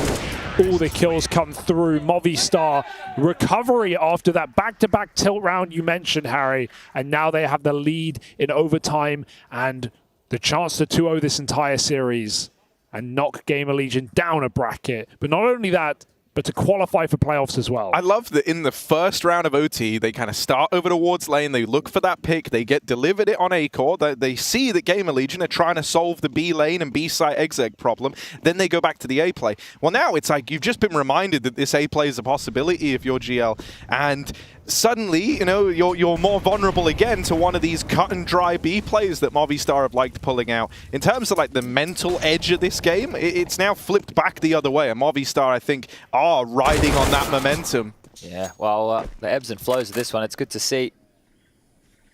As Volt will find the opening this time, we'll need to extend deep out cave towards the lane. Mid-util from deep here to feign full control. Well, another, as we've learned from Adam, he still doesn't know the lineup. He gave it another crack, didn't he? There we go. They will definitely make sure nobody is home towards the cutout here today. Adam needs to get back in the server. But this will build on what Harry was just talking about, because now they've shown more presence. Ooh, okay, this is going to slow down proceedings here. Where is the info play for Gamer Legion across the rest of the map? It's well timed. Red smoke's just faded. They've just blocked B. So now Neelan, as he searches mid, he will be able to call sector clear. That should free up a rotation point. Likely Isaac, or maybe Kios to keep pushing for them to assist the B bomb site. They know. Even Isaac's playing passive enough to retake A, but more importantly, rotate B when this hit comes through, and they can hear it. The util starting to chug its way over the top. Neelan with a backstab, well timed, catches the man, throwing the nades, and the bomb's here as well. Neelan drops 2, massive frags. The spam goes a long way, and they try and hunt him down, but Adam should not be able to escape. Keels could have punished him right then and there. He might go just a little bit more delayed. Volt still got the B-bomb site, and this round's dead in the water. Gamer Legion hold their heads high for one more. Oh, but that's nice. This was kind of the prerequisite for Gamer Legion getting back on the horse that they've just been bucked off towards the end of this regulation, rather, right? They kind of they do away with the B play. They collect that info in the mid-round, and Neelan is the guy to actually go and get all the information and call that over towards mid. So that's a nice, moral victory and round victory for Gamer Legion. And so now they feel like they have a bit more of a read on the game again, a bit more control to be exerted over the Riders. Adam's going. Okay, yeah. He definitely didn't miss that one. He threw it manually, though. But Acor will be aware of the big box. Look at this craziness from Martinez. There's no smoke donut. There's nothing there at all. That's not covered up. Volt aggressive now. His turn. They've surely heard this, though. Yeah, probably get out of there now, I'd say. Yeah, just take the dub. 5-on-4. Acor wants more as well. And that cuts off Heaven, so maybe he can focus on Adam stuck behind the box. This does, Wallbang will do a lot of damage. He did kill. Acor just bailed Volt out. It's like, yo, get out of here, man. It doesn't feel safe. Yeah. I'll throw this molly. You can't repick. Just get out of there. Please. Skedaddle. Take the 5-on-4. Volt even smokes cave as well. Acor won't refire. Doesn't want them to know. And Mopaz might just shimmy into his shot. But Acor caught between timings. 60 seconds, a lurk for Just could go a long way right now if he walked into what is an empty, open site. And Isaac getting spotted will be that path to do exactly that. Big kill for Isaac, but there's the gap. Just needs to take it. Gamer Legion are quick to react, trying to come in on this backstab, but that is a huge re-smoke. Look at the minimap. Everyone from Gamer Legion was coming in through middle to try and fast wrap Donut. That smoke has complicated matters, forced a bit of a change of plan here. And as they try to go back to main, Volt is fed to Just. Now, he didn't see this second player in Neelan. And usually you only expect one on the wrap round. It's only the dink, and that is going to prove to be everything. Just Kios. But he's not ready for a second man in the back of Donut, and so this is a done deal. Kios is going to get shot in the back, and it's Movistar Riders with 17 to their name. Who would have thought that what Movistar Riders did was more old guys? I never thought that would have been the solution. Just get someone who's been doing it for years from Portugal.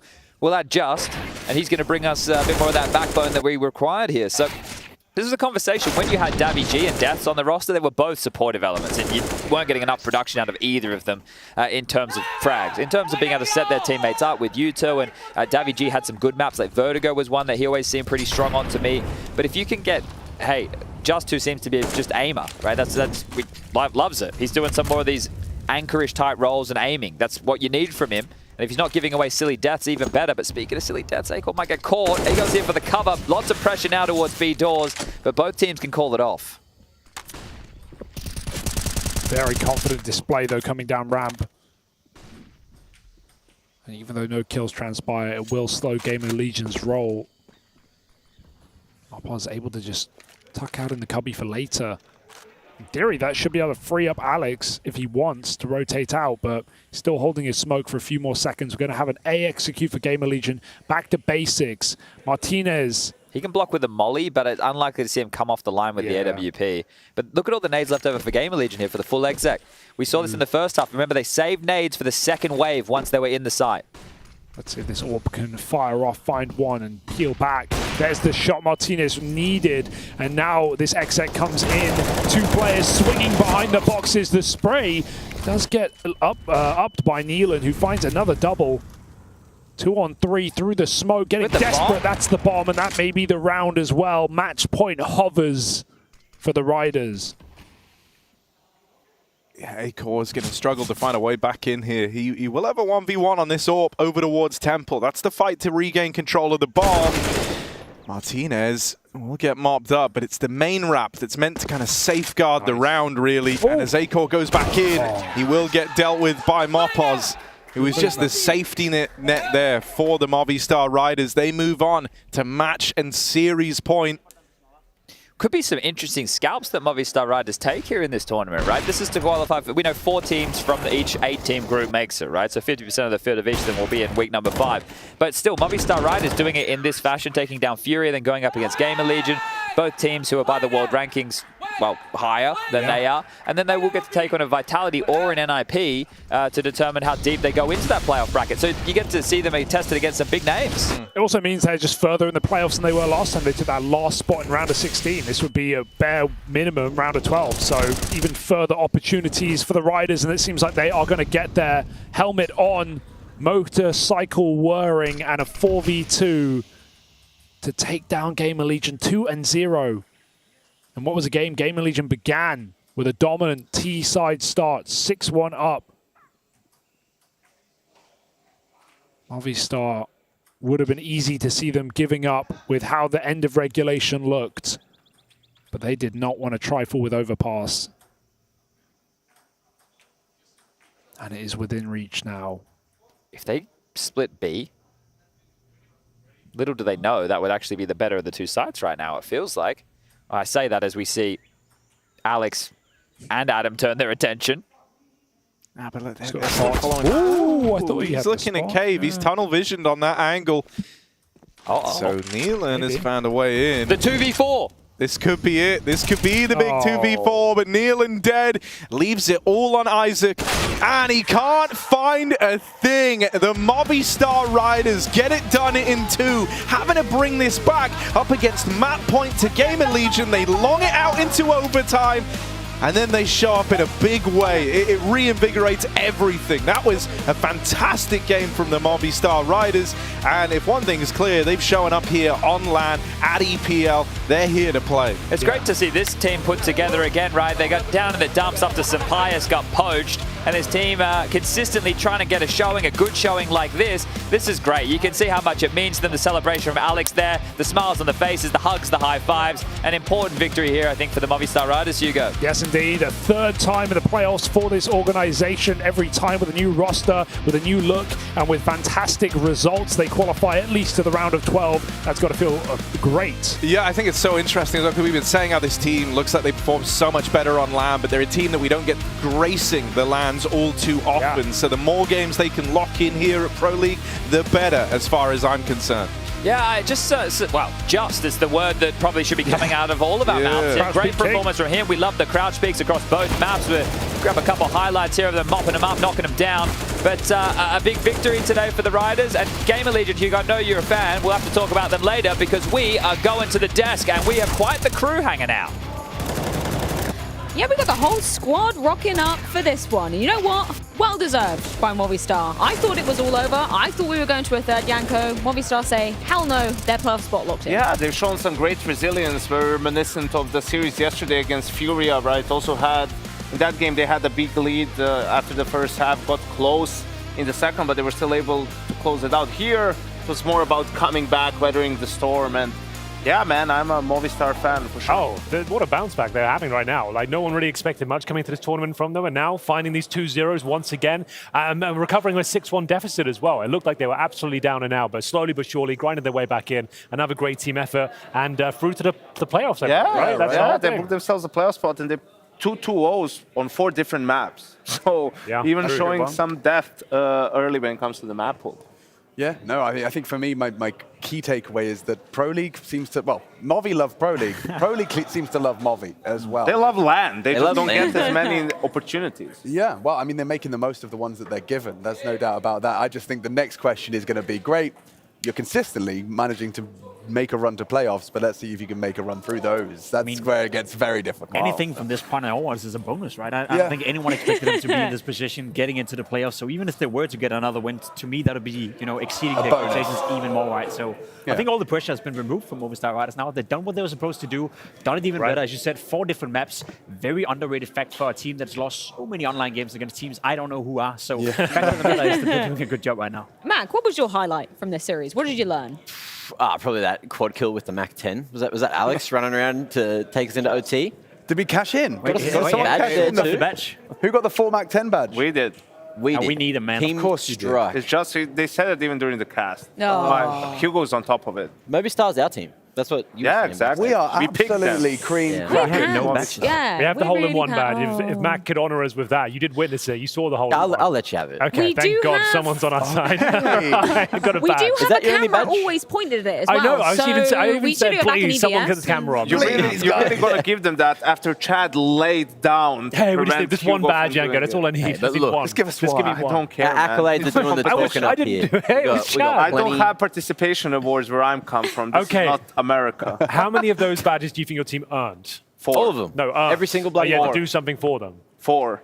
Okay, which ones? All 4 of them. All 4 of them. Start from the top, the cactus one. What was that for? That was for the quiz where Yanko cheated. Where they cheated. this Okay, one. so that He was did revoked, redeem right? himself today. We had another quiz today. We won again. Okay. Well, So, Yeah. that's what that cactus represents. Ace of Spades Yeah, was from a aces. team that we So drafted. someone else, He had the you first noticed an ace. The team that we drafted, the player from that team had an ace.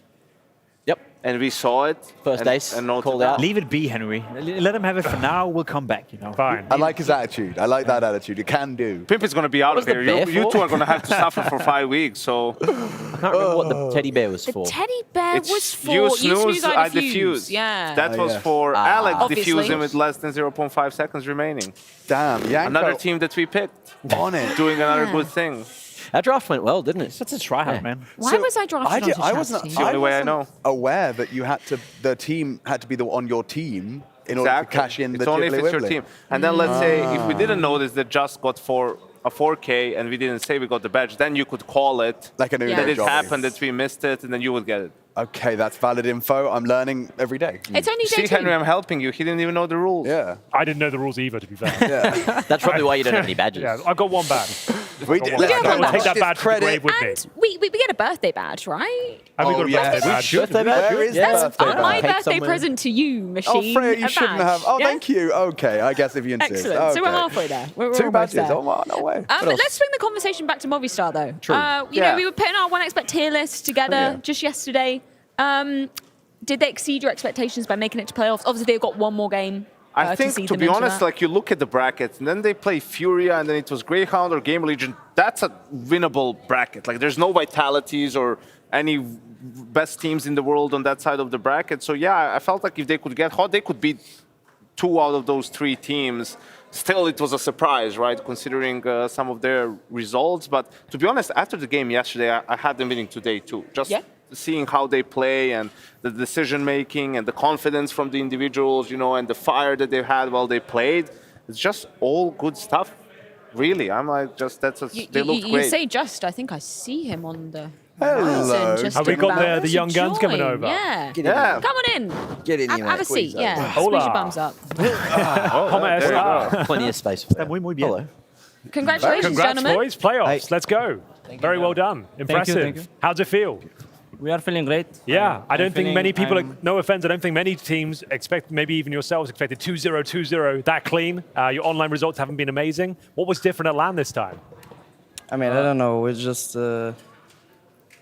trust on ourselves, and I mean, we're playing good. Yeah, but there's no doubt about that. It seems that you guys do kind of, as a unit, as a team, obviously new names, perhaps. Obviously, this is the first time. But when you hit LAN, you guys seem to hit a new level. Is it just having the faces, the players, the team, unity? Does it make it easier to have good teamwork and communication, or why does that switch get flicked when you guys hit LAN? I mean, I think just the environment online is very different. Like for focus? Or? Online, yeah. Yeah. The preparation is different. The teams are more normal. Or better. More normal. yeah. We've been talking about I know this. exactly what it means. And I don't know, we just focus on our preparation and on our play style, and we are good at doing that. So we'll just keep doing that and maybe go to the quarterfinal. Hell yeah. No one knows your team better than yourself. Are you surprised by how well you're playing? Is this better than your preparation leading into the tournament? Or is this actually a new level for you guys? You guys are discovering yourself as well? I mean, I don't know. We have only 1 month together, but yeah, we are trying to play like on practice. And yeah, we are just confident about our play style. And I don't know, we are going on. Just 1 month together, but for you also, it's your first big LAN, really, you know, on this level. So how hard it is for you to stay focused? How hard it is for you to stay focused with all the stuff that's going on. You have Jordi over there. I mean, it's a mess. Yeah, I mean, I'm a very chill person. I think you can see it right now. And yeah, I'm never getting nervous, and I think it's like playing on boot camp, and I don't know, playing chill. Oh, that's great. That's fantastic.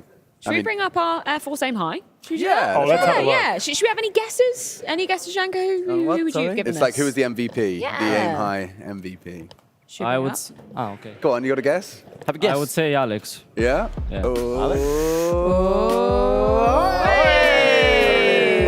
Beautiful. GG. Opening jewels, bro. You are opening. How many of these kills are crouch peaks? I saw you had so many kills in this series. Like you I were. don't know, man. I just shoot and I don't know. Yeah. Just shoot. Yeah. Just works out. That's the just metaphor, you know? You just got to shoot. I hope I will do more games like this. Yeah? Yeah. I have a question He's for, a I mean, both of you. Janko brought up a good point. We've seen you play 4 different maps. You've won on each time. Which map are you guys feeling most comfortable on at the moment as a squad, considering you haven't been together for that long? I think we are discovering it right now in the tournament. Okay. So. Any kind of inkling from you? Just any map that you feel like you're best on? I don't know, maybe overpass.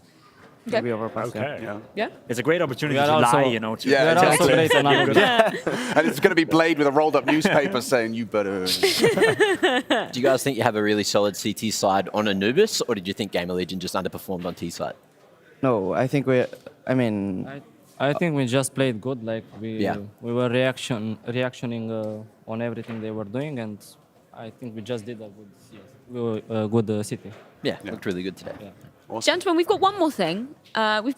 We're branding it the hardcore quiz. Is that right, No, Henry? I think it's. Are you paying attention? Are you wasn't paying it? attention? Yeah. I'm clearly not paying attention to this quiz. Should we split into 2 teams then? We've got the guys from Movistar Riders. Who are you picking to be going up against them, Am I on a Henry? team here? No, because you made some of the questions. Exactly. Actually, shit. So I would Should've lied say about that. Yeah, you do the two. You should do. have tried to cheat again, Did but anyone here commentate the game? No. I was going to say these guys probably didn't watch it quite as closely as the players did. I was So somewhere else. Maybe get one player each here. So you could- that makes sense. Okay, so maybe Yeah. Alex goes with Just. Yeah, I'll Yeah. take Just. I'll go with my teams there. Yeah. Okay. Okay. Do you want to switch to be in your teams? I don't know. We're doing I a don't know. quiz I of don't some know. We're doing a description. quiz. I'll go, yeah. Let's find out. All right. Okay. What so we're going to ask you Oh, questions shit. about the game Hope that you you were just paying played, attention. and it's about the rounds, and you just got to just say who. If you know it first, Okay. you'll get a Okay. point. Yeah. I'll keep Are track we of the doing score. buzzers? No, just like whoever shouts it out first, they get it. Like Okay. the correct answer. That's fine. Will you be scorekeeper, I'll please? keep it. I'll Yeah? be the adjudicator. Okay. Right. Question number 1. This is all about Ancient, by the way. So just the last map. Okay. Question number 1. Who won the first pistol round? Them. Correct. Well, There you 1 go. point There we to go. There Jacob's it is. That's team. the point right Way. there. Yeah, man. I know it. I know it because I did a great round on second round. There you go, on the scoreboard. How many times did you guys defuse the bomb in the first half? Oh, how many retakes? 3. Incorrect. Oh. Goes over to the other Let team. me think. Let me think. Yeah, take your time. He is calm. Did it fall? He's chill, taking his time. I think it was less. Less true? I'm loving Go Mac's for scorekeeping as well, by the way. I It's think great. 2. Well done. Excellent. Oh, Another you were point close. to Excellent. Quick our 2-0. unnamed team. Rack 'em up, Mac. Question number 3. What was the score at the end of the first half? 8-7 for us. Excellent. Nice. After First a 6-1 point. deadline, Great job, Alex. Let's climb go. back in. They're comeback kings, man. Yeah. Okay, question number 4. You got this. Which player got the most multi-kills over the map and how many did they get? Just Me? Just. And how many did he saw get? it. 18. Yeah, we saw it on screen. Yeah. We did. Thank you. Correct.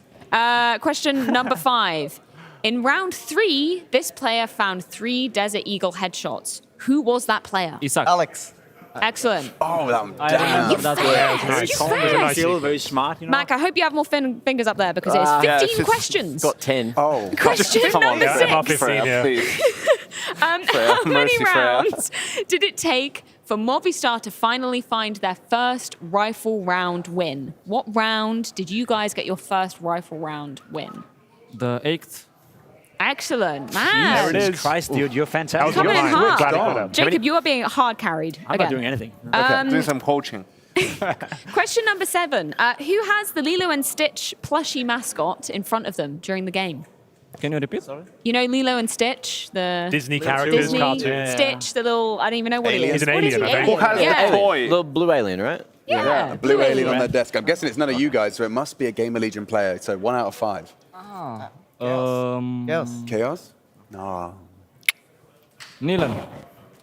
I was seeing if it was still there. They're on the other There side. it is, yeah. So it'd be doubled. I mean, No score? do we just skip the question? Yeah. The guess? Yeah, We'll let's never keep it know. moving. Let's pick We'll up the never pace. find Let's go. out. What's the answer? After going down 6-1, Yeah, you what was the guys answer? managed to rack up a haul of rounds, which saw you guys winning out the first half. How many rounds did you guys get in a row on that first half? 6. Not 6 in a row. You got 6, but how many in You a were row? 6-1 down, and then you got like this many rounds consecutively before they posted another one. 4. 5? Excellent. Another point. Question number 9. We're over halfway. Who ended the first half with the highest amount of kills? Me. Just. Correct. 13. Just in case. Who got a knife kill during this map? Akar. No, Akar see the. Yeah, Akor. Anovish. I see that. Oh, sorry. Who got the first knife kill? Oh, the first knife. No, only ancient. First knife kill on this map. Only ancient. Only ancient. Oh. Only ancient. Is this a red herring? No one. Somebody it a got a trap? knife kill. There was an unfortunate knife kill. Somebody got an unfortunate Was one. it a team knife kill? Me. Yep. That was a red herring. Who pulled out the Julies in the second pistol round? There were 2 players that pulled out the Julies against you guys. Me and Remember who it Martinez, was? No, second pistol Us. on the Against- other team. Yeah. Mopos?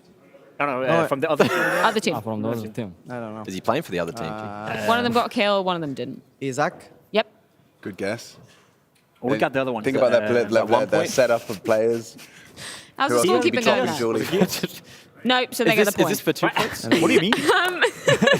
Right. Question Oh, yeah, number 2. Here's to win it all. This one wins it all. This one wins it all, guys. I think he's playing with them. Make it a How bang many up. rounds did you guys get in a row to push it to overtime? 3. There you go. There you go, Winner Addison. takes it all. We have our winners. Jacob, congratulations. Thank you you so really much, did a man. lot Really in that appreciate one. it. Yeah, man. Good job, bro. Thank you guys for letting us pick your No, the other brains. one. Thank you. And Thanks yeah, for I mean, having anything you want to say? We heard from your coach yesterday. Anything you guys want to say to all the fans at home? Because this is a really big opportunity for you guys. Anything you want to say? Yeah, I can. Muchas gracias a toda la gente que nos estáis viendo y nada, un abrazo a todos y vamos a seguir dando lo mejor de nosotros, chavales. Un abrazo a todos. Queria agradecer aí à minha família e a toda a comunidade que me apoia e neste momento apoia os Movistar. É muito importante o vosso apoio e é isso, pessoal. Continuem a apoiar. A gente agora vai para os playoffs. Vamos com tudo para os playoffs e vemo-nos lá. Well, today I learned what playoffs is in Spanish. Playoffs. You're fluent. I can do that, yeah. Portuguese. Well done, Alex. Scored myself out. See you later. I had one final question. Is it Adam S? Like Kenny S vibes? You know, Adam S? Or is it Adams? Or do we just go Adam? It's Adam S, yeah. When I made the nickname, it was Adam S. But Adam to S. explain, they A Henry calling G. it Adam. A Henry G? Kenny S. Kenny S. Would be the natural evolution. Yeah, I'd of say, course. But then Adam S. And Adam Yes. S. Good. Okay, Of we'll course. make sure we'll be shouting that properly. Okay, thank you. Deal. Next time you're popping off in the server. Well, in the playoffs. I mean, congratulations is in order. I'm sure I'll let you go celebrate with your team. I can see they're all waiting for you. You've got some fun to be had. Go ahead, leave your microphones food- down here. Yeah. Food. Yes, it's probably dinner time. Go get some dinner. Well deserved. Great stuff. So, first team locked in to playoffs from Group A. Movistar right, As we all Yeah. expected. Just as we expected. The script, we wrote it perfectly. They've been playing well. Yeah. Adam S. I like how chill he is, how comfortable he is, and a how he good doesn't recollection think. of the match he just played as well. Sometimes I finish a CS match and I can't even remember what map I just played. But Well, you just turned 30. yeah, It's like I'm 19. So. Dementia. Yeah, exactly. It's kicking in. Speaking of the boomers, should we throw it over to what are we going to brand as Boomer Corner over there? Oh, Tracing chat? Wow. Okay. Is that a low blow or like what do we even No, consider it's fine. that? We I think are it's a old. blow. Average age over there. I guess it. We'll take it. I think average we're age? millennials. It's 1, Jacob. Yeah, I think we're millennials. Yeah. But you know, they can call us old, Trace. We'll do our best to stay young. Look, I've been called a lot worse than old Yeah, at this that's point true in my too. life. So Yeah. like I think I take that as somewhat of a compliment. So has Chad by you yesterday. Oh. That did happen. Now, anyway, we're back here for a reason. It is a core reason. We have the 1v1s between the camps as far as things like AMAP and ping pong and everything go. Now, this wheel here, in case people missed it yesterday, we got a bunch of different game modes. We didn't wipe CS2 off. It's going to stay. It's going to stay. So we've got 5 different game modes. We've got AWP India CS2, mini-maps, Scouts Knives, AIM Redline, right? So we're going to spin the wheel. But first, before we do that, we need to nominate our champions. Now, yesterday, we had Pimp taking on none other than Hugo. Let's not talk about it. Anonymously, we were going to talk about we that. Anonymously submitted them, right? It was something where, you know, the idea is we're sending our champions out and we don't know who they're going up in battle against. It's kind of like playing TFT, but with people's lives. Yeah, so who are you picking today? Who is your champion today? Well, you know, I did. Hold on, I'm going to have to look back through a few different notes, but I did kind of come to a conclusion. You did? Well, I can go first. If you want to flick, I can get to mine. Go ahead. So for today, representing Team Counter, and I haven't even spoke to them yet, so this is going to come to a shock to them as well as it is to me. Oh, but Freya No. will be entering the Battle Dome. Freya. So Freya is nominated from Team Counter for today's duel, God. Trace. You already given up, Trace, Chad? don't do me dirty, please. Okay. Well, I was looking back into the the armament here. And Freya, I think you're more than capable of beating the person that I'm going to select. He goes by the name of MacMate. MacMate versus Freya. Now we need to determine the game mode. This All right. is, well, are you be ready? careful now. Now we're going to spin it. Whatever it lands on will be the game What's mode. the best case scenario, Spin it. Freya? Yeah, here we There's no go. best case Here scenario. we go. You Are you have to ready? choose one. CS2 maybe? What? Yeah, you know what? I do an all back. I can't read it from here.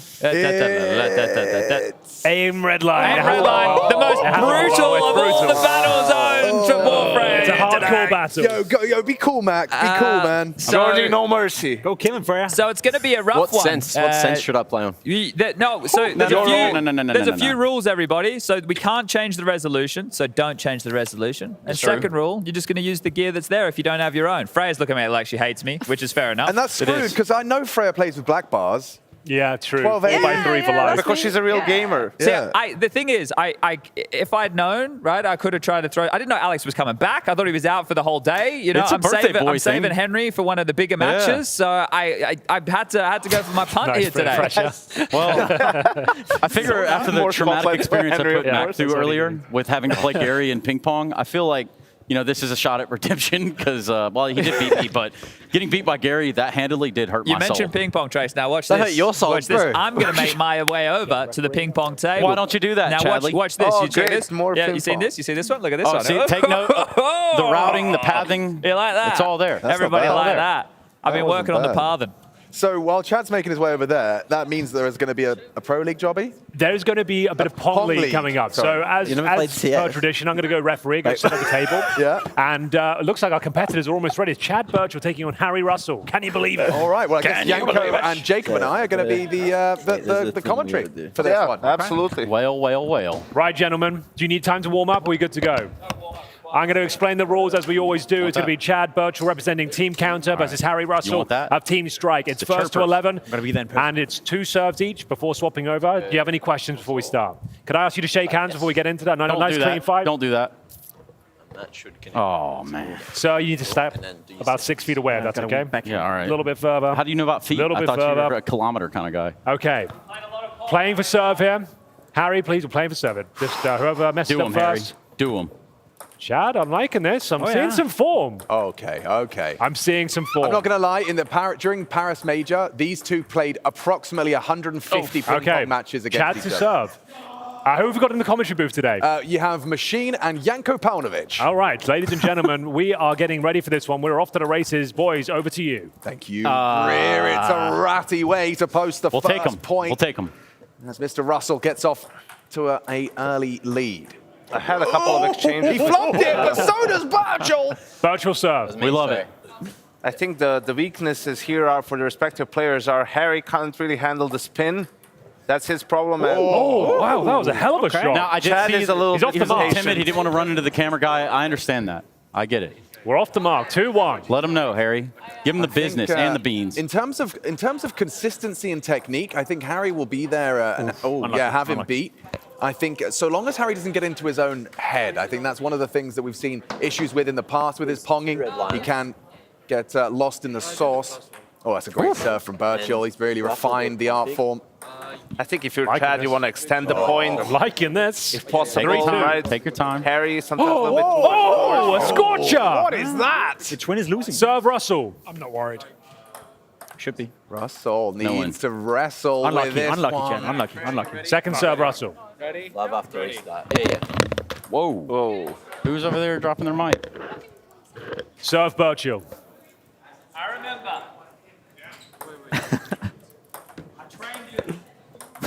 Don't listen to him. Don't listen to him. Focus. Student, but Oh, has this become is the quite master the Chad. rally here. What are you doing, Harry? The Padawan. Shut up. Oh! Second serve Birchall. So when we're ready, I'll just do that. Neck and neck. 5-4? 5-4 for Harry. Oh, it's this a is huge very- point. This is an important rally. Well done, Harry. First serve Russell. Harry gains some 6-4. separation now. Yeah, This is it's the most nice to have the competitive game breathing we have? room. I think so, yeah. Yeah, this might be I one for watched the these books. two go for hours into the night Great. playing this game. And Then they play some ping pong. Hey! All right, sorry, we just scored that one? Harry's point. Okay. That's that. Oh, 8-4. 8-4. Got him! Keep it going, Harry. Birchall to serve. There you go, gap now. Need one Don't get strong caught on the service game. It Harry's looked giving good. him one. It looked Second good. serve Birchall, 8-5. This is a gap closer if Birchall can convert. 9-5. Within two. Russell to serve. Is this for the game? Unless Harry That's 11. chokes it out. He's got this. Harry ain't choking. He's on our team. Chad's There you go, falling Chad. down. Oh, it's a choke. Hang on. I like that. 9-6. I like It's that. 1 point. It's 1 point. Nah, it's got to be a lot. Can he find 10 here? It's huge. Solid return. 9-7. Handle the pressure, Harry, Holy, huh? Birchall Take to a breath, serve. bud. Take a Harry, you breath. got this. Don't 1 overheat point over at there, a buddy. time, buddy. Second, lap. That's good. That's good. That's good. Just return it, Harry. Good advice, Hugo. Just return. That's all it takes. Yeah, Chad. Yeah, Yes! Chad. Yeah, Chad. 1 Harry. point separates them. Oh my. Deep breath. Second Massive serve choke, Birchall, Harry. 9-8. Ladies and gentlemen, this really is where we'll happening. see the crumble once again, the Russell crumble. It's what they're calling it. thought you were the adjudicator. I know, sorry. Oh! Oh, Birchall's really That's like tough. watching Nine, back to nine. back. 9-9. Come on, Harry. That's it. He's still on the Don't let us down, Harry. You're good, Harry. Take your time. Eye on the ball. You got this, Chad.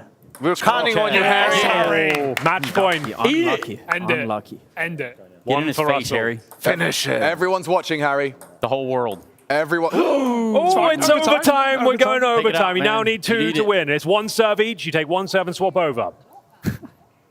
Here we go. Neck Here we and go. neck here. Here we go. Big return, and it's oh, Chad takes the lead. Match point for Birchall. Just take a breath, Harry. You're not gonna lose. You're not losing to Chad, Harry. Please. Oh, he is. This Step up. would be one for the history books. Yeah, to forget. Oh, this is the point. This is the point. Look at the rally. Giving it up. Ladies and I've been gentlemen, there. your champion, Chad Sponge Birchall, with a score of 12-10, taking it in overtime, We'll be finding talking about this another after point hours. here for Team Counter. Chad, how's it Shame feel? on you. Can we have the mic for a minute? Right down the camera here. Can we have the mic for a minute? I'd like to bring Harry over. Harry, Just come on over. shake hands, please, boys. Come on over. Take the photos of the crowd here. Great game. Here's the And official score. Look, one of my biggest foes in table Don't drop tennis. that. And one thing I want to say, Harry, you're a great competitor, and it was great to play you here today. One of us had to lose.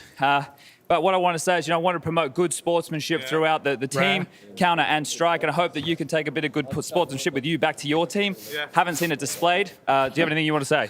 I think we're all great sportsmen on our team, and I think That's we'll why we're continue winning. displaying that, Chad. This was the olive branch. I put the olive branch out, Harry. It feels like you've broken it. Break it down. Screw that guy, Harry. This was a great game. I did kind of choke. It's kind of synonymous with me at this point, but Number one's hey, in. man, like we live and we learn, right? I'll be back stronger next time. Yeah, we'll be back stronger. Come back stronger. Trace, over to you for more. Yes, more, which is exactly what I have for nobody, because we're going to be going to a break. We're going to come back, and we're going to jump in to the next series. You're watching ESL Pro League. Don't go anywhere.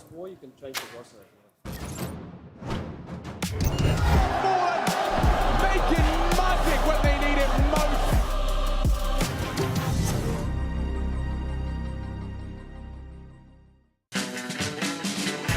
It's time for the DHL Drop.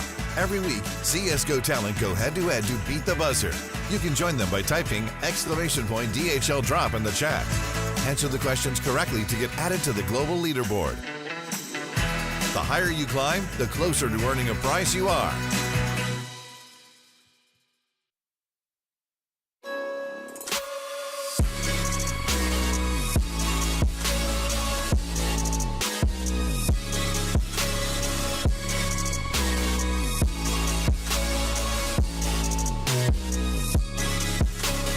You love it, you wear it.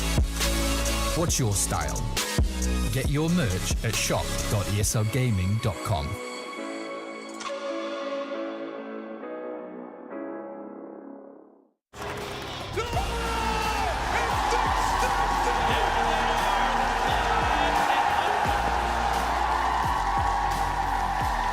Let's rip the Russo. One more time. Are you ready?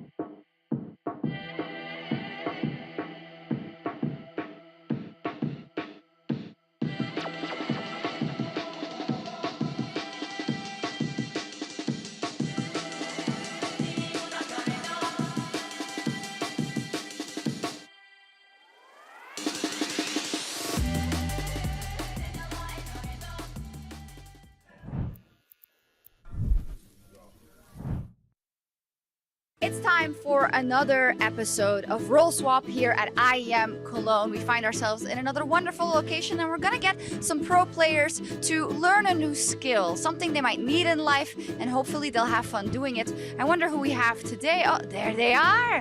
Magic and Zaiwu. Hi, how are you both feeling? We're feeling good. Yeah? Feeling good, feeling good. What do you think we're doing today?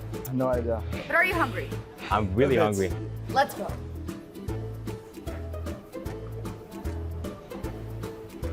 Hello. Hello. Hi. Hello, sir. Wants a cut? I think both of us. I'll try. Oh, what the fuck? What? I think you need... What do I need? Nothing, mate. Do your job. You wanna try? I will try then. I think you're better at this, maybe. Oh, but bro. Oh, shit. It's... You have to do it now? Dat is allemaal job. Okay. Zeg ik dat in mijn oven? Okay, warm it up. How long? Ja. Hold it. Finger. Careful of the finger, he said. Let me try one. Okay. It's decent, no? Now you have to get it more than... Yeah, no shit, mate. I know shit, mate. Je bak oven right? Careful your finger, mate. Mathieu, how's it going? Really warm. Yeah? Yeah, but I have a lot of respect. Yes, I have a lot of respect for that. For the beginning, really good. Really hard to cut the meats. How's the For teamwork? bread. I think we need to talk a bit. Yeah, we need to... Communication. Communication is the key. I'll leave you guys to it. Give the ball. Out. Ah, fuck my life. Okay. Take the meat. Oh, need to go. You do it. Do the meat. Wait, I do the meat. But you have to take this one though. No, we need to take the other meat. Ah, you take the other Yeah. Hello. one donor with everything. Okay. Everything. Yeah. Extra meat. It will be the best donor I will ever made. Okay. Everything from sauce, as well? Which one? That one. This one? The hot one. Just for the colors, a bit of this. And this one, you say?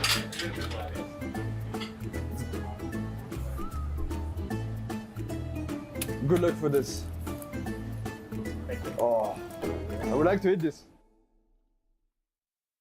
How you feeling, mate? I'm feeling okay. Not thank you? Not really, no. Kind of shit, but it's alright. I mean, I'm cool with him role-playing a North American persona, just as long as he doesn't frag like a North American offer. You should choose me because I'm really beautiful. And I think that's important, being beautiful.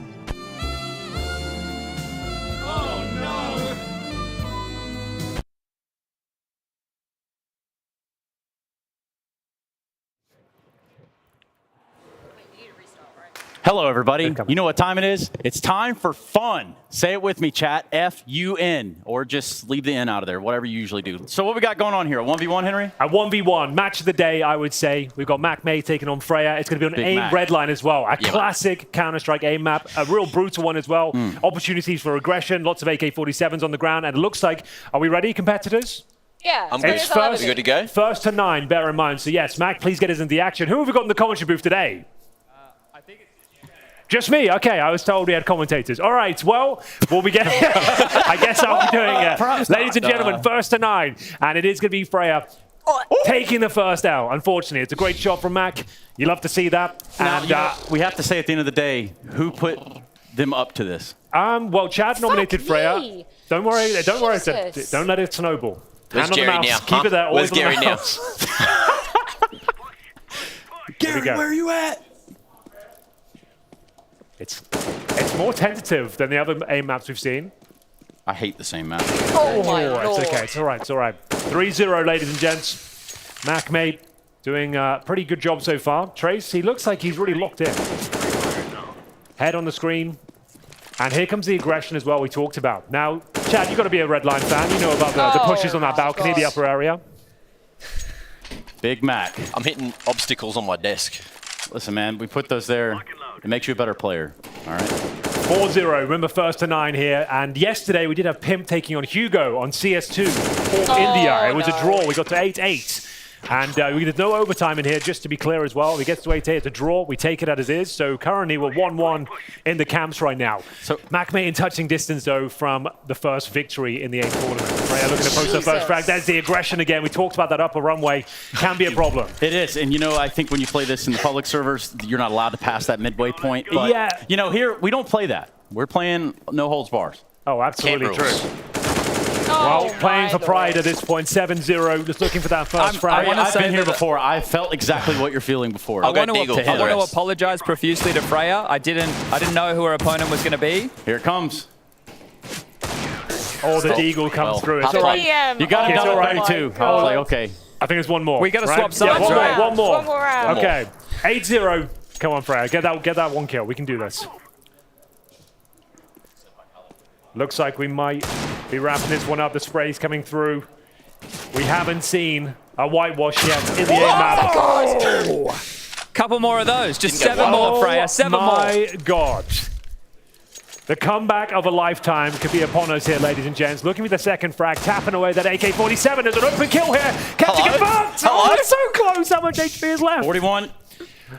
Yo, let's go. Well, we got a game on our hands. All right. The comeback is on. We're playing for the draw. We're playing for the draw now. 8-8 is all we can hope for. But 2 back-to-back rounds. We saw a choke on the table tennis. Maybe we'll see one here again on AIM Redline. Unfortunately, it will be Mac taking it. It's a first victory. Shake her hand. Round of applause, please, guys, for Mac. Let's get some energy in the room. You guys are doing this right. Good there stuff, you go. good stuff. Chasing each other around the table. Great, all right. Great scenes here. That is going to be a victory for Team Strike. We'll take those. That's the Big Mac on the attack. No frisbees, none of that. But what we do have in front of us is a team called Vitality. Check this out.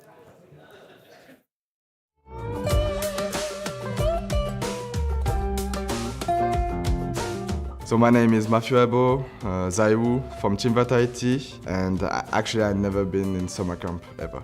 Yeah, I could try. I mean, I'm not scared to try, but yeah, it could be a good idea to do some holidays or go with friends or with a team to do like boot camp or anything. I think for sure I will take Inferno. Either Inferno or maybe Overpass, because you can picnic outside, you can do like with your girlfriend, you can do something like this. Maybe, yeah, both of this. My name is Dan Madescar, my Apex, playing for Team Vitality. Okay, I have a Cocker Spaniel at home, so I'll be a Cocker Spaniel because they're not listening that much. They're really like stubborn, and I'm a bit like that. But they're really kind as well, and really cuddle dogs, so I think I will be them. Maybe the coach, Zonic, maybe he's gonna just watch us making sausage on the fire, talking a bit, making troll. Yeah, I think Zonic is a good idea for that. He's gonna be perfect. My team will be dead in one day, for sure. Like, okay, my 2 Israeli friends are scared of bees. So when they see a bee, they're just running. So imagine in the forest against a bear. Magisk is already a bear, so that's perfect. As he's a bear himself, I think they will make a an agreement together to not to fight against each other. I think we are the best campers of the group because we are the best team in the world right now, and we love camping in Malta. So I guess it's all about that. Here with Apex, they're about ready to get into their game. They're about ready to play this matchup. It is going to be Vitality taking on NIP. So from the Vitality side, it's got to feel pretty good. You know, you went down the desert, you found a pot of gold. So you come into this matchup, things feel a little bit different now, don't they? Yes, of course. I mean, only after 2 months with Shah, we are showing really good results already. A semi in Cologne, a win in Game 8. So we were just to continue in that way, and I think we do pretty well for now. Yeah, you stick with what works. You know, it makes the most sense to me. Hey, so Hampus said what works is playing against you guys almost. Like that there's a level of knowing and understanding how each other are going to play. Would you say you feel the same way on the other side, or what do you think about that statement? Well, okay, maybe you can say that. That's pretty fun to hear that. But what I know is that last time we lost against them, that was like we had maybe 2 days with Shah, and that was pretty rough to play, and we played like really bad. So of course, I mean, we used to play each other, and maybe they know, but it's how it is. I mean, every team know each other, and we used to know. I mean, a lot of teams are looking at us anyway because right now we play really good. So it's how it is. I'm just feeling comfortable playing anyone right now, and so today let's make a statement. Yeah, let's make a statement. Last one I got for you this. You're running the ship over there at Vitality. You go into these matches. Today in specific, when you play NIP, what is one way that Vitality can go about losing this on their own?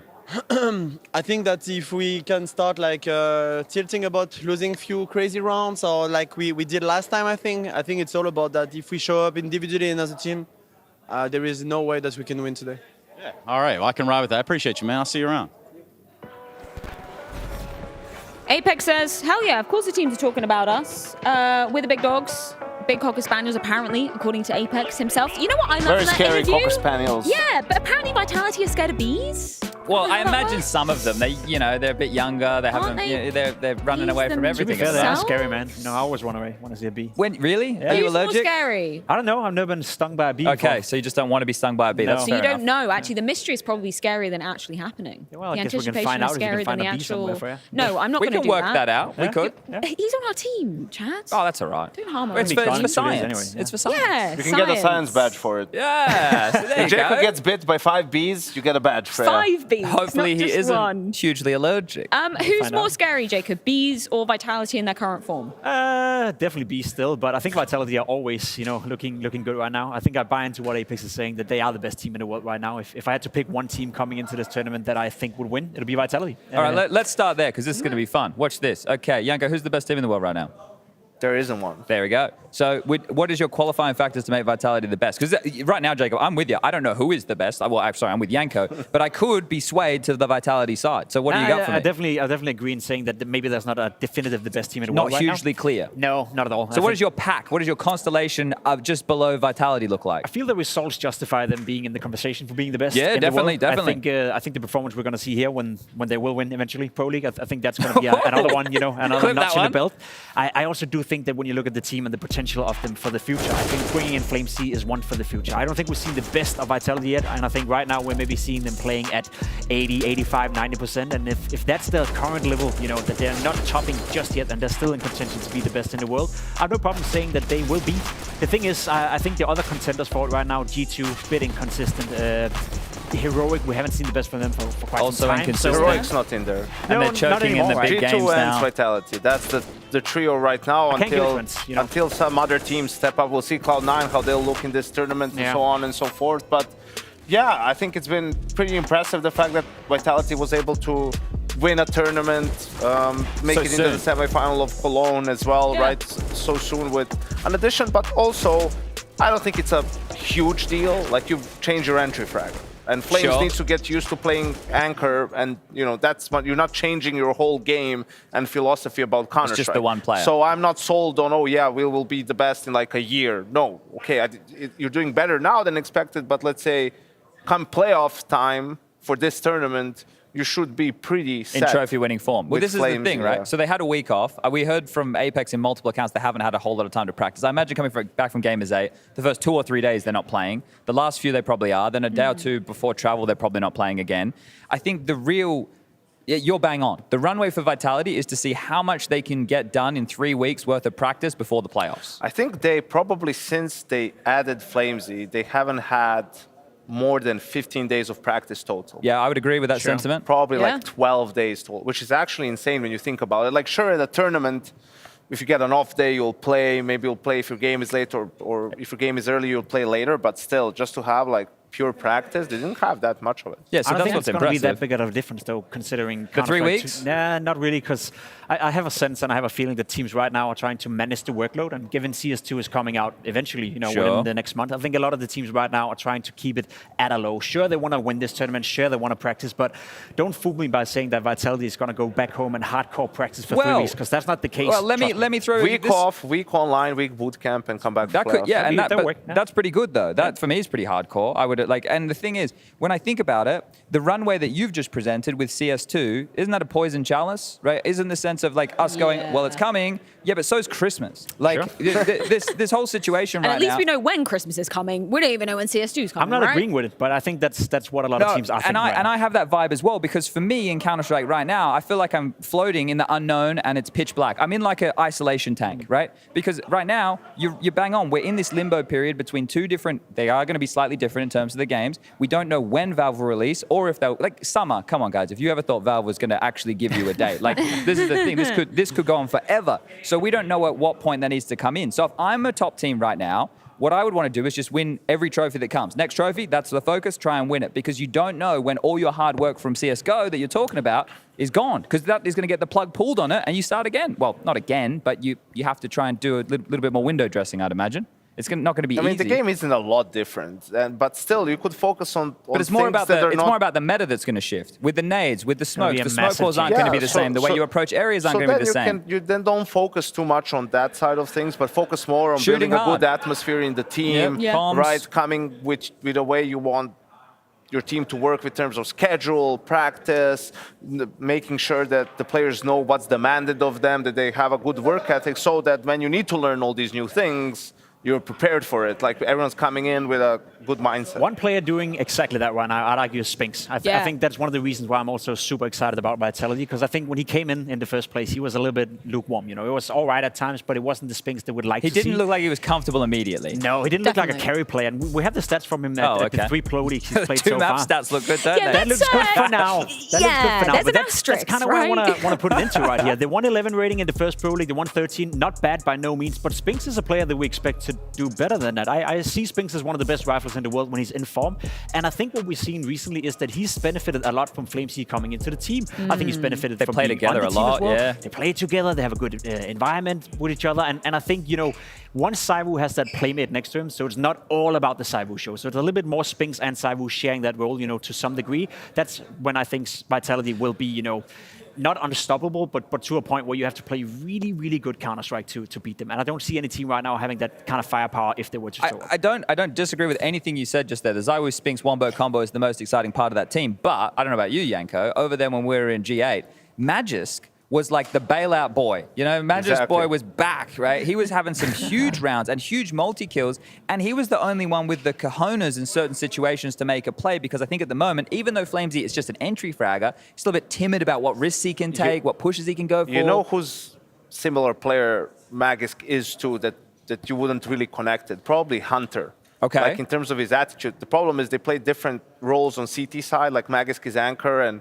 Hunter is roamer, so you don't see it in the same way. But Magisk is also the type of a guy that's going to take fights, doesn't care, never plays scared, right? And we'll find some of those high impact kills. When it's a 50-50, it's a 4v4, and he swings and gets that one kill that brings the round back into their advantage. The impact frags. And Gamers Saint in particular, he was amazing in pistol rounds. He was the highest rated pistol round player, which I think went a long way for this Vitality lineup. They still, even that final, they were 5-0, 5-0, you know, on the third map, up in both halves against Ants. Like, they still need those pistol rounds because they don't have as much depth with Flamesy. Like, their their playbook isn't as deep, so they need some of those rounds to go their way. Not to cut you off, gentlemen, we do need to talk about NIP, obviously. Oh, their opponents in opponents. this. Yeah, we are just Vitality train. You know what? We haven't talked about them on the A stream yet. We'll give that one up to everybody. But we did see NIP already taking on Vitality back in Copenhagen straight off the player break.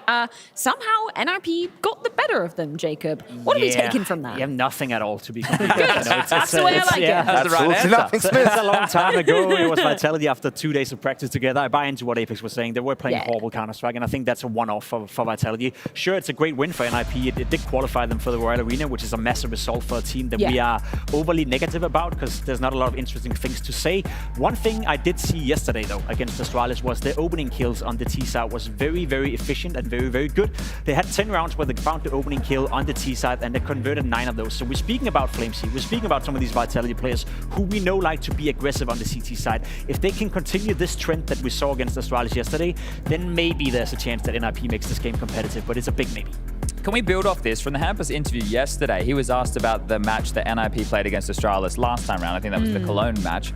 And he mentioned, oh yeah, we only had a couple of hours to prep for that game, right? That was what he used in the face of a loss. And we heard Apex there in response to Trace, from with what NIP said. And Apex came out, and, yeah, we only had Flames in the team for 2 days. It's interesting how the teams frame like rationale for their losses, because a loss still sucks. It's going to stick with you. But we heard from both of them talking about different opponents of their types of losses here. So I think today, with everything we've looked at, if NIP can be competitive, for me, that's a win. If this goes to 3 maps, that shows that NIP are doing something, right? They're heading in a decent direction. Jeez, guys, can you shut up? We're trying to do a bloody death segment over here. Jeez. We get Mirage again. We get a different pick from Vitality. We get Nuke. I always hate seeing Vitality pick over pass, so hopefully that doesn't come through later. Abandon it now. I don't think we're going to need a third map. Yeah, whatever. Yeah, we're not going there, are we, Jacob? No, I don't think so. I think Vitality is going to get it done. I think Vitality is not happy about the loss they had against NIP at Blast, and they want to prove a point right here. Fluke a spot for the playoffs straight away. Get a couple of days off. Maybe use it to soak in some sun here in Malta, or go practice. Who cares? Have some games. Yeah, that could be it. But I think Vitality, as you said, for me, if NIP remains competitive over 2 maps, maybe 3, then that's a win in itself for me. You bring up a good point, Janko. Casters of the game. But not before a quick break. When we're back, final game of the night is going to be Vitality taking on NIP for a spot in the playoffs.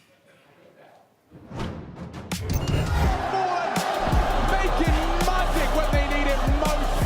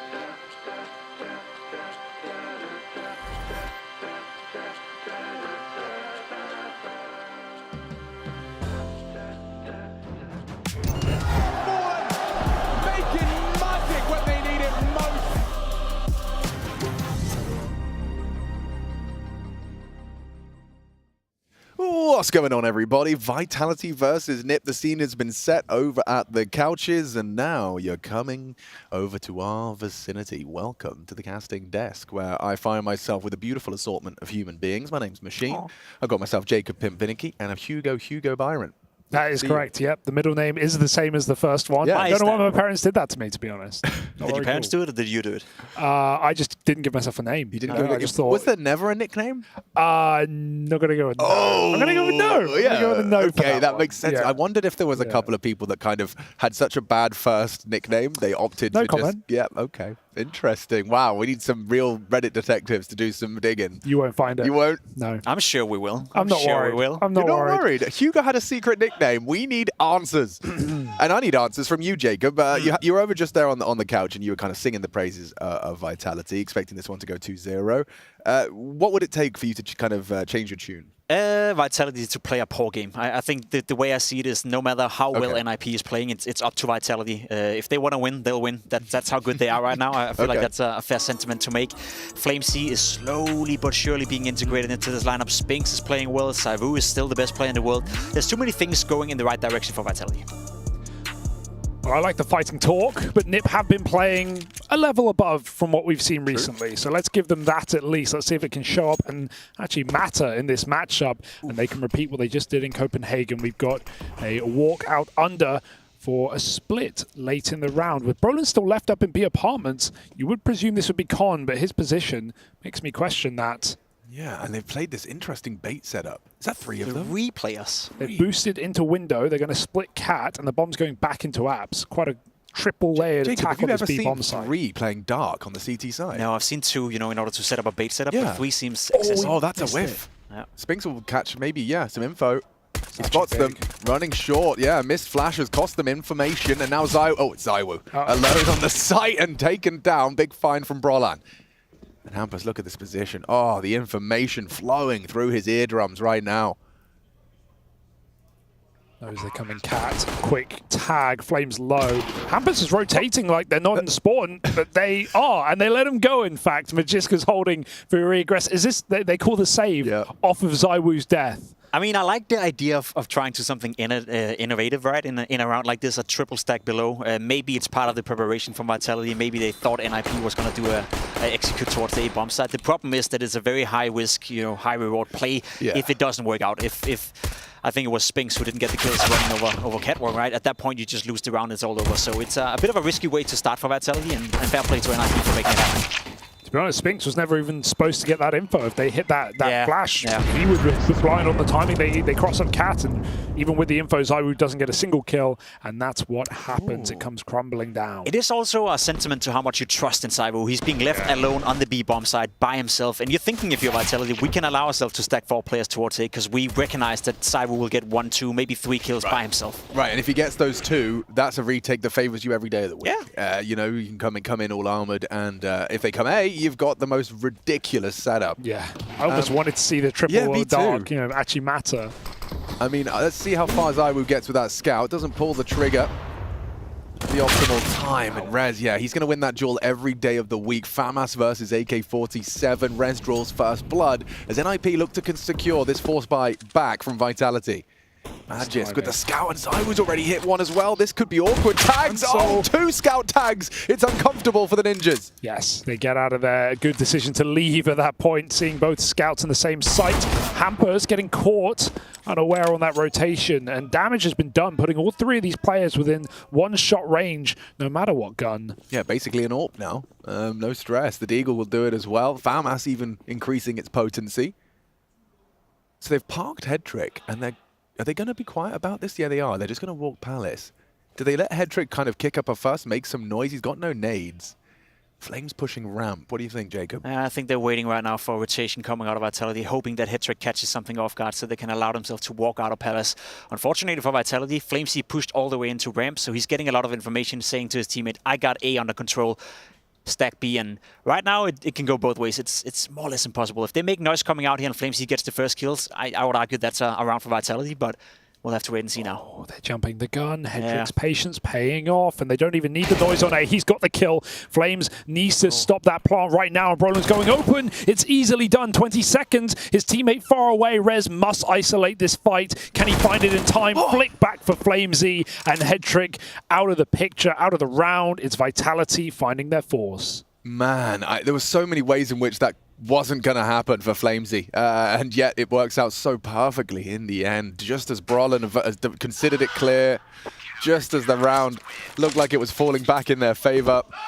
And it's Zonic you're hearing. He wants to keep the juices flowing, and they do. They get right back to the winning ways. Round 2, NIP, that pistol success, very short-lived. The mistake was made in the beginning of the round because the double scout setup over on the B-bomb side right here, obviously very potent, and maybe they couldn't have forecasted that. But fact of the matter is that NIP played the mid control super fast, and they walked in blindly towards the B-bomb side. They weren't aware whether or not Vitality had forced up. They weren't aware of where Saibu had rotated with the scout. We saw him in window in the beginning of the round. So NIP played around completely blinded. And I think when you do that, you risk walking into a stack like that, and they kind of had it coming for them. See what we get with this. Galil have chosen to fully invest as well to wrestle for economic control, but look at the discrepancies here, Hugo. You've got 2 M4s, AKs, FAMAS up against these meager Ds. It's not going to be easy. Hugo's looking for a fight, and actually successful in that endeavor. Apex 1, Spinks. Oh, hang on, he's lost Flames and nearly lost his head as well. This has not gone to plan. Vitality, they're going to have to batten down the hatches, play this one very tight in order to convert a 3v3. Yeah, didn't need to die on the hill in mid there, but they had the numbers. You would presume that would go more favorably for them. And if now Get Out, very happy with this 3-on-3, and they know they've got Vitality split up as well. So max 2 really on this B-bomb side. Zaiwu still floating window as well with so much time on the clock, and they are going to find the low HP player if they go B, and that's a big if, because creeping down underpass, sure, it's another gap. Again, they're going to get a lot of room, but Vitality have a crossfire towards A. Magisk and Zaiwu, 2 heavy hitters. Both teams playing in the dark right now. None of them have any information whatsoever. Vitality is very defensively positioned, and NIP is just walking in blindly right here. Unfortunately for them, 2 players are in position to deal with it. Yeah, and it looks like Zaiwu's going to get the information. Oh, gets it safely as well. Thank you very much. And the first is Magis, the second as well. Only head trick on that Galil. He's found 1, but needs 3 more. 4 total. And he pays a heavy price for that first engagement. Magisk brings him low, and with only 10 seconds left, it might be another opportunity for Hedrick just to try and... dead. Oh. He gets to get the M4 if Spinks maybe kills him after time. It's awkward. Nice. It's awkward. It's very awkward. $650 for Hedrick into our next. That's why I love watching Zaiwu play, man, because he's just a risk-averse player. Even though he's happy to take fights, like, he just knows that 20 seconds, he gets that con spot. I know 1,000 other players would re-swing back in, knowing you have a favorable angle, you have a lineup there as well. You know, you're going to take that fight. Zaiwu just drops off, plays a crossfire, draws them into Magisk, who can get a multi-kill, and he's the second Magisk fires, he swings off his contact. Like, Zaiwu just plays it perfectly there. Didn't need to get any kills, just wanted the round. Now this one will be a nice, casual, leisurely round for Vitality. The battle has been won, or rather the skirmish. You know, let's consider the best of 3, the battle. What's the war? Oh, good point. The Pro League. This is the war. Ooh. 5 weeks of war. But for now, we're just going to chill with Glocks. Rock out with your Glock out. Really, any casualties is a mistake here for Vitality. They want to clean. And Spinks looking to make that so. He's got cover on his top mid. There's no better rounds to play as a Counter-Strike player. You know you're up against 5 Glocks. There's no armor. You can farm as many kills as you'd possibly can. It's all about finding where the T's are hiding. And honestly speaking, as a player, there's nothing better. You get to chill for a round. It's been a very stressful environment. The first 3 rounds were very close back and forth, and you get a breather in the middle of the game. So nice and easy right here for Vitality. Off to a good start, despite NIP having had chances, I'd argue, in the first couple of rounds to make a dent into it, but haven't been able to convert so far. I would like to see them play a bit more explosive, though. I think it worked in the middle. We saw it in the beginning of the rounds that the more explosive NIP gets, the more you rattle out Vitality. I think if you allow the game to be stretched out and you use all the time in the rounds, which NIP was super comfortable doing against Astralis, I think that's a mistake against a team like Vitality. You want to rattle them out, you want to play fast, you want to make sure that Saibu doesn't get too much time to consider his options, roam around and be in different positions. So if I'm NIP, I'm trying to pick up the pace just a little bit to see if you can put a spin into it. Yeah, that's one of the things people describe when talking about ZywOo is just the way in which he has this kind of vision for the game. You know, after 40 seconds, he's probably got a good idea of where your entire team is, or at least a good idea with some educated guesses and estimates. And that is when he can become even more deadly. Config yet to frag. He's definitely a win condition for the boys. And, well, no frags for Config here. It's Rez that fills the feed with the double, opens up the A site as ZywOo's still here, and Rollins not ready. Could be two. Ooh, head trick. He gets away with a scrap of HP. Still, though, Spinks masks his drop-off. Still noted, though, and it's Flames with only a FAMAS up against an AK. Rez, another from him. This looks great for NIP to convert. I say that as no one considers Spinks. Repositions, traded by Rez. He's on for the ace as it stands, and now ZywOo noted in CT with the trajectory of that flash. Head trick with a second chance at life here, just holding on that headshot angle. They Got do off need the to bomb plant. run. Ooh, no one's looking, and he's crept out. I think he saw him on triple as well. He's going to hit a tap. Easy kill, drops that bomb, and ZywOo ducks back to deny the ace. Up against Rez, going up and over on the stairs. ZywOo crosses out, dangerous territory, but ZywOo wanting this round in the palm of his hand. He creeps around the boxes. Has Rez put it together? No! ZywOo wins it out. 3 for him, ace denied, and all of Rez's efforts in vain. No one better to do it than ZywOo in a situation like this. He played it picture perfect, found the timing, found the gap, no hesitation, weren't afraid of making the right play at the right time, and he did it. Unfortunately for Rez, as you said, did a tremendous job in this round, finding entries, coping with it all, but he needed just a bit of help from his teammates and a bit of help to shut down this man, ZywOo, who once again showed the clutching ability that he's so very well known for. Gosh, yeah, you know, when you saw that suddenly glance at who's left, the fact that the bomb hadn't been planted, and yeah, ZywOo just takes over for the close. Config's mad. He's aggressive. He's managed to get himself under window. Look at the time, 1 minute 35. He's just held W all the way. Oh no. Yeah, well, he's definitely noted now. Nades on his face, and into B. Spinks, he's spotted the bomb, takes down Rez. Brolin with a nice rebuttal. It's Flames at range. Ooh, hold on. Rollins taken down 2 here, and ZywOo was in that naughty list. This is shaping up nicely for the Ninjas. It's getting awkward as well. Flames doesn't reload, but he's got teammates to help. Config yet to frag in a manageable 1v2. They're going to spot him. Oh, this is so uncomfortable. And held by Magisk. Vitality, they're looking polished. There are these opportunities. You see these moments in the round where it's like it could go NIP's way, could tip the scales in their favor there. And as Brolin finds 2 on the way in, you start thinking maybe there's grounds for a plant, but not today. Yeah, big spam from Magisk as well to get that low HP head trick, who still had the entire bomb site under control. Could have bought time for Config. Magisk just spams through that boost box and puts it down to a 1v2 with no gun for Config. It's one of these games where you look at the scoreboard, it's 5-1 for Vitality. The economy is looking somewhat decent for the CT side as well. The scoreboard doesn't reflect how close it's been so far. It's a couple of kills, a couple of key moments, a couple of key rounds, and all of a sudden you're looking at NIP being up 5-1. So in terms of how competitive the game is right now, I would argue the scoreboard doesn't do it justice just yet. In 5 of the... only the Glock round. That 5 alive is the Glock round, right? Yeah, no, so it's just... So in 4 of the 5 rounds that Vitality have won, they've had 2 or less players alive in every single one of those. It's just been consistently close but no cigar for the Ninjas. All is not lost. It's just the opening stages of Mirage and of this series. This is, however, the Ninjas in Pyjamas pick. You need to see just some of their stars start to shine. Hampus is going to force a fight here. Spinks. Oh, the double. Ooh, nade back actually does significant damage. Hampus swallows that. Even gets to save his smoke in this position. Well done by Spinks. No panicking. Making sure not to get hit by the fire and keeping the smoke in hand, which he can use now for that matter. There's 38 seconds left of the round. NIP under a lot of pressure. Yeah, you're right. If he smokes this off, there's no way they're heading into that B split.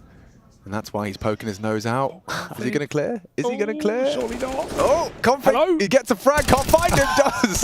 Just in the nick of time. Rez looking at the wall. And looking at 6 for Vitality here, unless Brolin can hit another banger-ranger like that. Head trick. Impossible.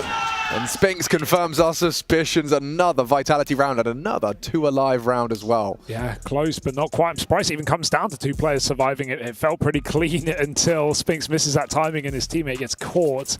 Yeah, you know, Vitality CT side, always a lock-in. I don't think they dropped a CT round against Orcs when they played them. Sure, different caliber of teams, life of a B player here for Flames. Yeah. Respect. Yeah. It's very hard to do this for 40, 50 seconds and not push. Listen, one thing is doing it in a game like this, official game, you're on a stage, you're at a tournament, but imagine he has to practice Mirage 3 times or 4 times a day, you know. It is the absolute worst. The mental capacity you need to use in order to not go insane by that. Yeah, well, it's also that he's opting for that, like, just the jump with the nade as opposed to the old school jump you actually across. move, yeah. You actually have to, you know, I feel like that would send me to anything. sleep. That's just like counting sheep, just jump. You can just kind of spam it and stare at the pixels at least. We need some help for Brolin right now. He's had a good start. He was kind of the requirement when we saw Nip win this game in Copenhagen. It was, thanks to Brolin on the large part. He had, a higher rating than ZywOo in that game, 1.33, 50 kills over the BO3 series, 2 maps.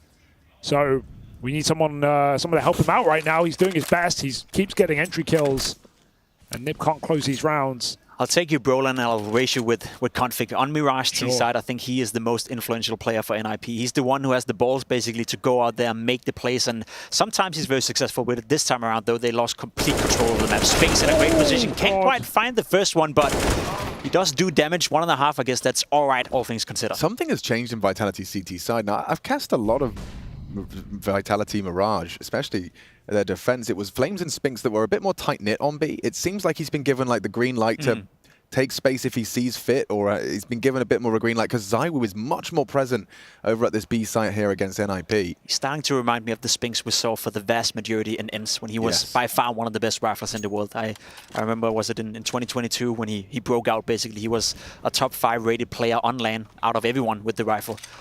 We haven't seen that Spinks, the past year, I'd argue, but we're seeing more and more of it. I think you're right, Alex. He's getting more space. Yeah, he is, and understandably so. It doesn't have to be ZywOo, but he certainly can deliver and does tag up Brolin. That's Flames. Nice, easy putt across the line. Oh, gosh. 7 in total now for Vitality.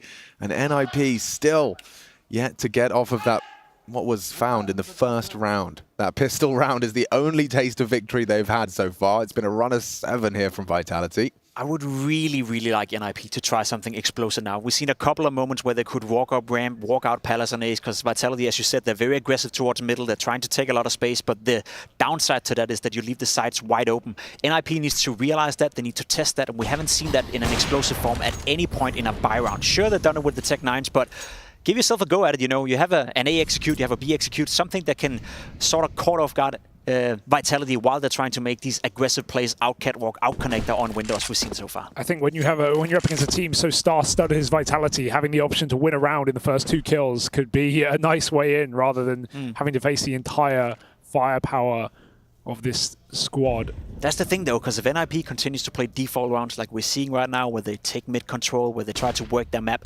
I feel Vitality just have too many individual brilliant players that can shut that down at any given moment. So, as you said, Hugo, get into a bomb site, see if you can trade your way out of it, and then play the clutch, play the retake, and see if that's a way into the game.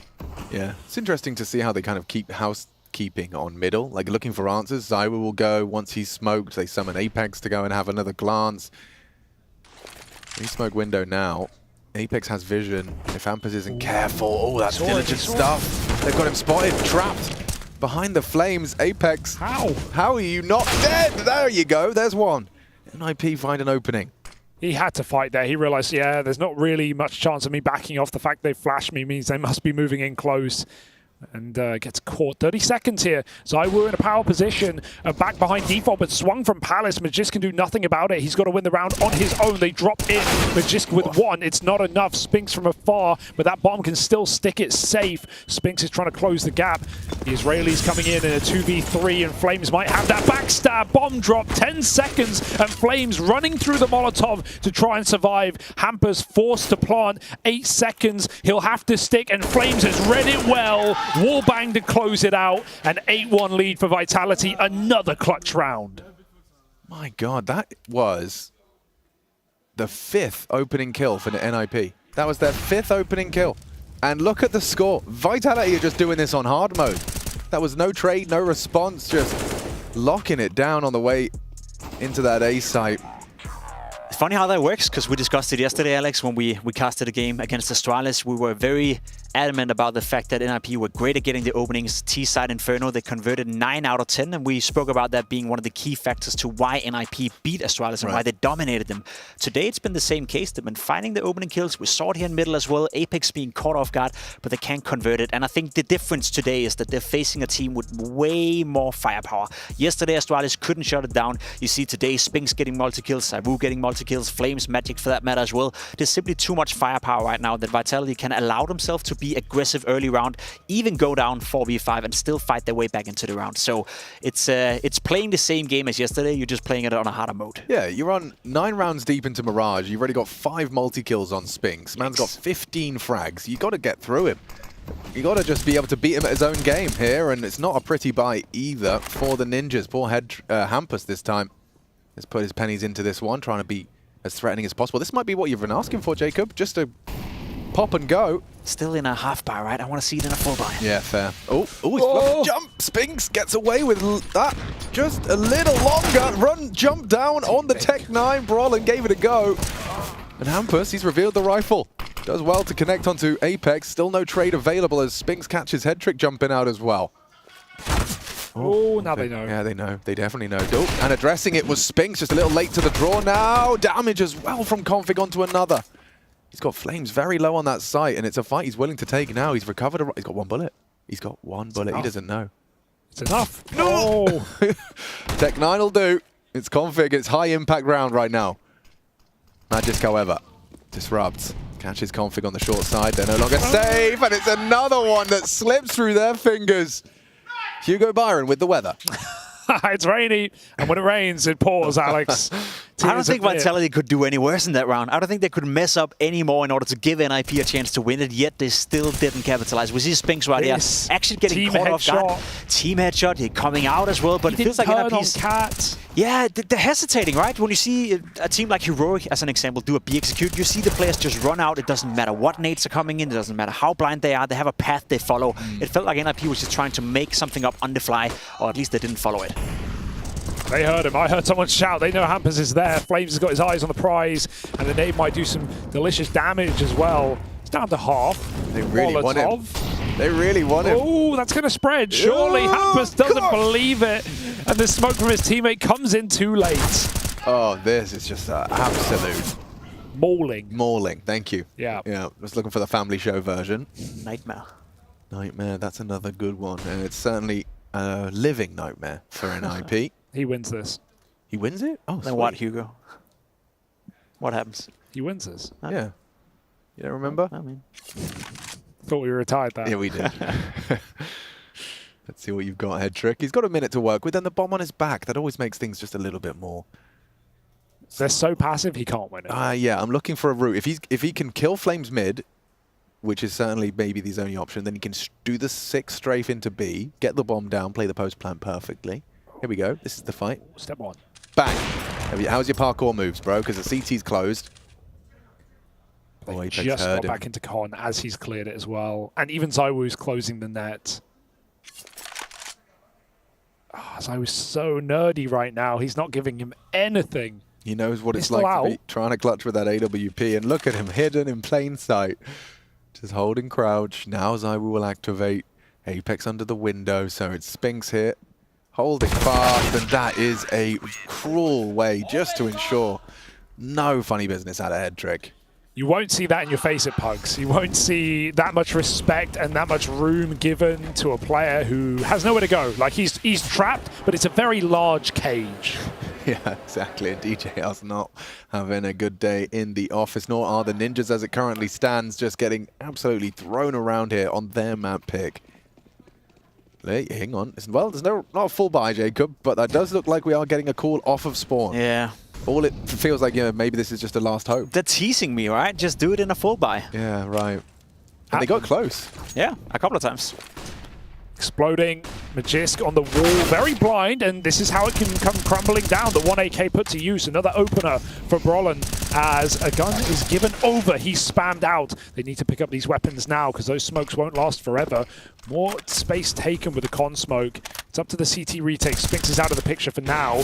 Flamesy taking risks with the jump. There's 3 players facing and fighting forward. ZywOo misses another shot, but you can't catch him off guard a 4th time.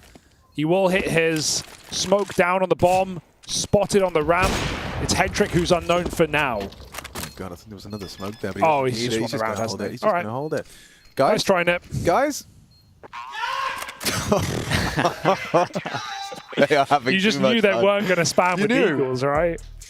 Oh, that is so tough. It's one of those games where you feel like NIP, it doesn't matter what they do, it's just not going to work out right. Another great call, right? They get the good opening, as I spoke about. They have left Magix a little bit by himself on the A-bomb side. They've been very mid-focused, you know, to counter NIP taking that mid-control. You get into the bomb side, you get the bomb down early. Unfortunately, for my money, Config re-peeking into ZywOo the 2nd time. That's the difference right there. He should not have died. He should not have given up his life. Makes this 2v2 very uncomfortable for the remaining 2 NIP players. And ZywOo, I guess the reasoning for the NIP players not to react to that is that you're thinking you're up against ZywOo in a 2v2. Of course he's going to come for you. Of course he's going to try to kill you at some point, but he's also showing that sometimes the best solution is just to sit down, stick the bomb, and get the round. Yeah, and the amount of times that you see even professional players in a scenario like that not get the perfect smoke, you know, like, because he didn't know specifically where on Firebox that bomb was planted, but he just gets it perfect, bang on the money, and converts it clean. All right, well, they've got all the guns out. Let's go back to a default, I reckon. And you're not wrong. Although this is nice. They're going to throw an AXX and they're going to pop B. So let's see if ZywOo can do it solo. Again, he couldn't on the pistol round. If you went A right now, you'd have Apex, Flames, Magisk, and Spinks ready to defend the site. Does ZywOo rotate? Does he make the mistake in this round of moving before the call is in? I don't think so. And they certainly hope so. These util getting thrown over A, but this is not much of a fake right now. No one's even committed with the smokes. Magisk sees right through, dropped his mid-sight smoke. ZywOo has not moved a muscle. Not sure what they were trying to achieve right here. Maybe create space in middle for Rest to do something, but even this smoke is going to give up his position. Flamesy see no one coming up, so the more we see this round unfold, the more information Vitality is getting. They already know by now. I feel NIP is... This is very delayed. Ain't completely in the dark yet. Oh, that's a nice find, but it still could be a problem if Spinks... Oh, he's been spotted. ZywOo down after 1. Finally. That's a free bomb site. Yeah, it should be around for NIP, non-negotiable at this point.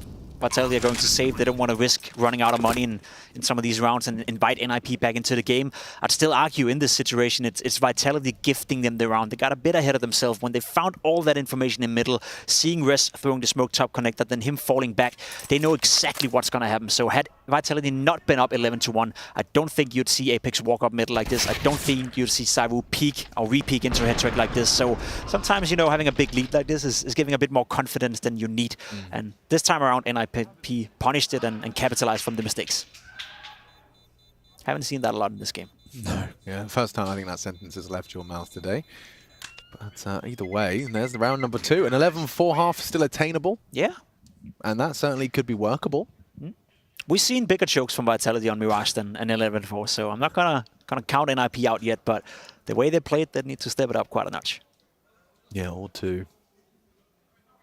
Don't think we'll have an AWP here at least for Vitality. That could be a way in. Although ZywOo capable no matter what weapon wielded. Yeah, you may argue he's even better with a rifle, huh? Yeah, right. I can see that. Yeah. Which in itself is crazy. Insane. Yeah, he's had quite the year.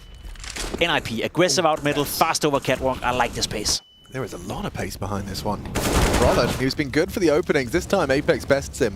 Trade. Oh, not today. Takes down the AWP as well. Well, that makes up for his shortcomings in the previous, and he heard him. You know, Config's licking his lips, heard the retreat, thought there was a gap. ZywOo says no. That's beautiful for Vitality. Perfect 1-2 punch and connector. Apex shouldn't get 2 kills there either. Hedrick knows the angle. Yeah, the smoke's in the way. Yeah, it's favorable for Apex, but Hedrick has the scope advantage. He should be able to get a trade there. And now Nipper just desperately crunching B in a 2v5. Flames has been waiting all game to play this B bomb site and actually hold it down. Spinks is here to steal the glory just in time. And he's playing a little bit more aggressive as well. Will be the first spotted as he gets in behind cover. All right, Flamesy, what you got? An easy one, stolen, of course. Things got it. And a trade at least will give Flamesy the final blow of this round. God, all of my sympathies to you Biancas out there watching at home. Oh, no. He's not getting a kill, is he? Zaiwu's not a knifer, for sure. No, Flames not gets that the kill. Flames gets the kill. Nicely done. And 12 in the bank. I like the call coming out of NIP. I like the pace change right here. Yeah. But again, you can't take into account that Apex is winning not only one, but two 1v1 duels from this position. He hasn't won anything so far in this game apart from this one round. So if you're Hampus in this situation, you make this call, you got to look to your teammates and think, we got to win those duels, right? The call itself, nothing wrong with that. It's the individual powers right now, not the FNIP. It's a completely different round. If Apex gets traded by Headtrick, Config never walks the smoke. They never get down into a 5-on-2 and have to just walk out B-Abs. So who knows what it could have been. Coulda, shoulda, woulda here in this half a nip. That's their fourth. That is their final timeout, burned through in just 15 rounds of play. I mean, DJL, he feels like if ever there was a chance, it would be just to get at least 3. 13-2 is already basically the game. Ouch. How about 9-0? Yeah. Could be worse. Oh. Well, yeah. How? Not in 9 rounds of play. That's about I mean, for NIP, you know, they're looking quite good. Oh, okay, yeah. Yeah, okay. that's for sure. We got some aggression out of Apex, or at least a flirtation with aggression. He's got help. Magisk as well joins him for the ride. A-pop. I like this. I like this a lot. This is what That means it's not going to work. Yeah. Everything that Jacob has liked in this game has fallen flat on its face. Hey guys, let's check out this simple trick. You, Mike, Go. what's up? Zaiwu under the balcony. What you got? Missed the timing. It's already it's already given them so much time to adjust. In fact, Apex is T-spawn. Apex is already despawned. Oh, and that just catches them through the smoke as well. They don't catch a break. Oh, Zaiwu here. Zaiwu gone. Nice from Rez. Need to see Headtrick post that one on the AWP, and he does to deliver. But here comes the Apex flank. Check this one out. Hold the shots. No. Okay, take the shots. And take the bomb as well. Another double for Apex that might be enough to just win this round. And he is still keen to fight. His team aren't here yet. This is a little dangerous, but he's got Headtrick locked in Palace. And Molotov will confirm that. Config swings over the stairwell. And a 2v2 ensues as long as he can live for his buddy Headtrick. They know this it's may the be B players. savable. They know it's the B players. This Israeli duo is really good.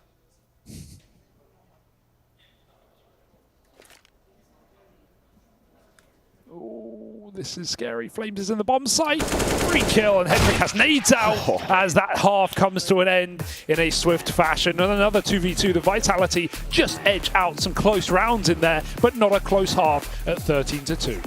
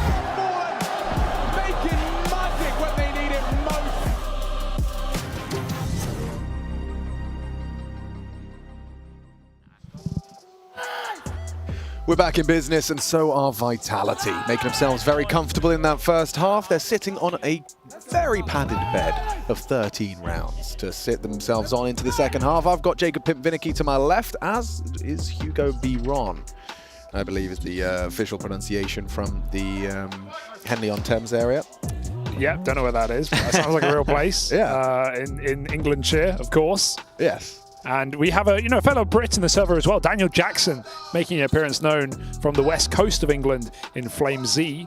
Him and his Israeli brother as Spinks are putting on quite a show right now. ZywOo, ever consistent, ever culturally relevant, but not exactly needing to do too much in this dominant game for Vitality. Wait.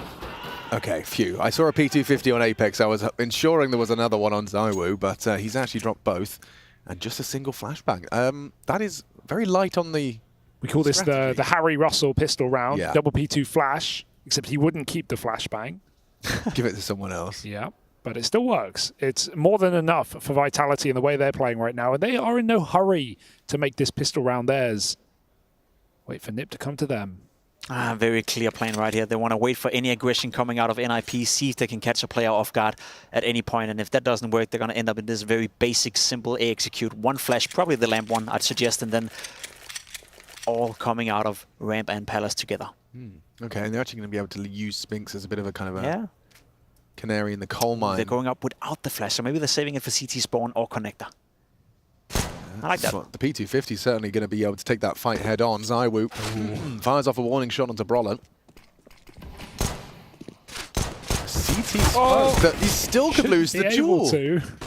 He could still lose the duel around it. He's still trying to kick up a fuss, but down now to Flames. Vitality into the site.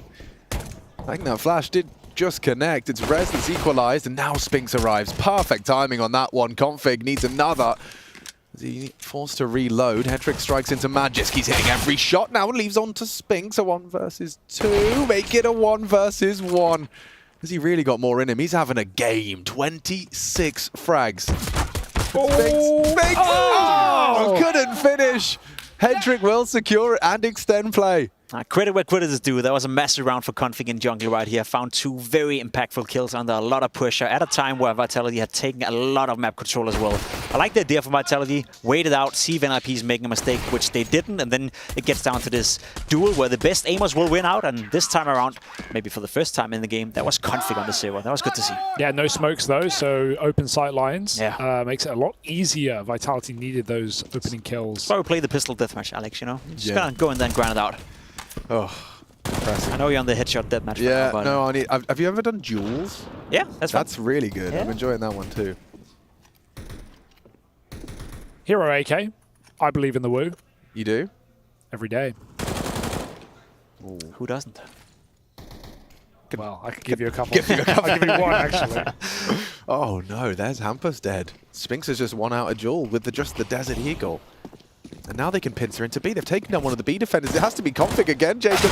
Oh no, Config's gone this time. Spinks is doing it all for the boys. Heading towards 30 frags in what could be barely 20 rounds of play. What a game. How's he doing it? I don't know. One-man army right now. AK doesn't even get a kill. He's got 100% KAST. He has 100%. We made Not many rounds in fairness. We made a bit of fun of the fact that he was on a 1.64 rating, I think, after the first two maps. Yeah. And it's not going to stay like that, right? He's going to drop down. I think he's going to be at 170 after this one. So he's on to a good start. Did you see the Quesarao stat in that loss where he had like a crazy I 1.7 cast the game, but I didn't see the rating. What was? Yeah, 1.74. In a 2-0 loss. In a 2-0 loss. Did his best simple impression. Yeah, right. That's better. That's, mad. I mean, that's how Quesarato's feeling. Mad. 14-3, Alex. Yes, indeed. Still the words right out from your mouth. We all can say the number. It's a nice thing to say. It's easy pickings, as is Spinks's Deagle. Probing the heads of Nip. Rent-free. It's a massive round by Spinks. None of these shots were easy by any stretch of the imagination. The fact that he's able to deliver this consistently throughout this map is Nothing but impressive. This guy right here, he was brought in to be a carry. He was brought in to be a star. We've been waiting a bit for it, but I think, as said in this segment as well, coming into the game, we're seeing more and more of the Spinks we saw in Ensign. That is a beautiful thing to see, honestly. Yeah, almost definitely a sight to behold. And look at this boost from Brawler. It could be 2. It is before Zywoo gets to him. Oh, after all of that, Config's lucky to have gotten away. He's going forward. What was that one? I thought he'd managed to escape. The smoke was up. He just had 5 HP, but opted to walk towards the Tracers, and it cost him his life. Yeah, I guess he felt captured by Vitality. Didn't know about mid, yeah. Yeah, but still, there was no world where that was going to work out for Config, unfortunately. Regrouping. They're not going to be playing this one silly. Despite such a heavy lead, Vitality, they will play this by the book. You've still got 60 seconds. Hampus is looking for answers mid, and that's what Zywoo was waiting for. They are really just out counter-striking Mr. NIP. And Mr. Hedrick, alone with a scout to his name and 50 bucks in his back pocket. It is real bleak out there. He doesn't win this. Okay, well, that means he does, right? Wow. You never know, Alex. That's the bomb low, but Flames will just make it across. And the smoke, and as RNG goes the other way, this should be a dead man walking 15-3. And Vitality making mincemeat out of NIP in this opening map of the series. New Cup next. Huge streak in Vitality's pocket and ready to flaunt it just a little bit further and go through to the playoffs. Making mincemeat out of NIP. We did have an NIP burger before, didn't we? Really? Yeah, I'm pretty sure the Swedes back in the day, they had their own, like, you know, the forest menu deal in Swedish McDonald's or whatever. Sick. It was a thing. Or the Get Right burger. The Get Right burger, yeah. You ever tried it? I don't think I did. It was before my time. Oh, Apex, that's big. He's already taken down Brolin, and just with Deagles and an MP9 in the mix, NIP just looking to try and soften the scoreline. I stole this from you, Jacob, but I use it all the time now. Cosmetic comeback.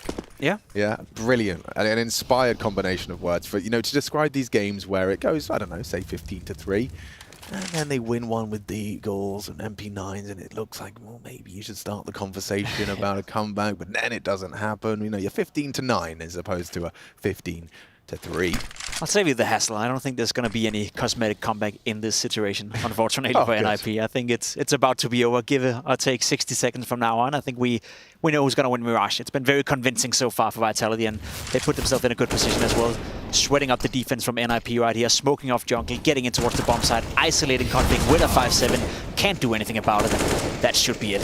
Yeah, and just as the players arrive, so does the util. You can see how difficult these individual engagements are for the ninjas in pajamas, and only 3 of those pajama ninjas still standing. Flamesy, a forward stance. He's been flashed here.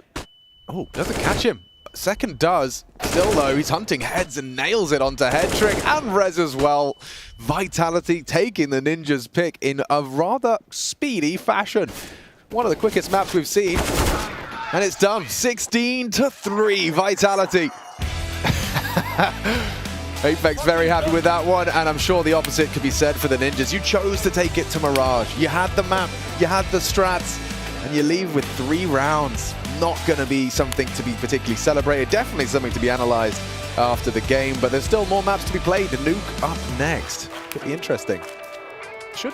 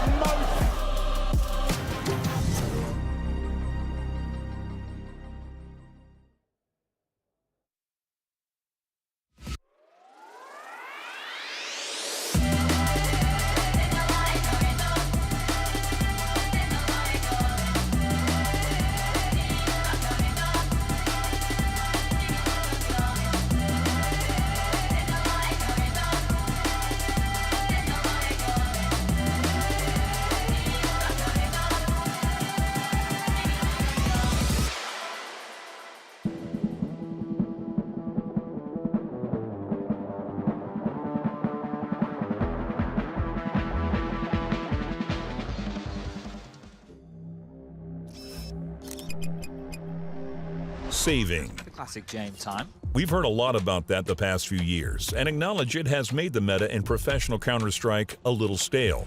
We're looking to keep the meta exciting and encourage risks, so we're introducing long-anticipated player bounties. If you stay alive in multiple rounds without winning, you'll have an additional bonus bounty on your head once you go down.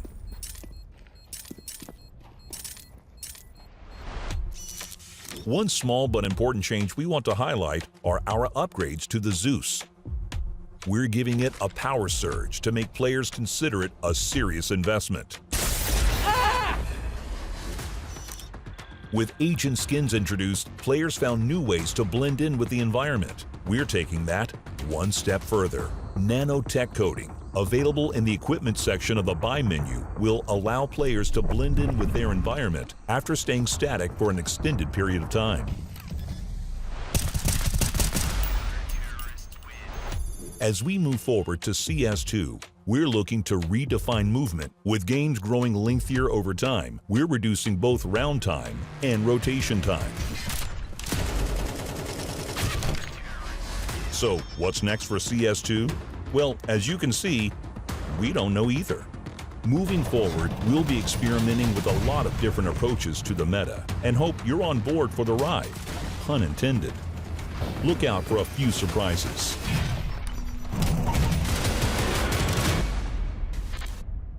Comment below for a 99.9% chance at beta access.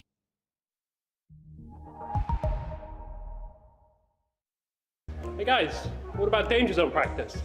Rush, we're doing yoga, mate. He's gone, boys. Let's play. Let's do it.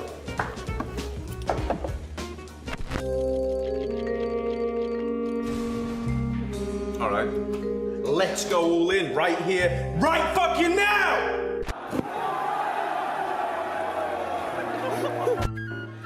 Harry, I think you inspired a few words there, because Vitality did go in right fucking now, and they got revenge. Yeah. Sweet revenge against NIP. Jacob, you kind of looked into your crystal ball and said, hey, Spinks, you're looking good. You looked even better today. Yeah, you made fun of me when I said that his rating was 1.64 this tournament. It was only 2 maps, but the fact of the matter is I think his rating is even higher now. He was having a fantastic showing. He was all over the place and hitting some nasty shots from start to finish. It's nice to see Vitality play this well. It's nice to see them manhandle NIP, and it's nice to hear Apex screaming weird-ass sounds. That's Apex. It has to be Apex, right? Sure.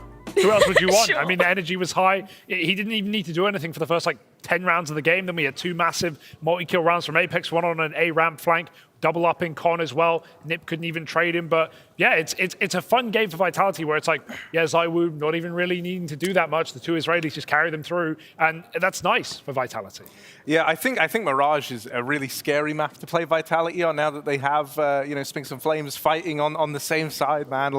I don't know, there's something about watching those 2, even back when Flames was on OG, he would always leave such an impression in those Mirage games. And so now, you're really not shy on candidates to step up and win you that map. And so, as though Vitality needed an even scarier map pool, well, there it is. The proof's in the pudding. It does make you wonder, though, why NIP would pick Mirage coming into it. And you look at the video, you think to yourself, there's no other route NIP can go realistically with this video. That's how unmatched they are going up against a team like Vitality.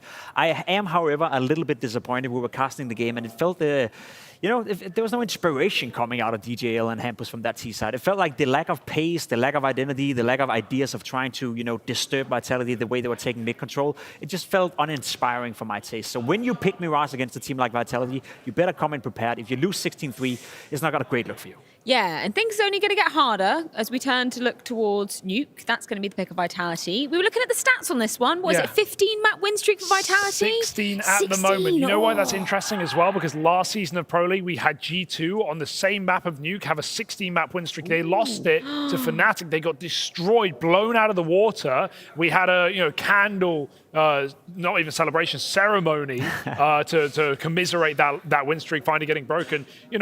Will it keep up for Vitality with a map like that already having won? What does the ball say, Freya? I say yes. The ball says, so it shall be. So it shall be. So it shall be. Going. So even overtaking keep it going or stop it? No, keep it going. Keep it going. Keep it going. Yeah, I'm so not it shall doubting be, it after that game. It shall be so. And it also shall be so that you guys are going to dive into Nuke, right? Yes. What are we looking at? Okay, so here's what I had prepared for us, right? Okay. I figured this series now And if everything being teed up the way it is, Nuke should probably come up in favor of Vitalik. We should be looking at a 2-0, right? So we can look to agree here on that. Yeah. But I thought maybe we take a look at CS2's Nuke and we have a look at some of the changes to what might be happening to the meta. So over there on the 1v1, actually, we'll get up for this. Yeah. Okay. Let's walk over to the 1v. Can I join you? Yeah, come on over there. there. Let's go. So look, we're going to go over here to the 1v1 PCs. They're already set up now. And we're going to take a look at Nuke and kind of go through what's standard in the meta in Go, and then try and talk about how that might change now that we're heading to Counter-Strike 2. So I figured a good place to start would probably be with the yard smokes. Now, I don't think we do anything crazy like trying to line these up. I know you probably have the lineups, Pimp, already, mate. But, have you even played CS2, Jacob? I other think than the other day? What's that? Have you even played CS2? I've played 2 games of CS2. Other than that horrible game the other day? So I think right now we just show off like a standard outside yard smoke. Yeah. Okay. So it's going to look something like this, right? These are like the standard L block smokes to try and cross you down into secret. This looks like Furious lineup right here. Yeah, there's a big old gap because the smokes are slightly different as well in CS2. But obviously in Go right now, if you're a CT and you see these smokes, there's only a few ways to counter that, right? Pimp, can you line up a flash with these smokes down? So maybe replenish them, Hugo. I've got the smokes. Yep. And then Hugo, go get yourself in a secret. And you're going to show how a CT might try and counter this in Go right now. So it would be like Pimp here with this flashbang. Something along this line, and then Hugo's calling for a flash. I'll flash above you, 3, 2, 1, boom, and you pop up and kill. Right? Yeah. And so that's pretty cool, and we all know how that works. But in CS2, there's a couple more options open. So let's go ahead and replenish the smoke wall one more time. And then Pimp, I would love it if you could show how these nades might look. Hugo, if you could role play as a T and kind of be look crossing. at me. I just need to cross the secret right now. Look at me running. Find a good timing right here. I feel so safe. And now it's open season, right? So but you know what's interesting to me, Harry? I think this can go both ways, right? While CTs can nade the smoke and certainly kick up dust and get vision, if I'm a T and I'm trying to kill Jacob and Jacob's playing in an open position and I put down the smoke wall, what if I want to throw a nade? What if I want to fake it out? Boom. I just get the entry on the cross. He thinks he's safe. He's spamming me through the smoke, and then I get rid of them. It can go both ways. And that's Anyone can do it. That's one of the great points about CS2, because I feel like every time we discuss it, that we always label it as, yeah, it's going to be tougher for the T side to, for the CT side to do much, because the smokes are no longer a wall. But I think there's a lot of places where the Ts can take advantage of that by, as you said, nade themselves into a smoke. Imagine Inferno as an example as well. CT spawn always smoked, Coil's always smoked. You can't defend that bomb site with the 2 smokes down, but if you have a nade where you can then push into it and make the difference in that regard, I think we're going to see the meta change completely. Furthermore, Harry, there's one thing more I want to show. Okay, go on. This is the Pimp trick right here. We've seen this so many times, right? People playing in the smoke. So if you're a player and you walk into a smoke and you're just waiting and waiting and waiting, you are aware that if you're standing in a smoke, while it goes away, you get the advantage by being in the smoke. Yeah. That is no longer the case. We're not going to see players camp like Hugo did yesterday in the 1v1. We're going to see players actually play fair Counter-Strike, where the game is equal on both sides. That's one of the few focus points CS2 have had, that they need to make sure that the smokes works the same for both teams. So I cannot wait for people not to stand in smokes for 25 seconds, to absolutely fuck all, and then get a free kill. We actually get into a scenario where the players have to be good in order to get the kills. Okay, I like that. You want to take this over towards ramp as well and just play around, because obviously they're volumetric smokes. Also, there's no clip for some reason. That wasn't working. So we're taking the kind of long route everywhere, but that's what you get to see everything if you don't have access. Love that. So obviously right now there's volume, and look at how beautiful it all is, but there's volumetric smokes, so they look to fill the space, right? So that kind of changes how these smokes work over towards ramp a little bit. As we know, CTs quite like to smoke this choke point right here once they've already lobbed in the molly.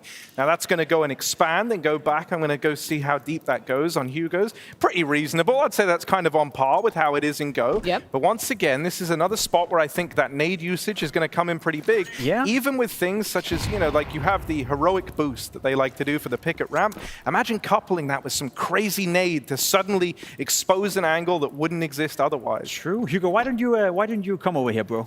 Come over here, Let's just play a game that a smoke is being put down by a CT player like this.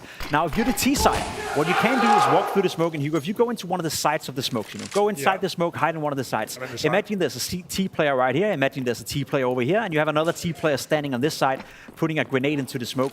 From the CT side perspective, all of a sudden with that, you can do a double peek into ramp where there's a T side on the right side, a T side on the left side. So this defensive smoke that we always see being thrown from the CT side could very well be a disadvantage in CS2. Oh, all right. I like that. Okay. I want to do one more thing. Do you guys have any util that you know from global global offensive for Nuke. I want to see if it works on CS2. Yeah, let's have a look. I have a bit of a suspicion that a lot of them don't. Is that what? I'm going to throw some. Can you go back A site? I don't know if this is going to work, but I'm going back A side. Yeah. Go back A side. I'm just walking around. Okay, yeah, he's just walking there. You know, give a guy a break. Oh, okay, close. That landed somewhere. It's burning side. It's good. That's good. That's burning side? Very good. Nice. It's burning side. This is my little wait. I'm still used to jumping and throwing. Hugo, drop the lineup. Drop the lineup right now. Show this off on stream. This is education here. Right here. Ignore the big X on my screen. That is a bug. Go right here. Make sure these windows are broken on your way out of spawn, obviously, every round. This little beam here, somewhere in the middle. I aim about here in line with this window. And then jump and then, well, not release like that. Almost. I'm so used to the binds, man. It's hard mode now. And then Jake flashed me through the window. It was a great flash. But did my molly work? That's a question. Yeah, it lands back God, I'm side. so unused to That's a legit lineup. Pimp, you got any util? You got any pimp tricks? Nah, he wouldn't. See if they work. Gentlemen, I'm sorry to spoil the fun, but we do have an actual Nuke game to get into. Fair enough, actually. Yeah, potentially a chance of Vitality to continue the streak or an IP to end it. So yeah, we're going to head to a break, Jacob, if you want to stand right in front of the camera. And then we'll be back with the second map of the series. That's quite a charm.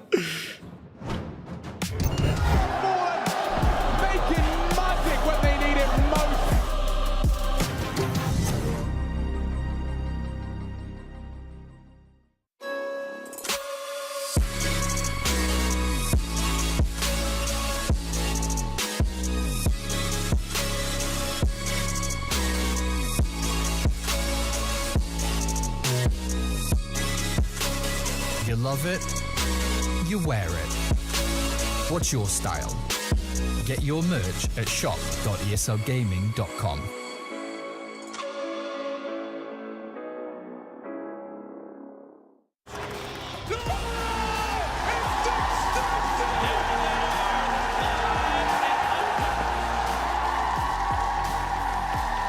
Let's rip the Russo.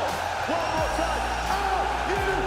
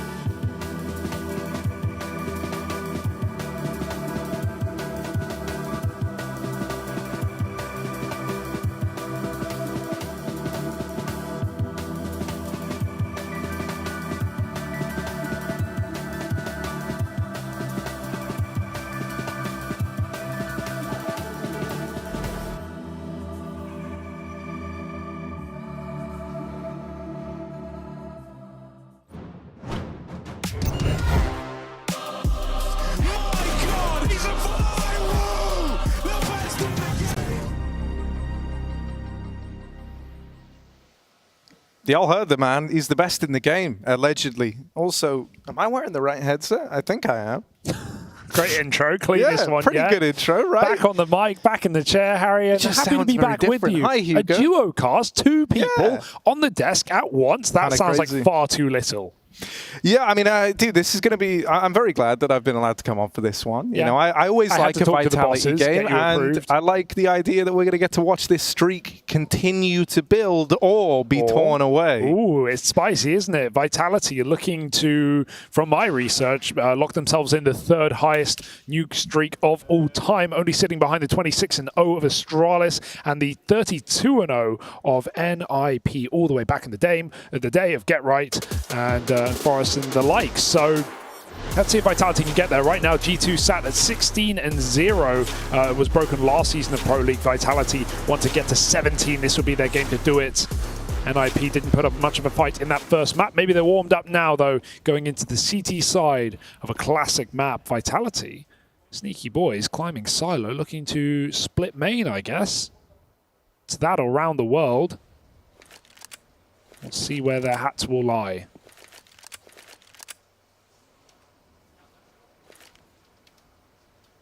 This is looking like the main drop. Drop top. One flash. Taking its time to just never appear, apparently. They're just going to make it all the way down with no resistance. There's the late flash into main, up into heaven. Flamesy, I imagine he also saw Hampus there, who will reroute, calm that along. Heaven players know what's going on. The lobby flank is nice, but Brola might just get caught by Apex. Fires off a shot, Spinks in the back. Apex there to punish, and they could go ramp if they want, but they've got so much control towards main.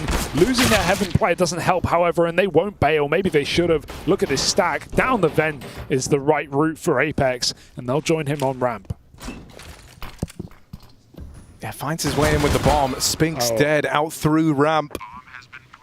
The timing missed. Oh, Apex, they didn't know about the guy down towards Decon, and so Config will just manhandle Vitality there in the pistol.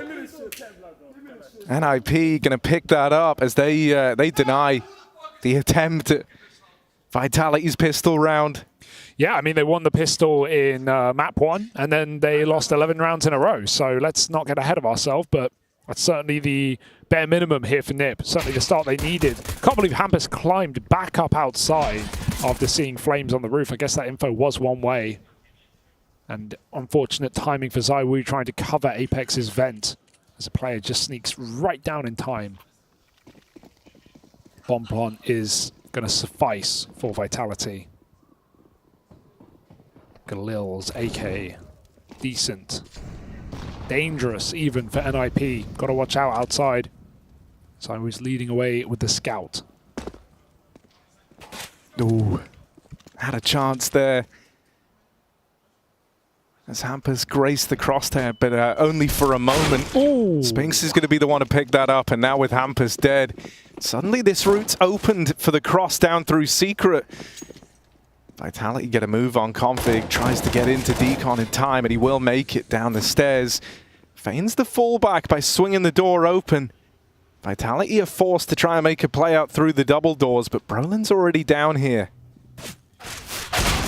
Big clear on the lobby, knowing that Apex is gone. It's just going to fall down to this lower take, and Brolin might have to catch on Flames. He should have.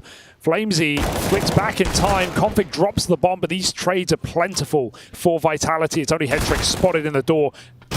Nice flick back, but Flamesy still with 1 point of health is putting on quite the resistance in this force buy round. Rez walking into his death perhaps, but not in a hurry to make that move down the ladder. ZywOo baiting for Flamesy, who hits the 3rd as well. And those footsteps pulled Rez right into the trap.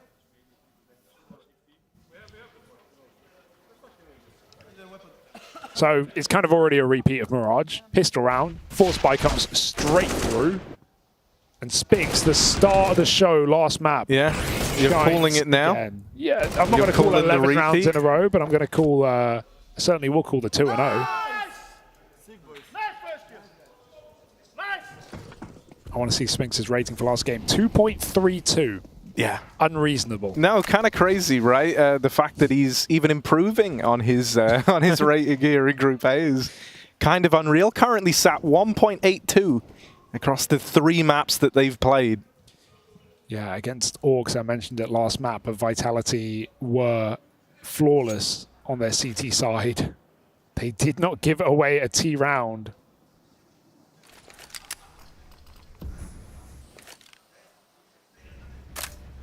15-0 on Mirage. This is a really nice move being made from Apex here, right? They got outside, and now he's just kind of taking it upon himself to try and get real estate over towards Heaven. He knows that this will be the opening for his team, and the beauty of it is even though he plays first there to get that first kill, he doesn't have to keep fighting here, right? They try to flash him in for a little bit more. Could have let his teammates take the contact and been more of a closer. Instead, Rez has actually made this a lot more interesting than really had any right to be. Finally dealt with. And so considering how powerful that position was that Vitality were in, I think NiP have done a great job of even getting it down to the 2v2. But now that it all falls onto Brolin, alone and rerouting from the lobby, they last saw him over towards Heaven. He lobbed that smoke through while Rez was in the back of the site. So they're anticipating the Heaven side retake. This all-in reposition over towards the door might surprise them, but Magisk got his eyes over towards main. He catches that swing out through the door, and Vitality will grab the second round. You know, it was a conversation when Vitality went English of communication, especially with Apex leading in, you know, second language, and the difficulty that many teams and many players have, you know, when they make this switch to English. We are in the era of international Counter-Strike with so many of our top teams, the vast majority speaking English, you know, mostly second language. And I will say Vitality seem to have acclimatized to that so well in the past 12 months. I feel like the comms are always so clean. The setups are always covered really well. Their post plants are extremely strong. Obviously, these are all the hallmarks of you know, the best team or one of the best teams in the world. But you know, these finer details are always enjoyable to watch for Vitality. Feels like they don't make glaring mistakes. I say that as the eco round gets scary, but Brolin gets picked out of the sky and it just saves the day yet again. The player back from G8 who put on quite the show for Vitality as well. So yeah, it's just been fun watching Vitality. I feel like you don't see big errors, and then when you throw in the superstar players they have on their roster and the rise to in-game leading that Apex has certainly given us, there's not a lot to dislike in the Vitality camp. I think it's super cool for Apex's story individually as well, right? Just because I think, you know, you're approaching the kind of, I don't think any CS player is ever complete per se, but it's like the most complete Apex you could ask for in terms of his IGLing, right? Because as you mentioned, you know, there were kind of the teething issues early on, not even just of the language changing up, but having to marry two very different styles of Counter-Strike. Whereas now, with, you know, we get to the point, like even think when Spinks was brought into this team, it took kind of a while to find that footing and get comfortable. But with Flames, it's been immediate, right? And the time to adjust has gone down with each edition. And so I think you're really starting to see him come into his own in that sense. They know what's going on because Brolin down below has heard this play. A fake on upper into a late red swing. Headtrick had his eyes on Garage. He knows they're wrapping, and he won't overcommit to that fight. Just makes them get closer and closer. A minute, though, gives him enough time to do so. And Brolin, why would he be ready for Apex up there? Still on silo, late in the round. Headtrick gets his spot. He wants to force it. Both players behind the red box. Rez helping out as well. Great control of the spray. Molotov forces Headtrick to swing, but he takes one more with him. And this round, all over the place, convoluted as can be for Vitality, leaves the captain in a clutch. He's found the first, but time is of the essence, and Config is here just to brute force the round in.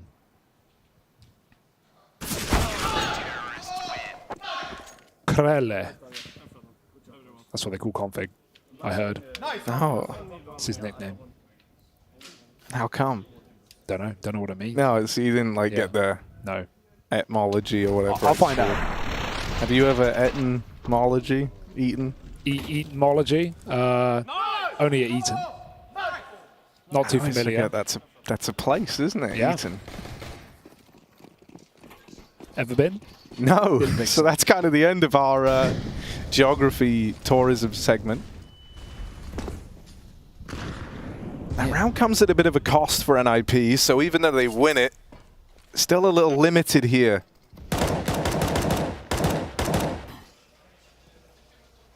I like the sneak, though, behind the smokes, right? 4 players. Nip won't expect this much control down lower. It's going to come as a surprise for Brolin. I even like that Apex ran a little bit there. Yeah. Just towards the end. Just one guy out of the 4 that snuck down, and that's not Apex. Brolin goes. Ooh, Yeah, and that's because he thinks it's one. Exactly, right? So he's more than willing to fight because that audio cue was given that one man had crossed, and so they're assuming that's a bit of a lurk play.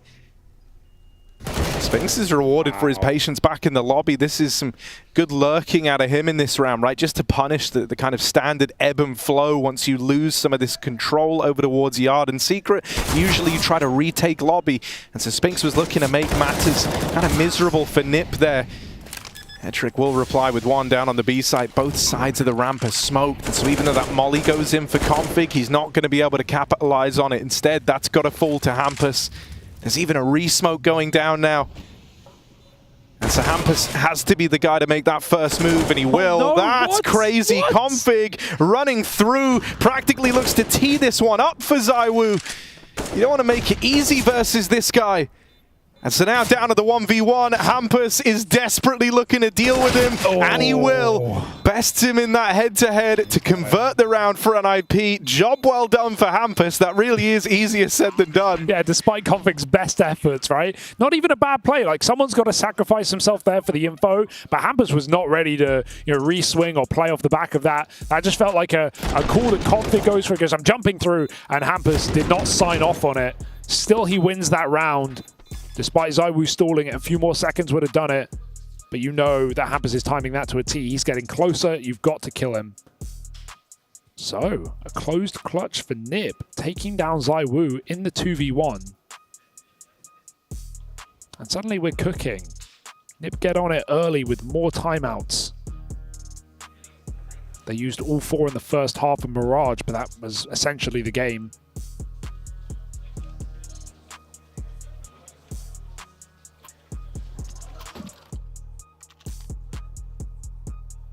And of course, Vitality rebuy again. Keeping up the pressure while they can, while the money is still low. Don't want to admit defeat as the favorite, especially not when Nip are ripe for a reset. Put them on pistols. And the AWP in the right place. Hedrick hits his shot. Fully blind, finds Spinks on the entry. Flames still is curious. Oh, well, at least he was. Curiosity killed the cat, though, man. Yeah, the Flames, he did not land on his feet. Apex now trying it, and they've all faced the same fate. It's so funny watching players try and get down vent in smokes, because no one can do it, really. You think you understand where you are. You never do, and you never will. 5 alive for Nip. Talk about money breaking. Vitality don't even make a dent. I'm getting nervous early on, Hugo. Now, maybe, you were kind of a lot G2 more... all over again, huh? Well, that's what I was going to say. It feels like Pro League is where streaks come to die, you know? And I'm not ready to say goodbye to another nuke streak yet. No, I would at least like them to beat G2s. Like, get 17 and then lose it. Yeah, then do whatever you want. Because then you're third in the world, historically. And, third to, let's be real, the best Astralis roster to ever exist. The best roster to ever exist, probably, in Astralis. And then NIP as well, in the classic 87-0 days, where they went 32-0 on Nuke alone. That was when this was a 13-2 CT-sided map. NIP of New trying to make it look like that. Warp outside again, hits a tag to Apex. It's a bunch of pistols running amok. It's a bunch of pistols walking amok. Yeah, I mean, this is a chance to kind of talk through the coming rounds. Also, you're trying to take your time in the hope that you can waste utility or catch Nip. Someone hunting them eeks. But that ain't going to happen. Brolin looks to hold on to ramp, and he'll do exactly that. Beautiful. In the control. There's NIP up 5-3. 4 in a row since we had that early upset past the pistol. And a chance to just keep sweetening the deal right now for Nip. The real concerning thing is the fact that they've just had 2 flawless rounds in a row, right? So they're starting to amass a good bit of money here. Hedrick's had some good round starters as well in the right place at the right time. I want to see if Vitality can try and do an A-pop. It probably won't be in a gun round, but in another Tech 9 attempt. They tried it last time, but Spinks got picked by Hedrick, and it kind of sucked the wind out of that round. Hedrick this time starts ramp. 3rd round in a row with a new position. More of a standard AWP opener. Hampus tasked with dealing with outside. Smokes will come down. Sort of. It's not much of a wall. I think there's a miss there. Oh no, sorry. They're just wide smokes towards Credit. So he is given room to fight. He will win his. Out the door goes ZywOo, and Spinks will follow. Double entry. Rez, hey, 2 will do from the top rafter position as it's put Nip now in with a chance to win this round. Bomb is nowhere near planted.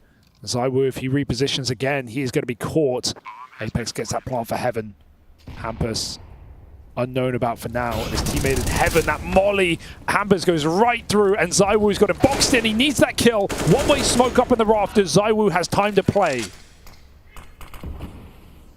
Tries to throw a bit of trickery in with his own smoke, and then swings out just seconds later. That's 4 from ZywOo, and a gorgeous sequence put forward. Yeah. Won't lose that clutch to Hampus again. Not this 1v1. Right when Vitality actually needed to pick this back up on the T side. This could have been Nip running away on a streak.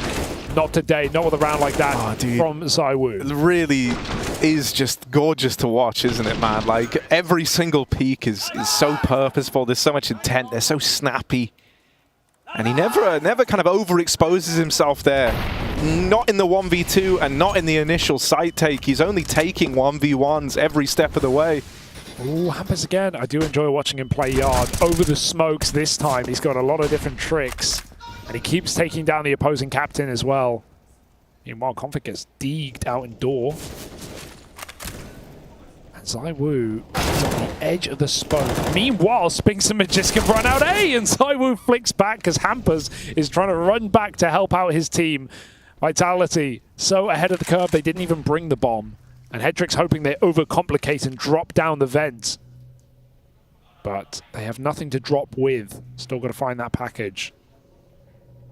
It's awkward now, because Hedrick can't even make progress without making noise. Yeah, it's funny, because Vitality are going to be scared every step of the way, right? Like, they don't have ramp, they don't have lobby, they know that Hedrick might have found himself over towards ramp this round with the AWP, so they were paranoid about that AWP finding its way back through Trophy, holding down the bombs, rotating. Even now, they're still scared as they're moving through, but they've got nothing to worry about. Hedrick is still down on B. Doing their due diligence, though, not jumping the gun on this plant. More so important in retrieving the bomb, yeah, that he's not playing it. But now Hedrick, I imagine he can save down. I hoped while they were planting there, we were going to get the... I realized it was on the wrong side, that they were going to jump up on top of the... Yeah, you don't see that very often. There's some weird little, like, boosts you can do in the top side of Nuke. And not many people know about. You can even boost, like, onto the CT vent. Yeah, I think you lose your accuracy, right? You're, like, floating? Pretty sure. You have to, like, hold W into it. At least on the T vent. I don't know, maybe you show me later. Get in the server, Harry. Yeah. Boom. 5-5. Vitality level it out. No stress after that streak of 4 from NIP. And they won't really be able to buy fully round this AWP. They could get, 2.5 rifles. FAMAS is the half. Don't truly count it. Not for the price point. So they will do so. Rez on an MP9 instead, and Config Deeg. We can rely on that.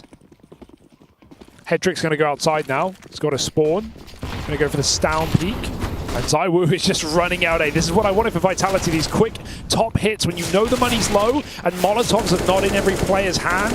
Look at the result. One smoke on the door molly, and Hut is open for business.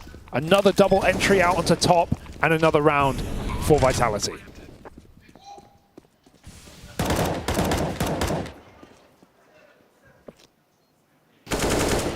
Even hounding down Hampus as he tries to save.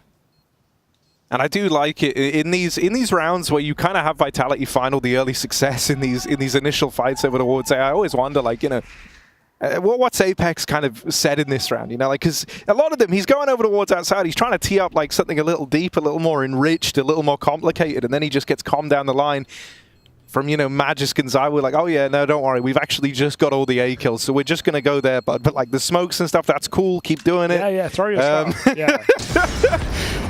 But we're just going to go A. Apex is like, yeah, I've got a flash, and they're like, no, the round's already over. It's okay.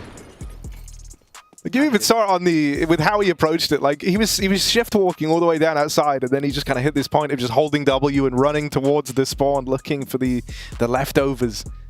So this is a nice turnaround for Vitality. 3 in a row. Putting to bed some of the early worries when NiP were embarking on that 4-round streak. I think quite critically as well, being able to limit the impact that Hampus has found early on here. He's been a bit of a monster over towards outside. And so they've found a bit of an alternative way in, which is in taking some of these early fights on A. I think it's interesting how often they've been down to duel through the hut. I mean, I just flat out consider that like not really a good fight, but Vitality seem to excel there. So willing to meet NiP in early battles for this top site control. Head-trick door spawn, gonna take it again. This has netted him opening kills, but Vitality nuke it. Molly and double nade put Head-trick down low. And immediately, one of the plans for one of the 2 guns in this round is put to rest. Boost can come through.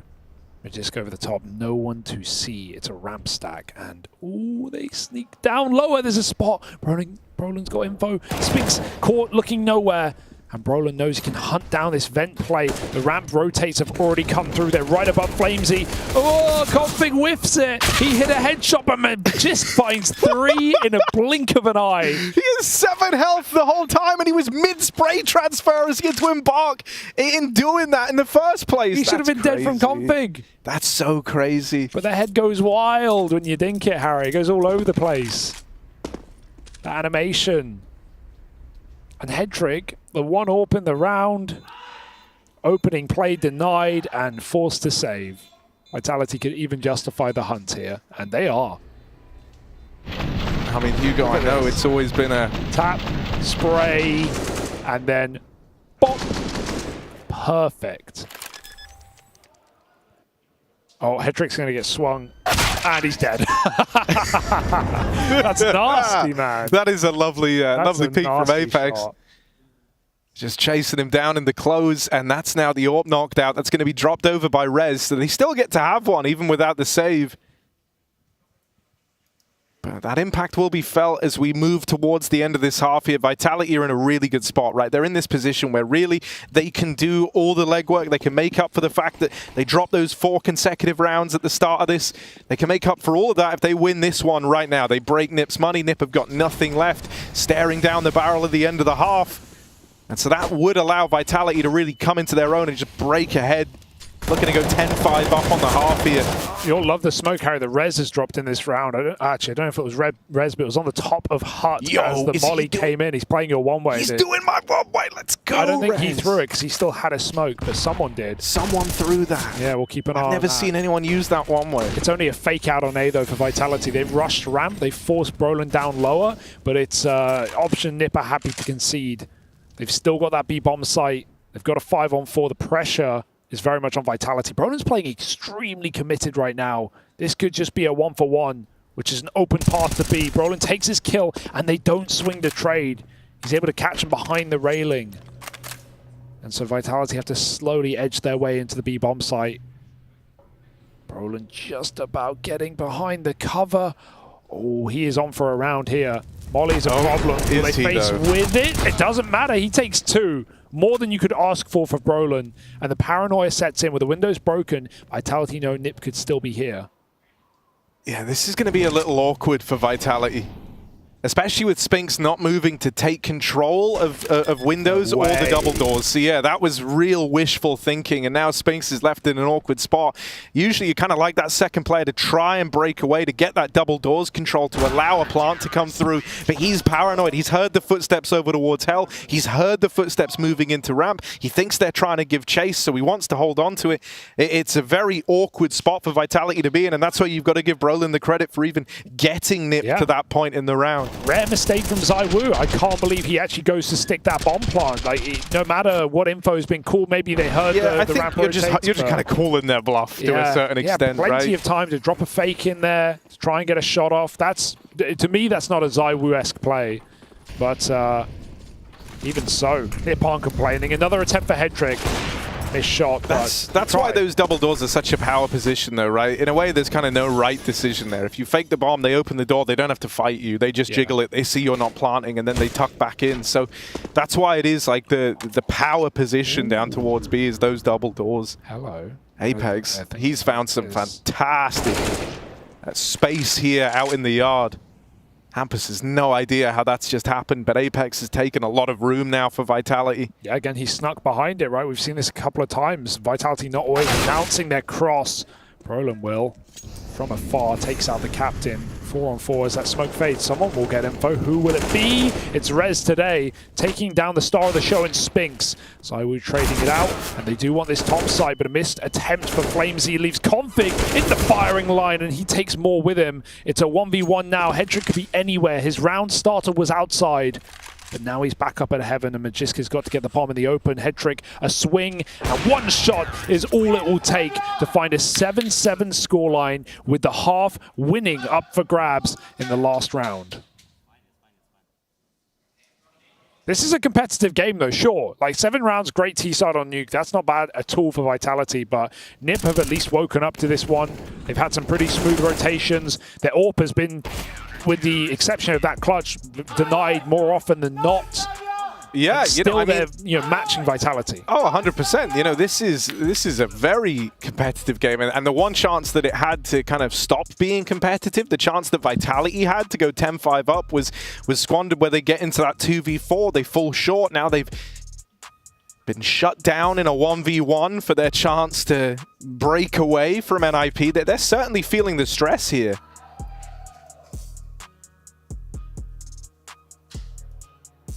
Two chances to try put a bit of a buffer between them and Nip. That's not come through. It's kept it neck and neck into the end of this first half, and now Nip's still in with that chance of winning out this first half on Nuke.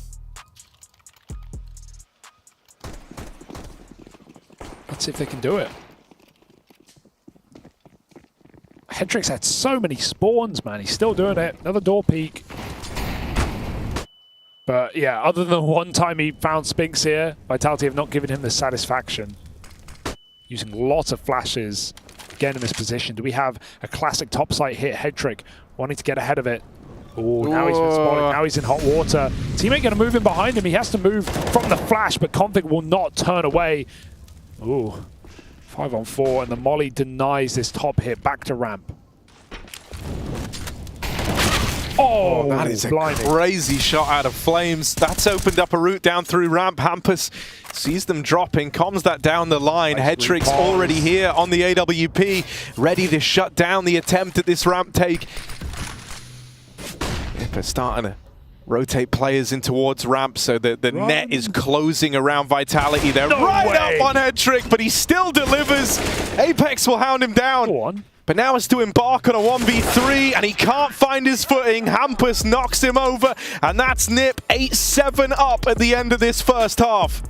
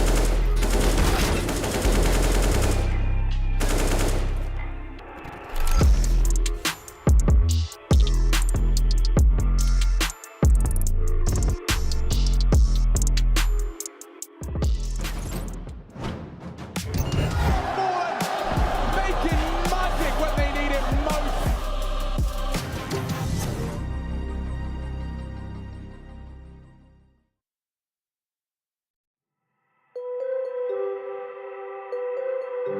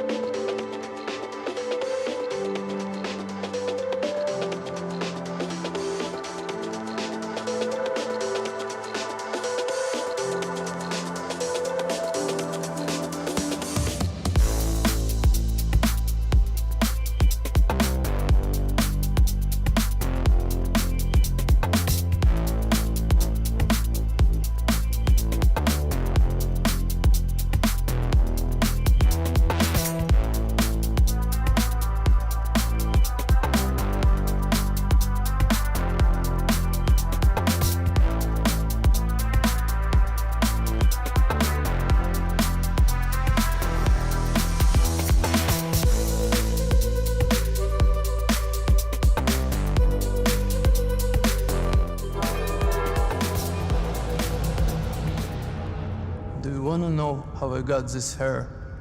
My star player was a tilter, filled with rage. He likes my hair though. He even grew the same cut. But one game, he goes a little crazier than usual. I got the demo to defend myself, and he doesn't like that. Not one bit.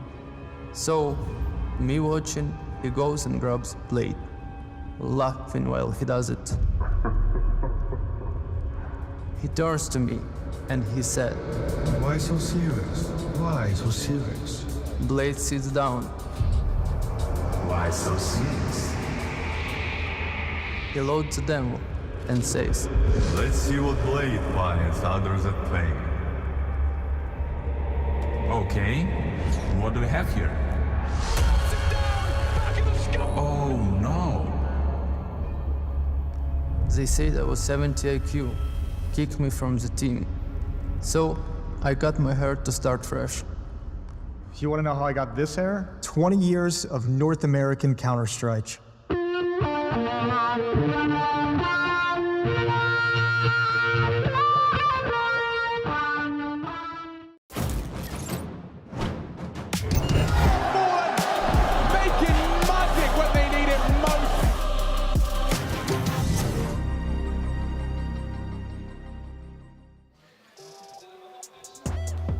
Well, Vitality's massive win streak here on Nuke could be getting called into question if NiP have their way.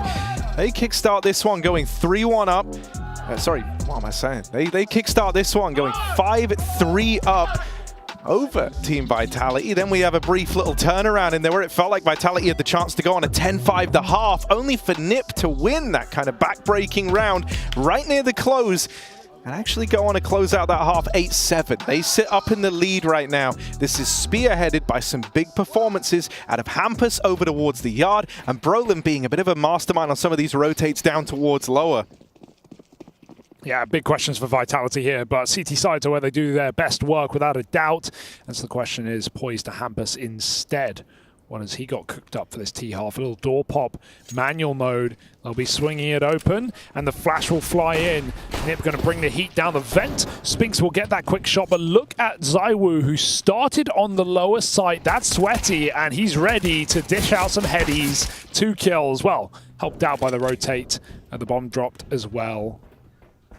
Nothing worse than someone starting like that. I was going to say, I'm convinced just starting lower B on a pistol is like the nerdiest thing you can do. That's not cool, man. It's like actually BS. Yeah, no, honestly, I kind of like don't really like it. It's rude, to be honest. But it's like the Mirage pistol. All respect I had for ZywOo is gone. Yeah? Join the club. I'm not in it. It's like that pistol Mirage where he's solo bench on B Mirage and his team are 4A, 3 under balcony. Like they lost it. He didn't get any kills, but they trusted in him, Harry. And you got to trust in the Woo. He giveth and he taketh away. Right now, giving Vitality a pistol round and denying a bomb plant is not enough to scare NiP away from forcing. They will not wait.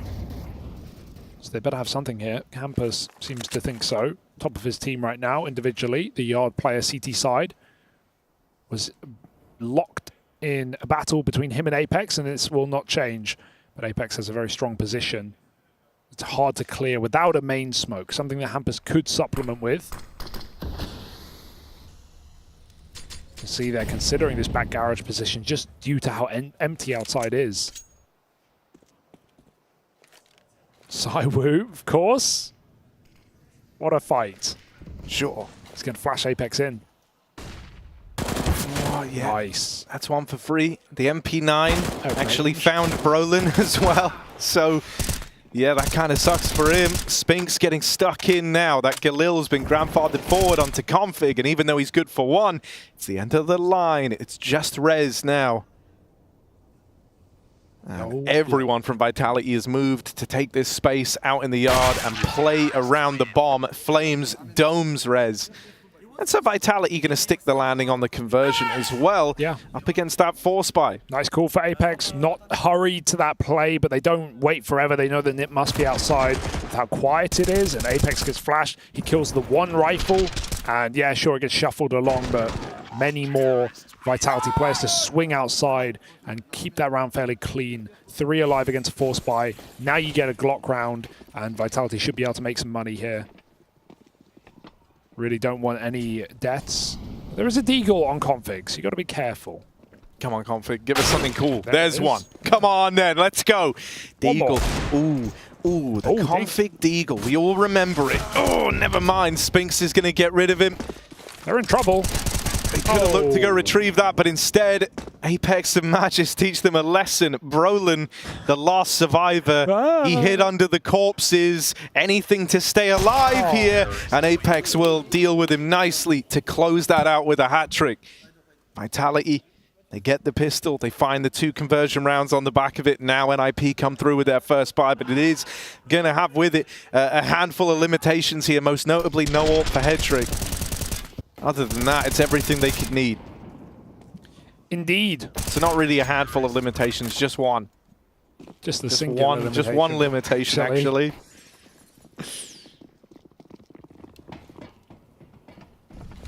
Alrighty. I like to see the AWP in Zaiwu's hands. In a hurry, scoped hut immediately for a top rush. Magis caught moving on the ramp. It's a big entry. This is how you can, you know, everyone's been here. This is how you just lose the round on Nuke. Someone needs to save the day. Spinks could be that guy. Rolling down to 8 health, but not the kill so desperately required. Matt Molly forces a decision. He'll take a safe one until the door gets swung, and Config is there to meet him. That might be the round here, Harry. Flamesy, he's in a great position, but his team aren't convinced. And that re-smoke is the middle finger. Ninja, maybe? It would be pretty juicy. It just doesn't happen on Nuke very often, especially on B-side. You don't have to leave the bomb. No, you can watch it. Yeah. You can be in control room, and you're like going to lose like 10 health. Yeah. And on B-side especially, like you're exiting ramp. But that's why this is going to be the most legendary ninja defuse of all damn time. Oh, well, no longer sneaky. Ruined now, of course. Yeah. Nip will not take their eyes off of it. But hey, dude, for Flames, that's a win. Yeah, upgrade. Gets the AK out of the round. Peace. Could have gone a lot worse here. But Nip. Who hurt Hampus? Someone just dinked him, I think. Yeah. Kind of uncalled for. Even he's looking shocked. Even he's like side-eyeing Config I think it was right Config. now. No, wait, Config was dead. I think it was head trick. That would make sense, right? Yeah, cheeky. Because you have that big brother relationship between them two. Head trick and Config, that is. All right. Well, Nip don't wait long, do they? This is still competitive. I'm just sitting here waiting for Vitality to start running away with this game, but at no point have they given us that. Yeah, man, you can keep believing that. Yeah, are you here for the 16 win streak broken? Well, no, because I'm like in two minds. I love respecting underdog, but I also love streaks, you know? Streaks, yeah, wow.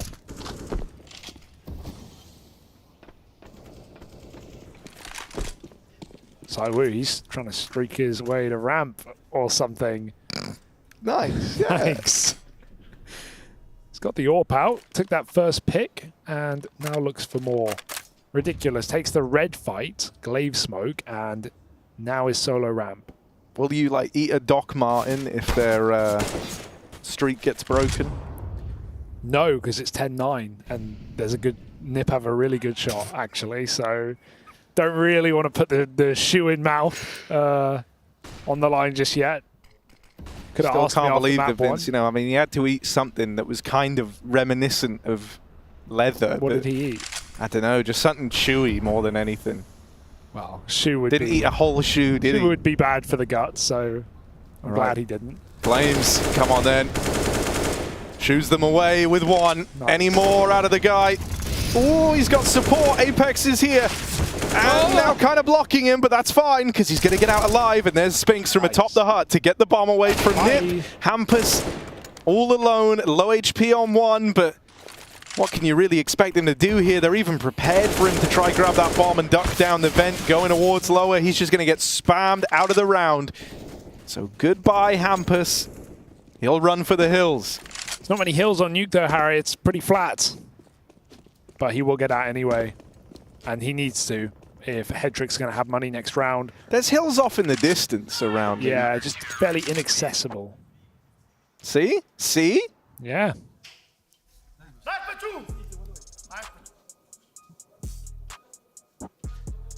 All right. Well, we said, is this where Vitality run away? It could be, because Nip are tasked with a very difficult decision. They'll probably buy all in here, get plenty of rifles. Could force an AWP if you want to risk it for Brolin, but unlikely. 5 AKs will do just that. Vitality looking to secure a Pro League playoff spot. That's what's on the line here. Round of 12 or quarterfinals. Meanwhile, over on the B stream, we've got Astralis Orcs as well. Astralis taking that first map of the series. It was pretty dominant when big we saw Orcstralis earlier. game going on. What? Orcstralis. Orcstralis, is that people what are calling it? They're calling it that, are they? It was a 16-5 on Nuke. It is now 10-4 to Astralis on map 2. Looking like a 2-0 for the Danes. Can Vitality find the same?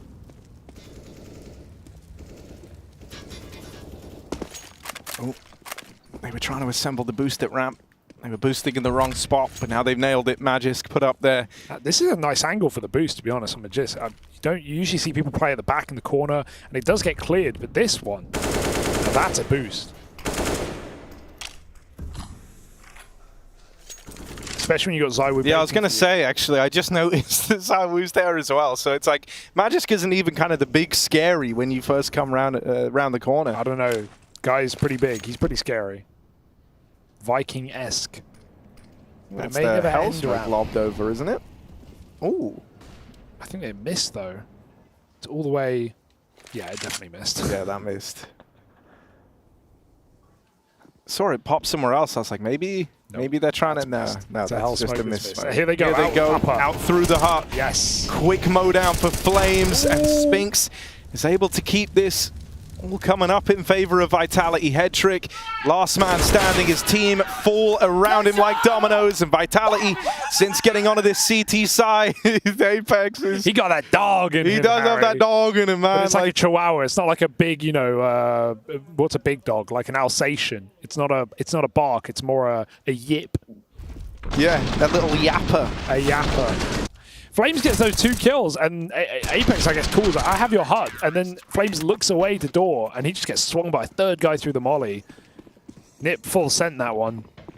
And Vitality, they did it, Harry. They broke the money. They put them on Apex pistol. Chihuahua is a very good comparison. The more I'm thinking on it, I think it just works on a lot of levels. Man of many faces. They're going to get down secret. One guy running, the rest walking, but a gap under the smoke.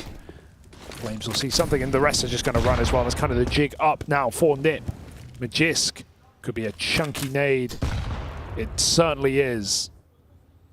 Vitality is so fast to this lower rotate. They're already too strong here with a 3rd man over towards ramp. That's a nice opener for Hedrick, wow. But they weren't ready for the 2nd man of Spinks. One player in the bench, and Config will delete Spinks down at lower, but at what cost? Everyone's injured, everyone's wounded with the exception of Rez. However, he's got his own issues he's dealing with, so leave the guy alone, all right? He's out in the yard, got to try and cross with no smokes down.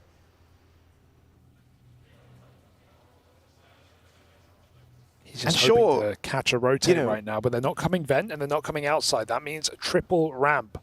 unless Flames does late drop then. Apex. Oh, he's read this one. The bomb's coming back up.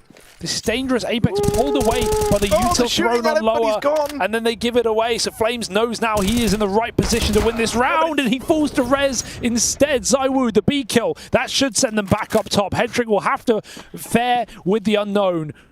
Did they hear the running? Rez certainly could have. Apex made some steps, but Rez is still watching Heaven. This is a mess right now. This could be anywhere and nowhere. Hedrick barely going to get a second to breathe after the plant. They're just going to rush him down.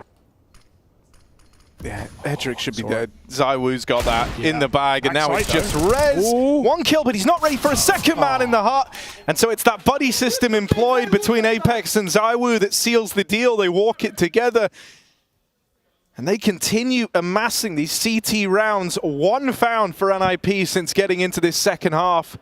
Yeah, that was an in-game leader's nightmare, that round, right? Some of the rotates you're having to make is change of plan twice for NIP. You know, players getting picked, you know, Config getting picked when he's committed out lower, meaning you can't even, you know, play off of him late in the round and come back down to B. You've lost that real estate. At least Rez wins that upper kill that gives him a bomb plant. That will enable a better buy, but NIP are running out of run. Road is the word I was looking for. A runway. There you go. Run road. Down the runway. Okay. Oh, pushing with a nade. The molly will stop the rush.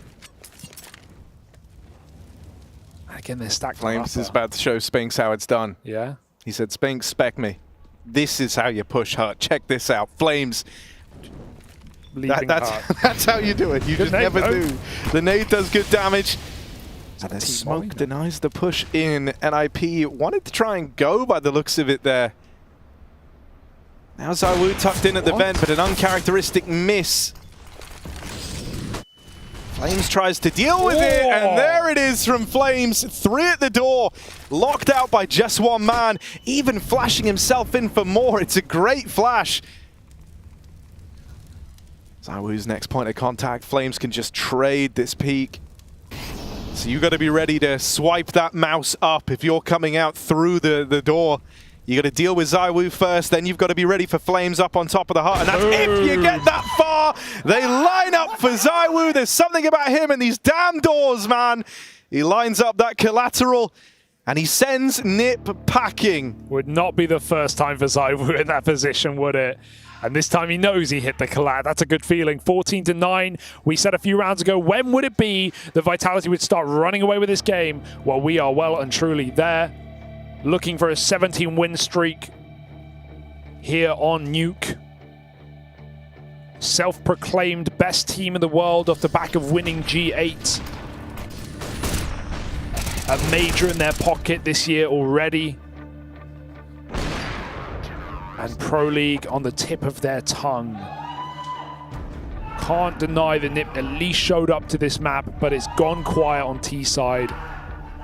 Gassed out. And a full house, no weak player, no heavy hitter star of the show. A 3-kill differential from top to bottom across Team Vitality.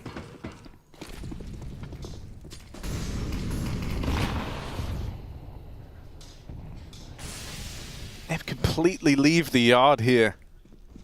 All grouping back in the lobby. That means they kind of have to give some attention over at ramp. And wouldn't you know, ZywOo's there. Even lined up for him. Brolin getting the trade, but it's Magis because that second player that now gets the bomb away from NIP. There's something to be said just about how many of these kills go traded for Vitality, right? There's always a second player, a second head to the beast, it feels like, if you're NIP. But Vitality, they did this at the end of Mirage. They get a bit cocky. A repeat for ZywOo, a repeat for Magis, neither of which were necessary. And look, now it's given NIP 2 kills back in this round. Sure, but I'm a firm believer. If you're winning a game like this, you want to have some fun with it. You want to try and flex throw some rounds, a little, you know? right? Throw some rounds, make it interesting. Exactly. Yeah, I'm all for it. But they are mistakes that will cost you. A NIP yank that handbrake up, Harry.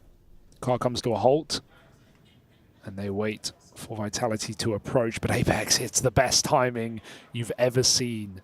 And if he just continues to follow them down ramp, this is 15 for Vitality. Oh, that's the bomb as well. Like, as he needed an even bigger edge here.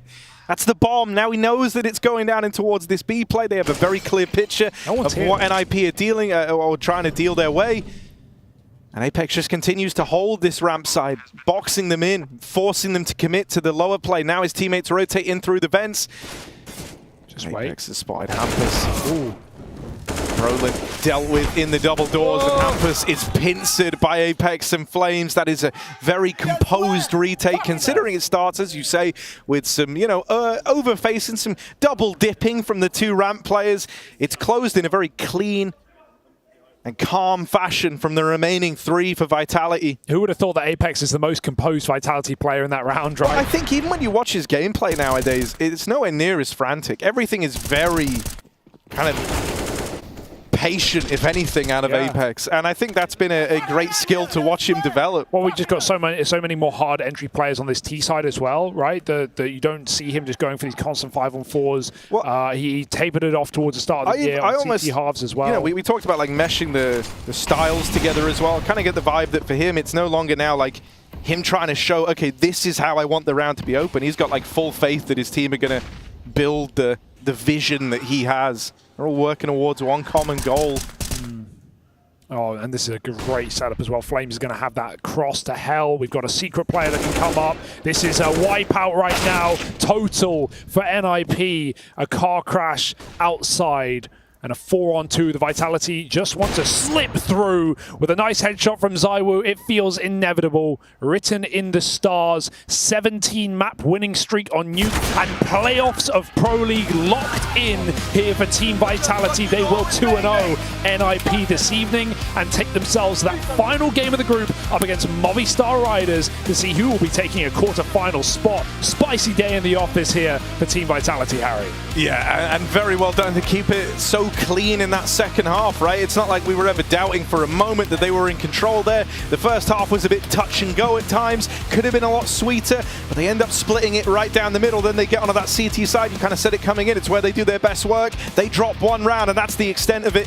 A well-earned winning streak maintained from the Vitality boys. Yeah, for Nip, it's not the end of the day. It's not the end of the road. Finally fielding an L here in the top side of the bracket puts them down up against Furia. So still a chance to run through, take one of those 4 playoff spots. And ultimately, I think, Nip showed more face at least on map 2 than map 1. But don't worry, we've got Freya and Jacob on the desk waiting around. 17 wins on Nuke in a row. Vitality don't suffer the same fate as G2 last time around at EPL. They continue that streak, and it comes at the suffrage of NIP. This time around, we get to see Vitality claim sweet revenge and claim a spot at the playoffs of EPL Season 18, Jacob. Listen, a much better showing from NIP on the second map here. It couldn't get any worse, to be fair, after Mirage. So there's a bit of a positive for you right there. Apart from that, I think Vitality just got to showcase us how good they are. I labeled them as the best team in the world coming into the game. I thoroughly think they still are, and I think they have this ability to make the game boring in a sense. I was never, I was never into the game. I was never feeling that Vitality were any close to losing it. Even when it was close in the beginning of the second half, I was thinking Vitality are good enough to run away with this. So unfortunately for my money, and perhaps for some of the viewers at home, not the most interesting game, but it did reassure us that Vitality are here to play and contest for the trophy. Yeah, I think if we're looking on, the brighter side of life, that's what we learned from this one. Vitality are looking hot going forward, and Apex looking hot with the shit talk in this one. Did you hear him right at the end? How are you saying, how we play, mate? This is how we play, man. Like, I didn't actually catch it. Wait, say Apex was... Apex screamed that at Hampus. Ooh, I kind of like that. Apex talking shit? That doesn't sound like Apex. He would never do that. Why would he do that? Yeah. No. I mean, that was a banger of a game from Vitality's standpoint. Not so much from NIP, but as you said, well, I tell you what, I think that like the first half from Nip, pretty good, honestly. They kind of won like the crunch rounds, the high importance ones that kind of let them take some economic control and whatnot. But yeah, the T side was uninspired, I think. It's a pretty safe bet. And I also think it's quite hard to play Vitality when you get onto the T side against them on Nuke. These guys have some pretty gnarly CT tricks up their sleeve. One thing that was really obvious was just in the kind of speed and read of the rotates, and we actually have them joining us. Speedy guys coming straight from the W. Apex, you sounded pretty happy about that one. Yes. Well, You know, I think for me it's important to get revenge, and we lost to them at Blast. And from what I heard from Ampus yesterday, he knew how we play, kinda. So I was waiting for that. And for me, that was important to do it on the right way and fighting like it was any other game. I take those things really personal sometimes, and it helped me to play good. So, thank you. Let's stay on that, right? Because is that something you use to motivate yourself? Sometimes when you listen to interviews and when you listen to dumb guys like me saying, bad stuff about you. Oh, it gives me so much strength. Yeah, I know. I do it all the time. It gives me so much strength. I'm not gonna lie. It's always been like that. Yeah. Whenever people like talking shit about me, I mean, it just give. I never do that. I never say, yeah, those guys are easy to read or whatever. And 95% of them are easy to read, but I don't say it.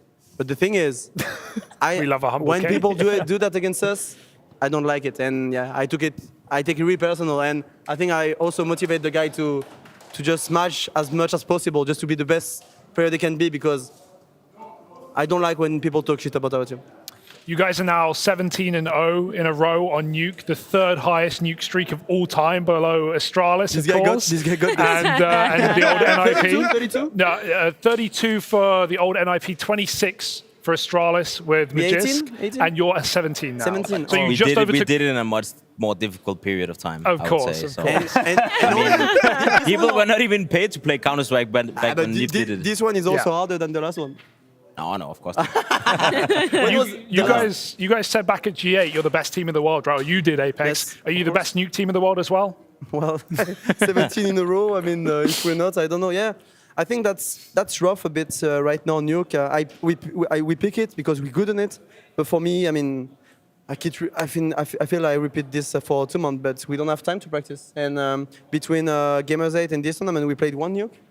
Yeah, maybe so we not need even. to change few things and don't have like the right the execute are not well done enough, and so we still have so much work to do, but we still have like insane players that can just kill runs just like that. So I think it's a lot easier for a caller like me. So what does the practice look like now? Because obviously you have one more game to play here to be seeding you into playoffs. Then you guys have 3 weeks off, right? Until you have to come back for the playoffs. What is the plan, Apex, Weeks off? with that? But yeah, weeks off, Going on practice, vacation. whatever you need to do. France, where you going, Where are you vacationing, man? well, personally, I will go a week in Croatia with one of my best ones because I need to relax. Those 2 months have been like really rough, and we've been doing like Blast, like we had a small boot camp. Sponsor things, Blast, Cologne, Gamers 8, EPL. Yeah, I think we're pretty exhausted, so we need some time off. So we're gonna get 1 week off, and then finally we'll be able to prepare for EPL playoff with like deeper strategy. And actually, I'm really excited to prac. It's been a while since I'm excited to prac, but yeah, I'm really excited to prac with Char because we still have a lot of like misunderstanding on a lot of things that we try to work on, and that will come with practice. But of course, officials are always the best practice when you have practice, but we don't. Yeah, not much to say. You're going to Croatia with Apex Of course then? not. Is that the? I'm going home with my girlfriend and my heartbroken. dog and living life. Nice, love that. Oh, that actually sounds fun. What dog do you have? It's a poodle. Ooh, all right, a poodle guy. Cutest dog ever. I believe Don't that. start this You have the conversation. same No. I have too many Harry have the pictures. same hairs than the poodle. That's true. You tried to knock it off the other day, yesterday it was the best one time. Dude, that headshot, that was crazy. You want to break was that up down? there, aiming. And How far That's do you reckon that is? What? How far? Like what I was distance? like between the first two coach. Okay. That's like a okay. good 20 meters. Yeah, that's a pretty The best shot impressive. he did in the entire year. But how have you guys liked playing with Flamesy? Obviously, you talked about not having much prac time with him, but he's been getting better and better every single game, right? Yes. We talked about how long it took for Spinks to feel like he was truly looking like the star that he did back in Ent. But for me, I feel like Flames has adjusted very quickly. What do you make of that? Okay, I can start. Well, I think that they have really two different play style and roles, obviously.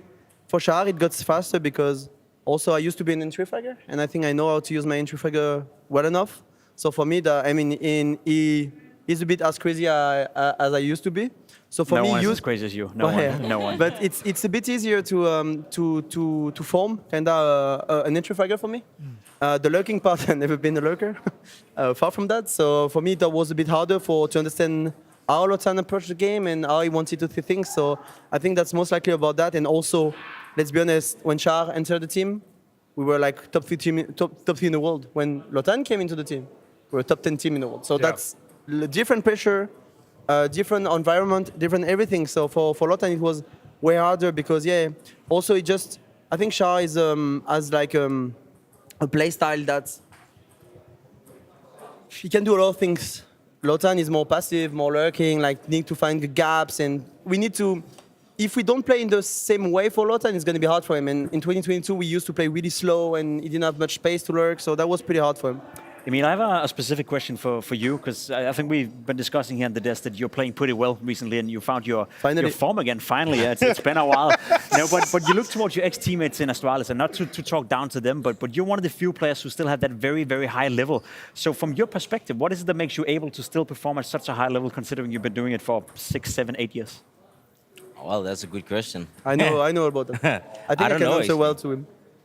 I think most of the time I'm very focused on how I can improve all the time, and I'm always probably one of my worst enemies in the fact that I'm never good enough, in the sense that I always want to improve, and being in bad periods, I don't really take that lightly. I really put in work, and I really want to improve, both as an individual but also as a human. So I think I really try to develop my skills to become a better teammate, and also I have a lot of personality, the fact I really say my mind, but I also needed to learn how to do it in the proper way. And I had my struggles back in the days with that, but I think growing up as a human and becoming older is definitely one of the things that has helped me. And also I have a lot of experience, so I also think I have a lot to give to the young players, and they still look up to me, and also Dan, because we have the experience, we played on the big stages, and so I really think it's a mix of being humble and also working really hard. I think that's, even for me, but also for this guy. I mean, he's the only guy who's actually managed to almost stay here for fucking 18 years. And, he's played Counter-Strike for more than half years here, but he works so hard. That's also the reason why he's actually still on this level, where you can see a lot of other in-game leaders or entry fraggers back in the days that they drop off. So I think, the dedication to the work and the love for the game is definitely just something that I've always had in my mind. That's true. I think that's something that helps, because me and Magisk are a bit more hardworking than the others. And I think for the youngers to look up, I think it's always nice, because I think, for example, the Israeli, they're really good individually, but the theory crafting way is not something that they really like and they're really good at. but we both really good at that. So I think we help them sometimes, going on the bomb site and say, this is a new one way, or this is a new trick you should do, or those kind of stuff. And it's a good mixture. I think for Magisk as well, in the technical way, I think Magisk is he's a duelist. We call that in Valorant, I think. And Magisk loves to take duel, but in the way we used to play in 2022, it didn't fit, kinda. And now, as we are a bit more freedom, but more as a team, and I think we understand also more each other. It took us 1 year to understand each other with Thonik, with Magisk, with Dupree back then. But now we're here, and we really understand each other, and we also try to use each other in the best way. And I think that when you have a player like Magisk, probably the best anchor in the world without a doubt, on T side, he can just. It's not an entry fragger. It's just taking duels, and it helps as well. I mean, sometimes you're on Mirage, and after 30 seconds, he's sitting because he killed 3, and that helps for me, because no good call from me. But I also think the difference between now and before with Peter is that Shahar is just really aggressive, taking duels, taking space. Not that Dupree didn't do that, but it was just in a different way, because Shahar is just he really loves to run, just like Epix did back in the days. And in the old team, I felt like I had to take way more duels to open up the map and being more aggressive and going for a lot more opening kills. Right now, I feel really passive in some way, that I'm a lot more full lurk and not really taking the same amount of duels like I did a few months ago. So I think you can see today as well that the entire team is playing well, and I feel like I didn't really have to do anything. I was just sitting back and enjoying life, because Spinks was popping off, Shahar was popping off, Saiwu was popping off. Even this was normal. Even this guy sometimes, can pop off. Really rare. Once a while. I don't have to. While we have you guys here, I want to see if we can get some form of commitment. Obviously, you have one more game left up against the Movistar Riders. If you win that, you'll still be hanging around for a couple of days. What are the chances we can get you maybe on some of the casts? You know, Magis maybe grab you for an Astralis game. You guys interested, or will you send off the Israelis? It's gonna be really expensive. Yeah. What's your day rate? Maybe we can work it out. Harry will give you his day rate. How about that? Oh, sure. Yeah. Everyone is tipping in money, or what? Yeah, we can work that out. I mean, it could be interesting. I always, it's kind of difficult, because I watching your ex in some way is always fun. Yeah. Almost, It could be anyone. It could be any team. It's not his ex anymore. It's only Device left. Yeah. I mean, it's just the name now. It's just like such a different. But my team than it girlfriend used to be. here, you know, watching my ex, you know, it's tough. Bit of jealousy, no, maybe. No, commenting you ex. It's even worse. This woman. What about you, Dan? You have no exes here, right? You can have Yeah, it. might be. Depend of the schedule we have because I'm not deciding that. We have people above us, unfortunately. It could be. You know, should I think we it would be fun. decide this on whoever is in our US Air Force Aim High? Whoever comes up here, maybe they'll be I think I know who joining it's for gonna a be. Tricast. Who's it gonna be? I want to hear that. Let's bring it up. It's going to be Spinks, isn't it? It's Spinks. Oh, yeah. Okay, That he's going to first join you on the map, man, Tricast. 2.3 rating. He was a 2.3. monster. Okay, two games above 2 rating in 2 days. Not bad. This Israeli. Yeah. I think that he took it personal because I said that he's not the best Israeli player anymore. So he's showing up. Nice. Finally, Lotan. He's a beast. Yeah. This round, look. You know, we have a joke in the team because most of the time what's going on is that, of course, on Pistol, on a long time we had to drop duels to Zaiwu and someone had no Kevlar. But this guy is the best player without Kevlar ever on Pistol. So we always make this joke. And this round, he dropped an AK to one of the First time ever, though. He dropped an AK to Zaiwu and he had Deagle without Kev, but he did 3 entries on me. Yeah. I said, Lothar, How is look. it that I'm the second best pistol player in the team and I have to drop? Not anymore, mate. Not this man. Low wall. No, I also have duels, and that feels good because The young guys are like, yeah, but I'm really bad without kill. Yeah. I don't like it, and I know that. I don't like it either. Who's the best ping pong player on your team? It has to be Epix. I think Oh, so. yeah, of We course. played Yeah. back in Paris. He's cracked. It's not even fair. Did I beat him? Unfortunately, our team no. is not really sports. Way. Hey, listen, if I was not fat, I would be better in a lot of sports. Yes. No, Yes. Actually, the fun part is that you're the second best sport player in the I the run team. more than Spinks, believe it or not. We play football like Spinks after 5 minutes. Guys, I can't breathe. And I always tell them, look at me, mate. He's the same. If I can run, you can run. He's the same on the server. He cannot run too much, otherwise he's tired. That's why he's lurking. Do you want to end with a fishbowl question? Yeah, go on. Should we pass them around? Pass the fishbowl I'm around. sorry, we don't know what's in here. Lucky It could be dip. anything. Who knows? What is it, though? I heard Questions. Harry wrote all of Questions. these, actually. I definitely did Wanna not. go on? I wrote about 2. I love that. You never know. You never know. Start, Emil. Yeah, is there good risk/sensitivity? If yes, what is it? I think everyone is using 1280, no? 960. I think it's the god risk. You better than Even me to then. 16.9? No? No, I haven't touched the resolution for a long time. Even though I me, love it. Even me, I have this res now. Even I stretch, didn't both change. you? Yeah, I didn't change res for 10 years, and last year I think I changed because I was really shit. Yeah, but he in used 2022. 1024. He could see anything. Yeah, I used 24. Look, he even have glasses. I mean, he can see anything. Like I remember when your A site and the guy was pit with 1024, I couldn't see shit, mate. I was like trying to kill him, but full luck. I think the new meta in the CS2 will be full HD though. I think it's going to be a bit Does look different. nice. It's a different engine. So The game looks grainy in 4x3. I don't know if you know what I mean. Like it just looks like I it have has like played little 10 minutes pixels. of We CS2. played 10 minutes in Yeah. group stage of. I doubt you guys have had a lot of time to to think CS2. In the group stage right? of Malta, we played 10 minutes. You don't even have prac time on CSGO, so I can't imagine you're playing much People CS2 ask me about casual. CS2, I'm like, no, I play 5 minutes. Did in you Malta. enjoy your 10 minutes? Was it a good 10 minutes? No, no. no settings. No settings. And back then it was No like, config. I'm running around like a guy who played Counter-Strike for the first time ever. and also the game was like, no, the movement a bit better, I heard.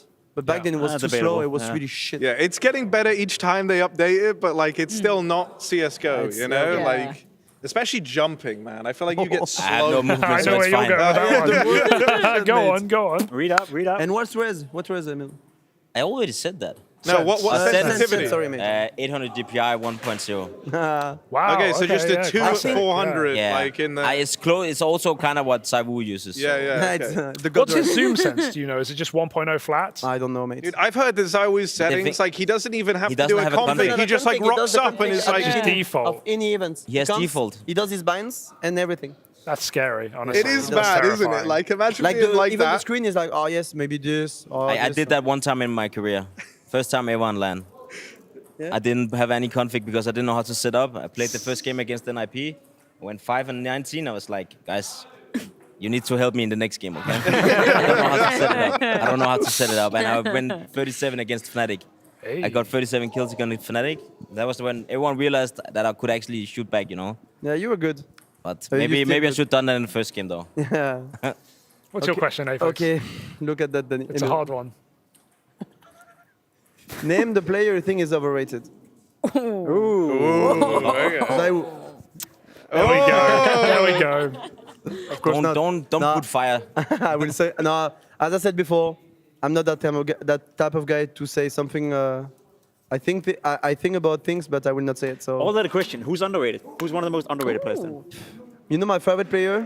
I love Twist a lot. I think this guy. I don't know if he's underrated, but I just love watching this guy. Just aim-wise and feel he can clutch, can entry. Is really good. I mean, I really like. And otherwise, who can be underrated? It's a tough one, actually. Yeah. Anyone you're practicing against we don't know about? And practice? What do you mean? What's practice? It's tough, actually. Underrated. No one really pops out. I think in general the community is pretty good at giving praise whenever people are playing well. Yeah. You know, even for a guy like Frozen, who's like not on the biggest team in some sense, he still gets a lot of praise. But I think this guy is really talented, and from what I know and what I've heard is that he works really hard as well. So for me, he's definitely, even though he's been on the scene for like so long, 4 years, 5 years. I think he can be a consistent top 5 rifler on a good team. Don't get me wrong, Mouse can be good, but right now it's not a consistent team in my opinion. Yeah.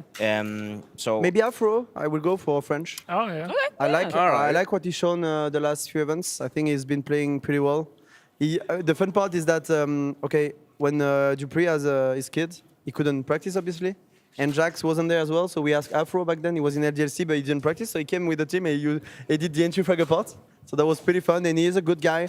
And I just watched him a few games, and I feel like he can get even more and even better in general. So you don't have aim, mate.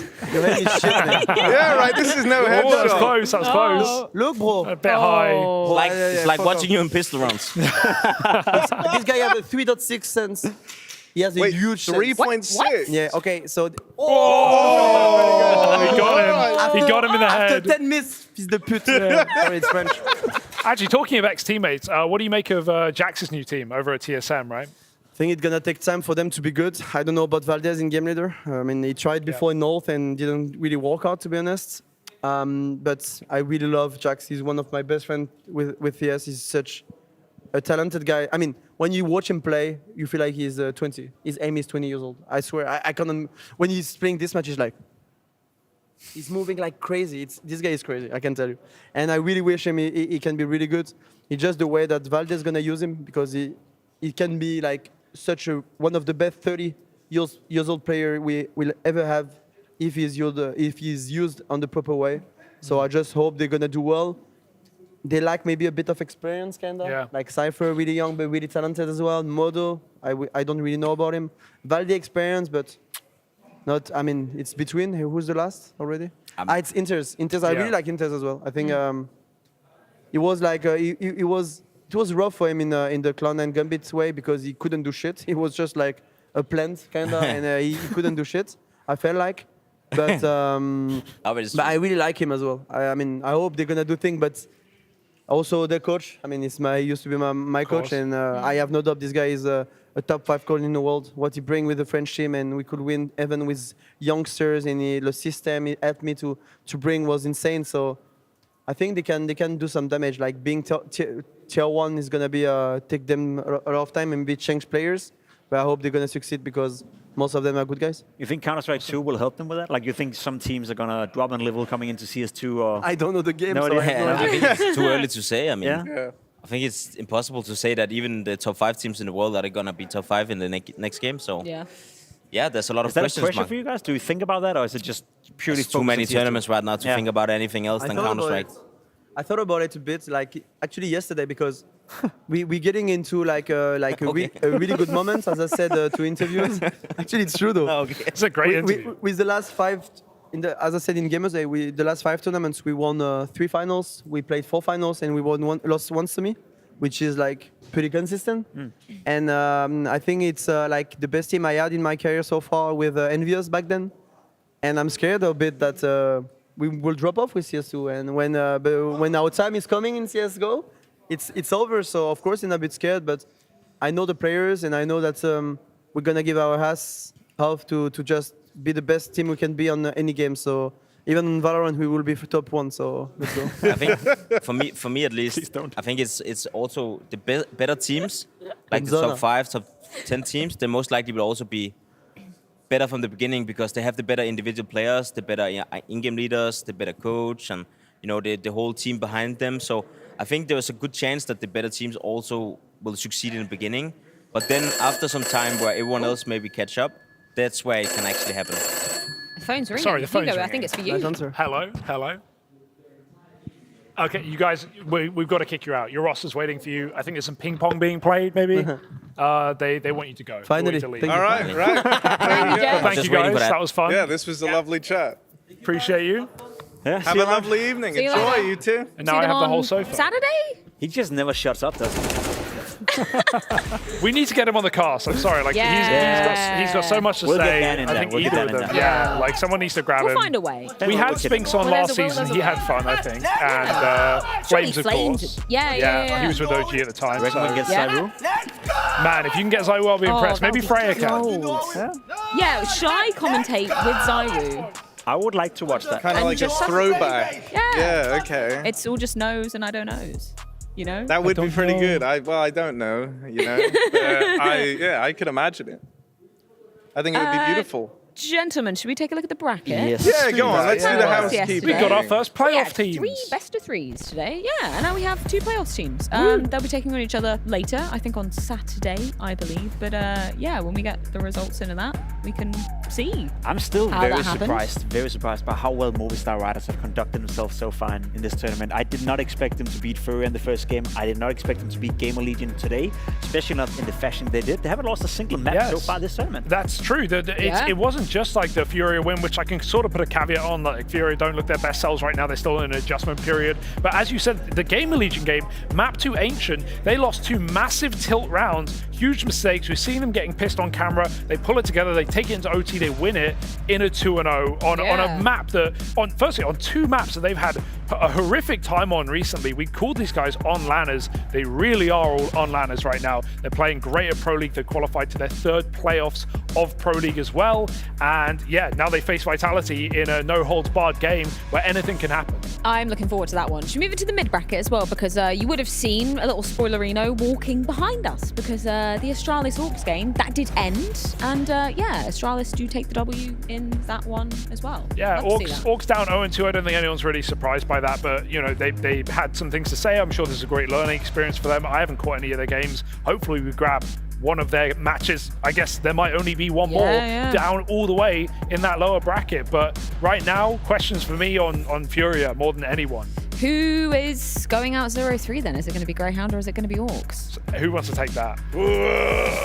One of them will lose. One of them will lose. One of them has to lose. I don't even feel safe, in making a prediction for that one there. I don't know. I feel like a good few of the Orcs games have ended up being fairly one-sided, so I think it's super hard to gauge, like where they would be at versus someone like a Greyhound. So I think if anything, that's going to be like a pretty cool, like truer parity matchup between two teams. For the sake right? of the vibes in here, we have MacMade, we have Chad as well. We need an Australian win, to be honest. Otherwise, it's going to be a dull environment. Yeah, I like seeing the Aussies win just something. It doesn't have to be the whole event. Doesn't have to be the whole group stage. It can just be one. Just I one don't game. like watching Greyhound lose because they're all lovely guys, and the fear is also we just have so many good teams in the Asian region right now, but Greyhound aren't even really in that category for me. Like, they haven't been winning anything abroad. Sure, you can beat up domestically all you want, but at least when we have like a Mongols or whatever come over to Europe, they do take some wins, they make a run, they get some big upsets.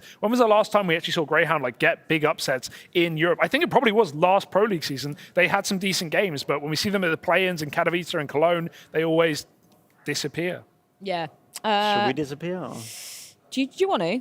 Kind of. Yeah, get them out of here. Let's just make this 3-man Do you want to disappear because we have still no badges on our completely empty I can't believe that we sash? have to talk about that, to be completely honest. And I can't believe that, I don't want to call out Chet, right? But our leader needs to step it up. I feel like Chet needs to put you Won't in say it to his He's face, not even but here. when Chad leaves, sure he's this watching is right now. What a hell of a segue. I'm here for 1 week. I'm here for 1 week. Yeah. I came So in. you I wanted shouldn't to care, do my thanks, best. man. man. I Just feel be the like- And you loser. didn't. That's exactly what you didn't Jacob, do. I will give say your you're going to back. talk. Actually, I did. You're going to talk down on Chad. You could have won your team a badge by Actually, I'm beating sorry, me Chad. I'm sorry. in the 1v1. You couldn't even Chad fucking do did that, actually Jacob. beat me in his 1v1 Yeah, true. of the ping pong. Chad's I actually take done it more back, I than take it you back, have. Chad. Yeah. I'm sorry. Yeah. It's just I look towards Trace Yeah. and I'm a bit jealous. You know, he's very committed. Yeah, he's we have engaged, we have a great leader. But I think Chad is a week 2 kind of captain, so I still have confidence. you said what Chad is a about- weak captain, Jacob. Is that what you Week just 2 said? captain. Week 2, captain. Sorry, Chad. Okay. Sorry.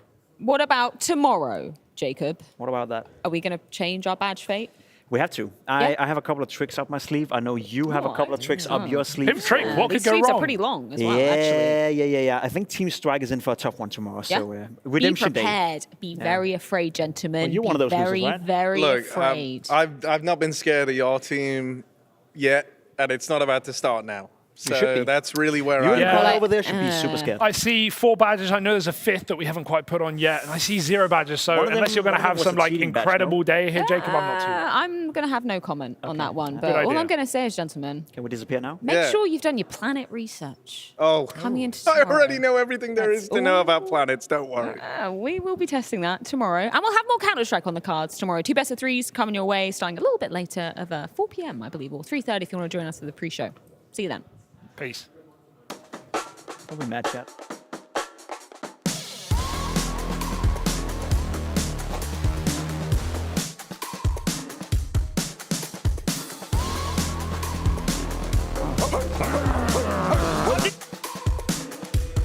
They say that I'm such a weirdo. Tattoos from my toes to my earlobes. Was a role model, I never had a hero. I learned how to live through the stereo. Coming from where I come from, nothing inferior. Everything you see ain't what it appears though. Everything that I built made that from 0, then added a 0. I am my hero. They couldn't imagine what it's like in my mind. It's beauty and catastrophe at the same time. Remember they laughed at me when it was game time. Now I know that they mad at me. I'm one you can't find. I'm not from the day. I come alive at night. I'm not what you used to. Couldn't recognize. They all on the ground while I'm taking flight. Yeah, you're welcome to join me. I promise I'm alright. They say they're never getting in my way. And even if I make mistakes, I will always season through. 'Cause I don't wanna play your game. I had enough, I'm burning up so hot I just break your chain. You can never stop, it's building up inside of me.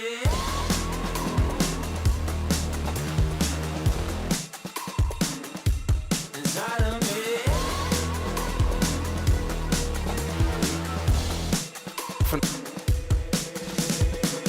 They call me a monster. I guess I don't fit in with the imposters. I'm taking the mask off. Prepare your conscience. Prepare for honest. Cut off all the nonsense. I'm all in your chakra. Wonder who shot you. Go call the doctor. Boom like a chopper. Don't you get chopped up. I'm here to stop you. Whoever wants smoke like a roster. Things they say, they're never getting in my way. Even if I make mistakes.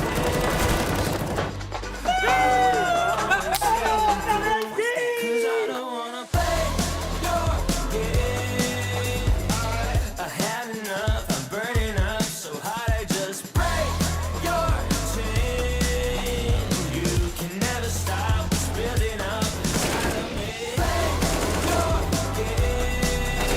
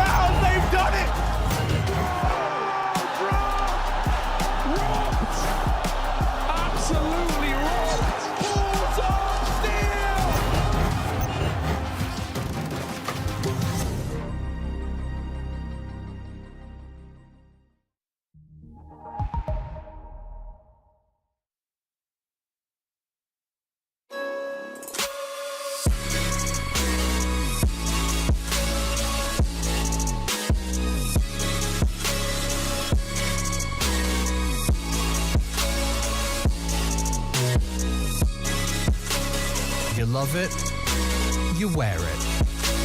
What's your style? Get your merch at shop.eslgaming.com.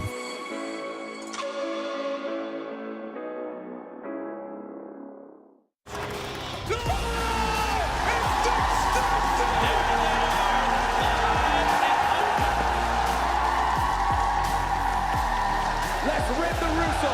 One more time. Are you ready? The industry world Sydney champion.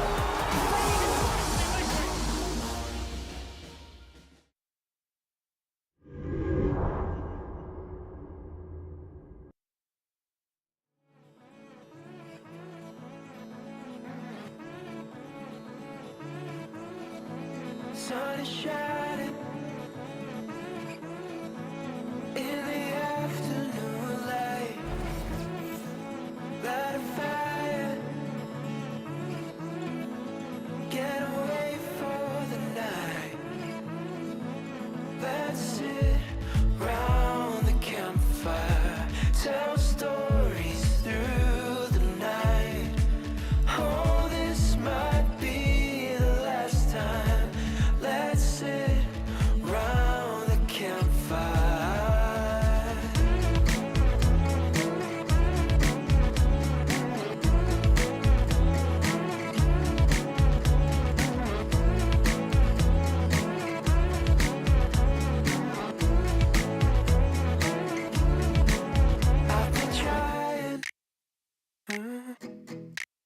I've been trying to unwind. There's a skyline, and it's smiling on us tonight. Let's sit round the campfire, tell stories through the night. Oh, this might be the last time. Let's sit round the campfire. Let's sit round the campfire. Oh, campfire. Round the campfire. Oh, round the campfire. Round the campfire. Let's sit round the campfire. Tell stories through the night. Oh, this might be the last time. Let's sit round the campfire. Let's sit round the campfire.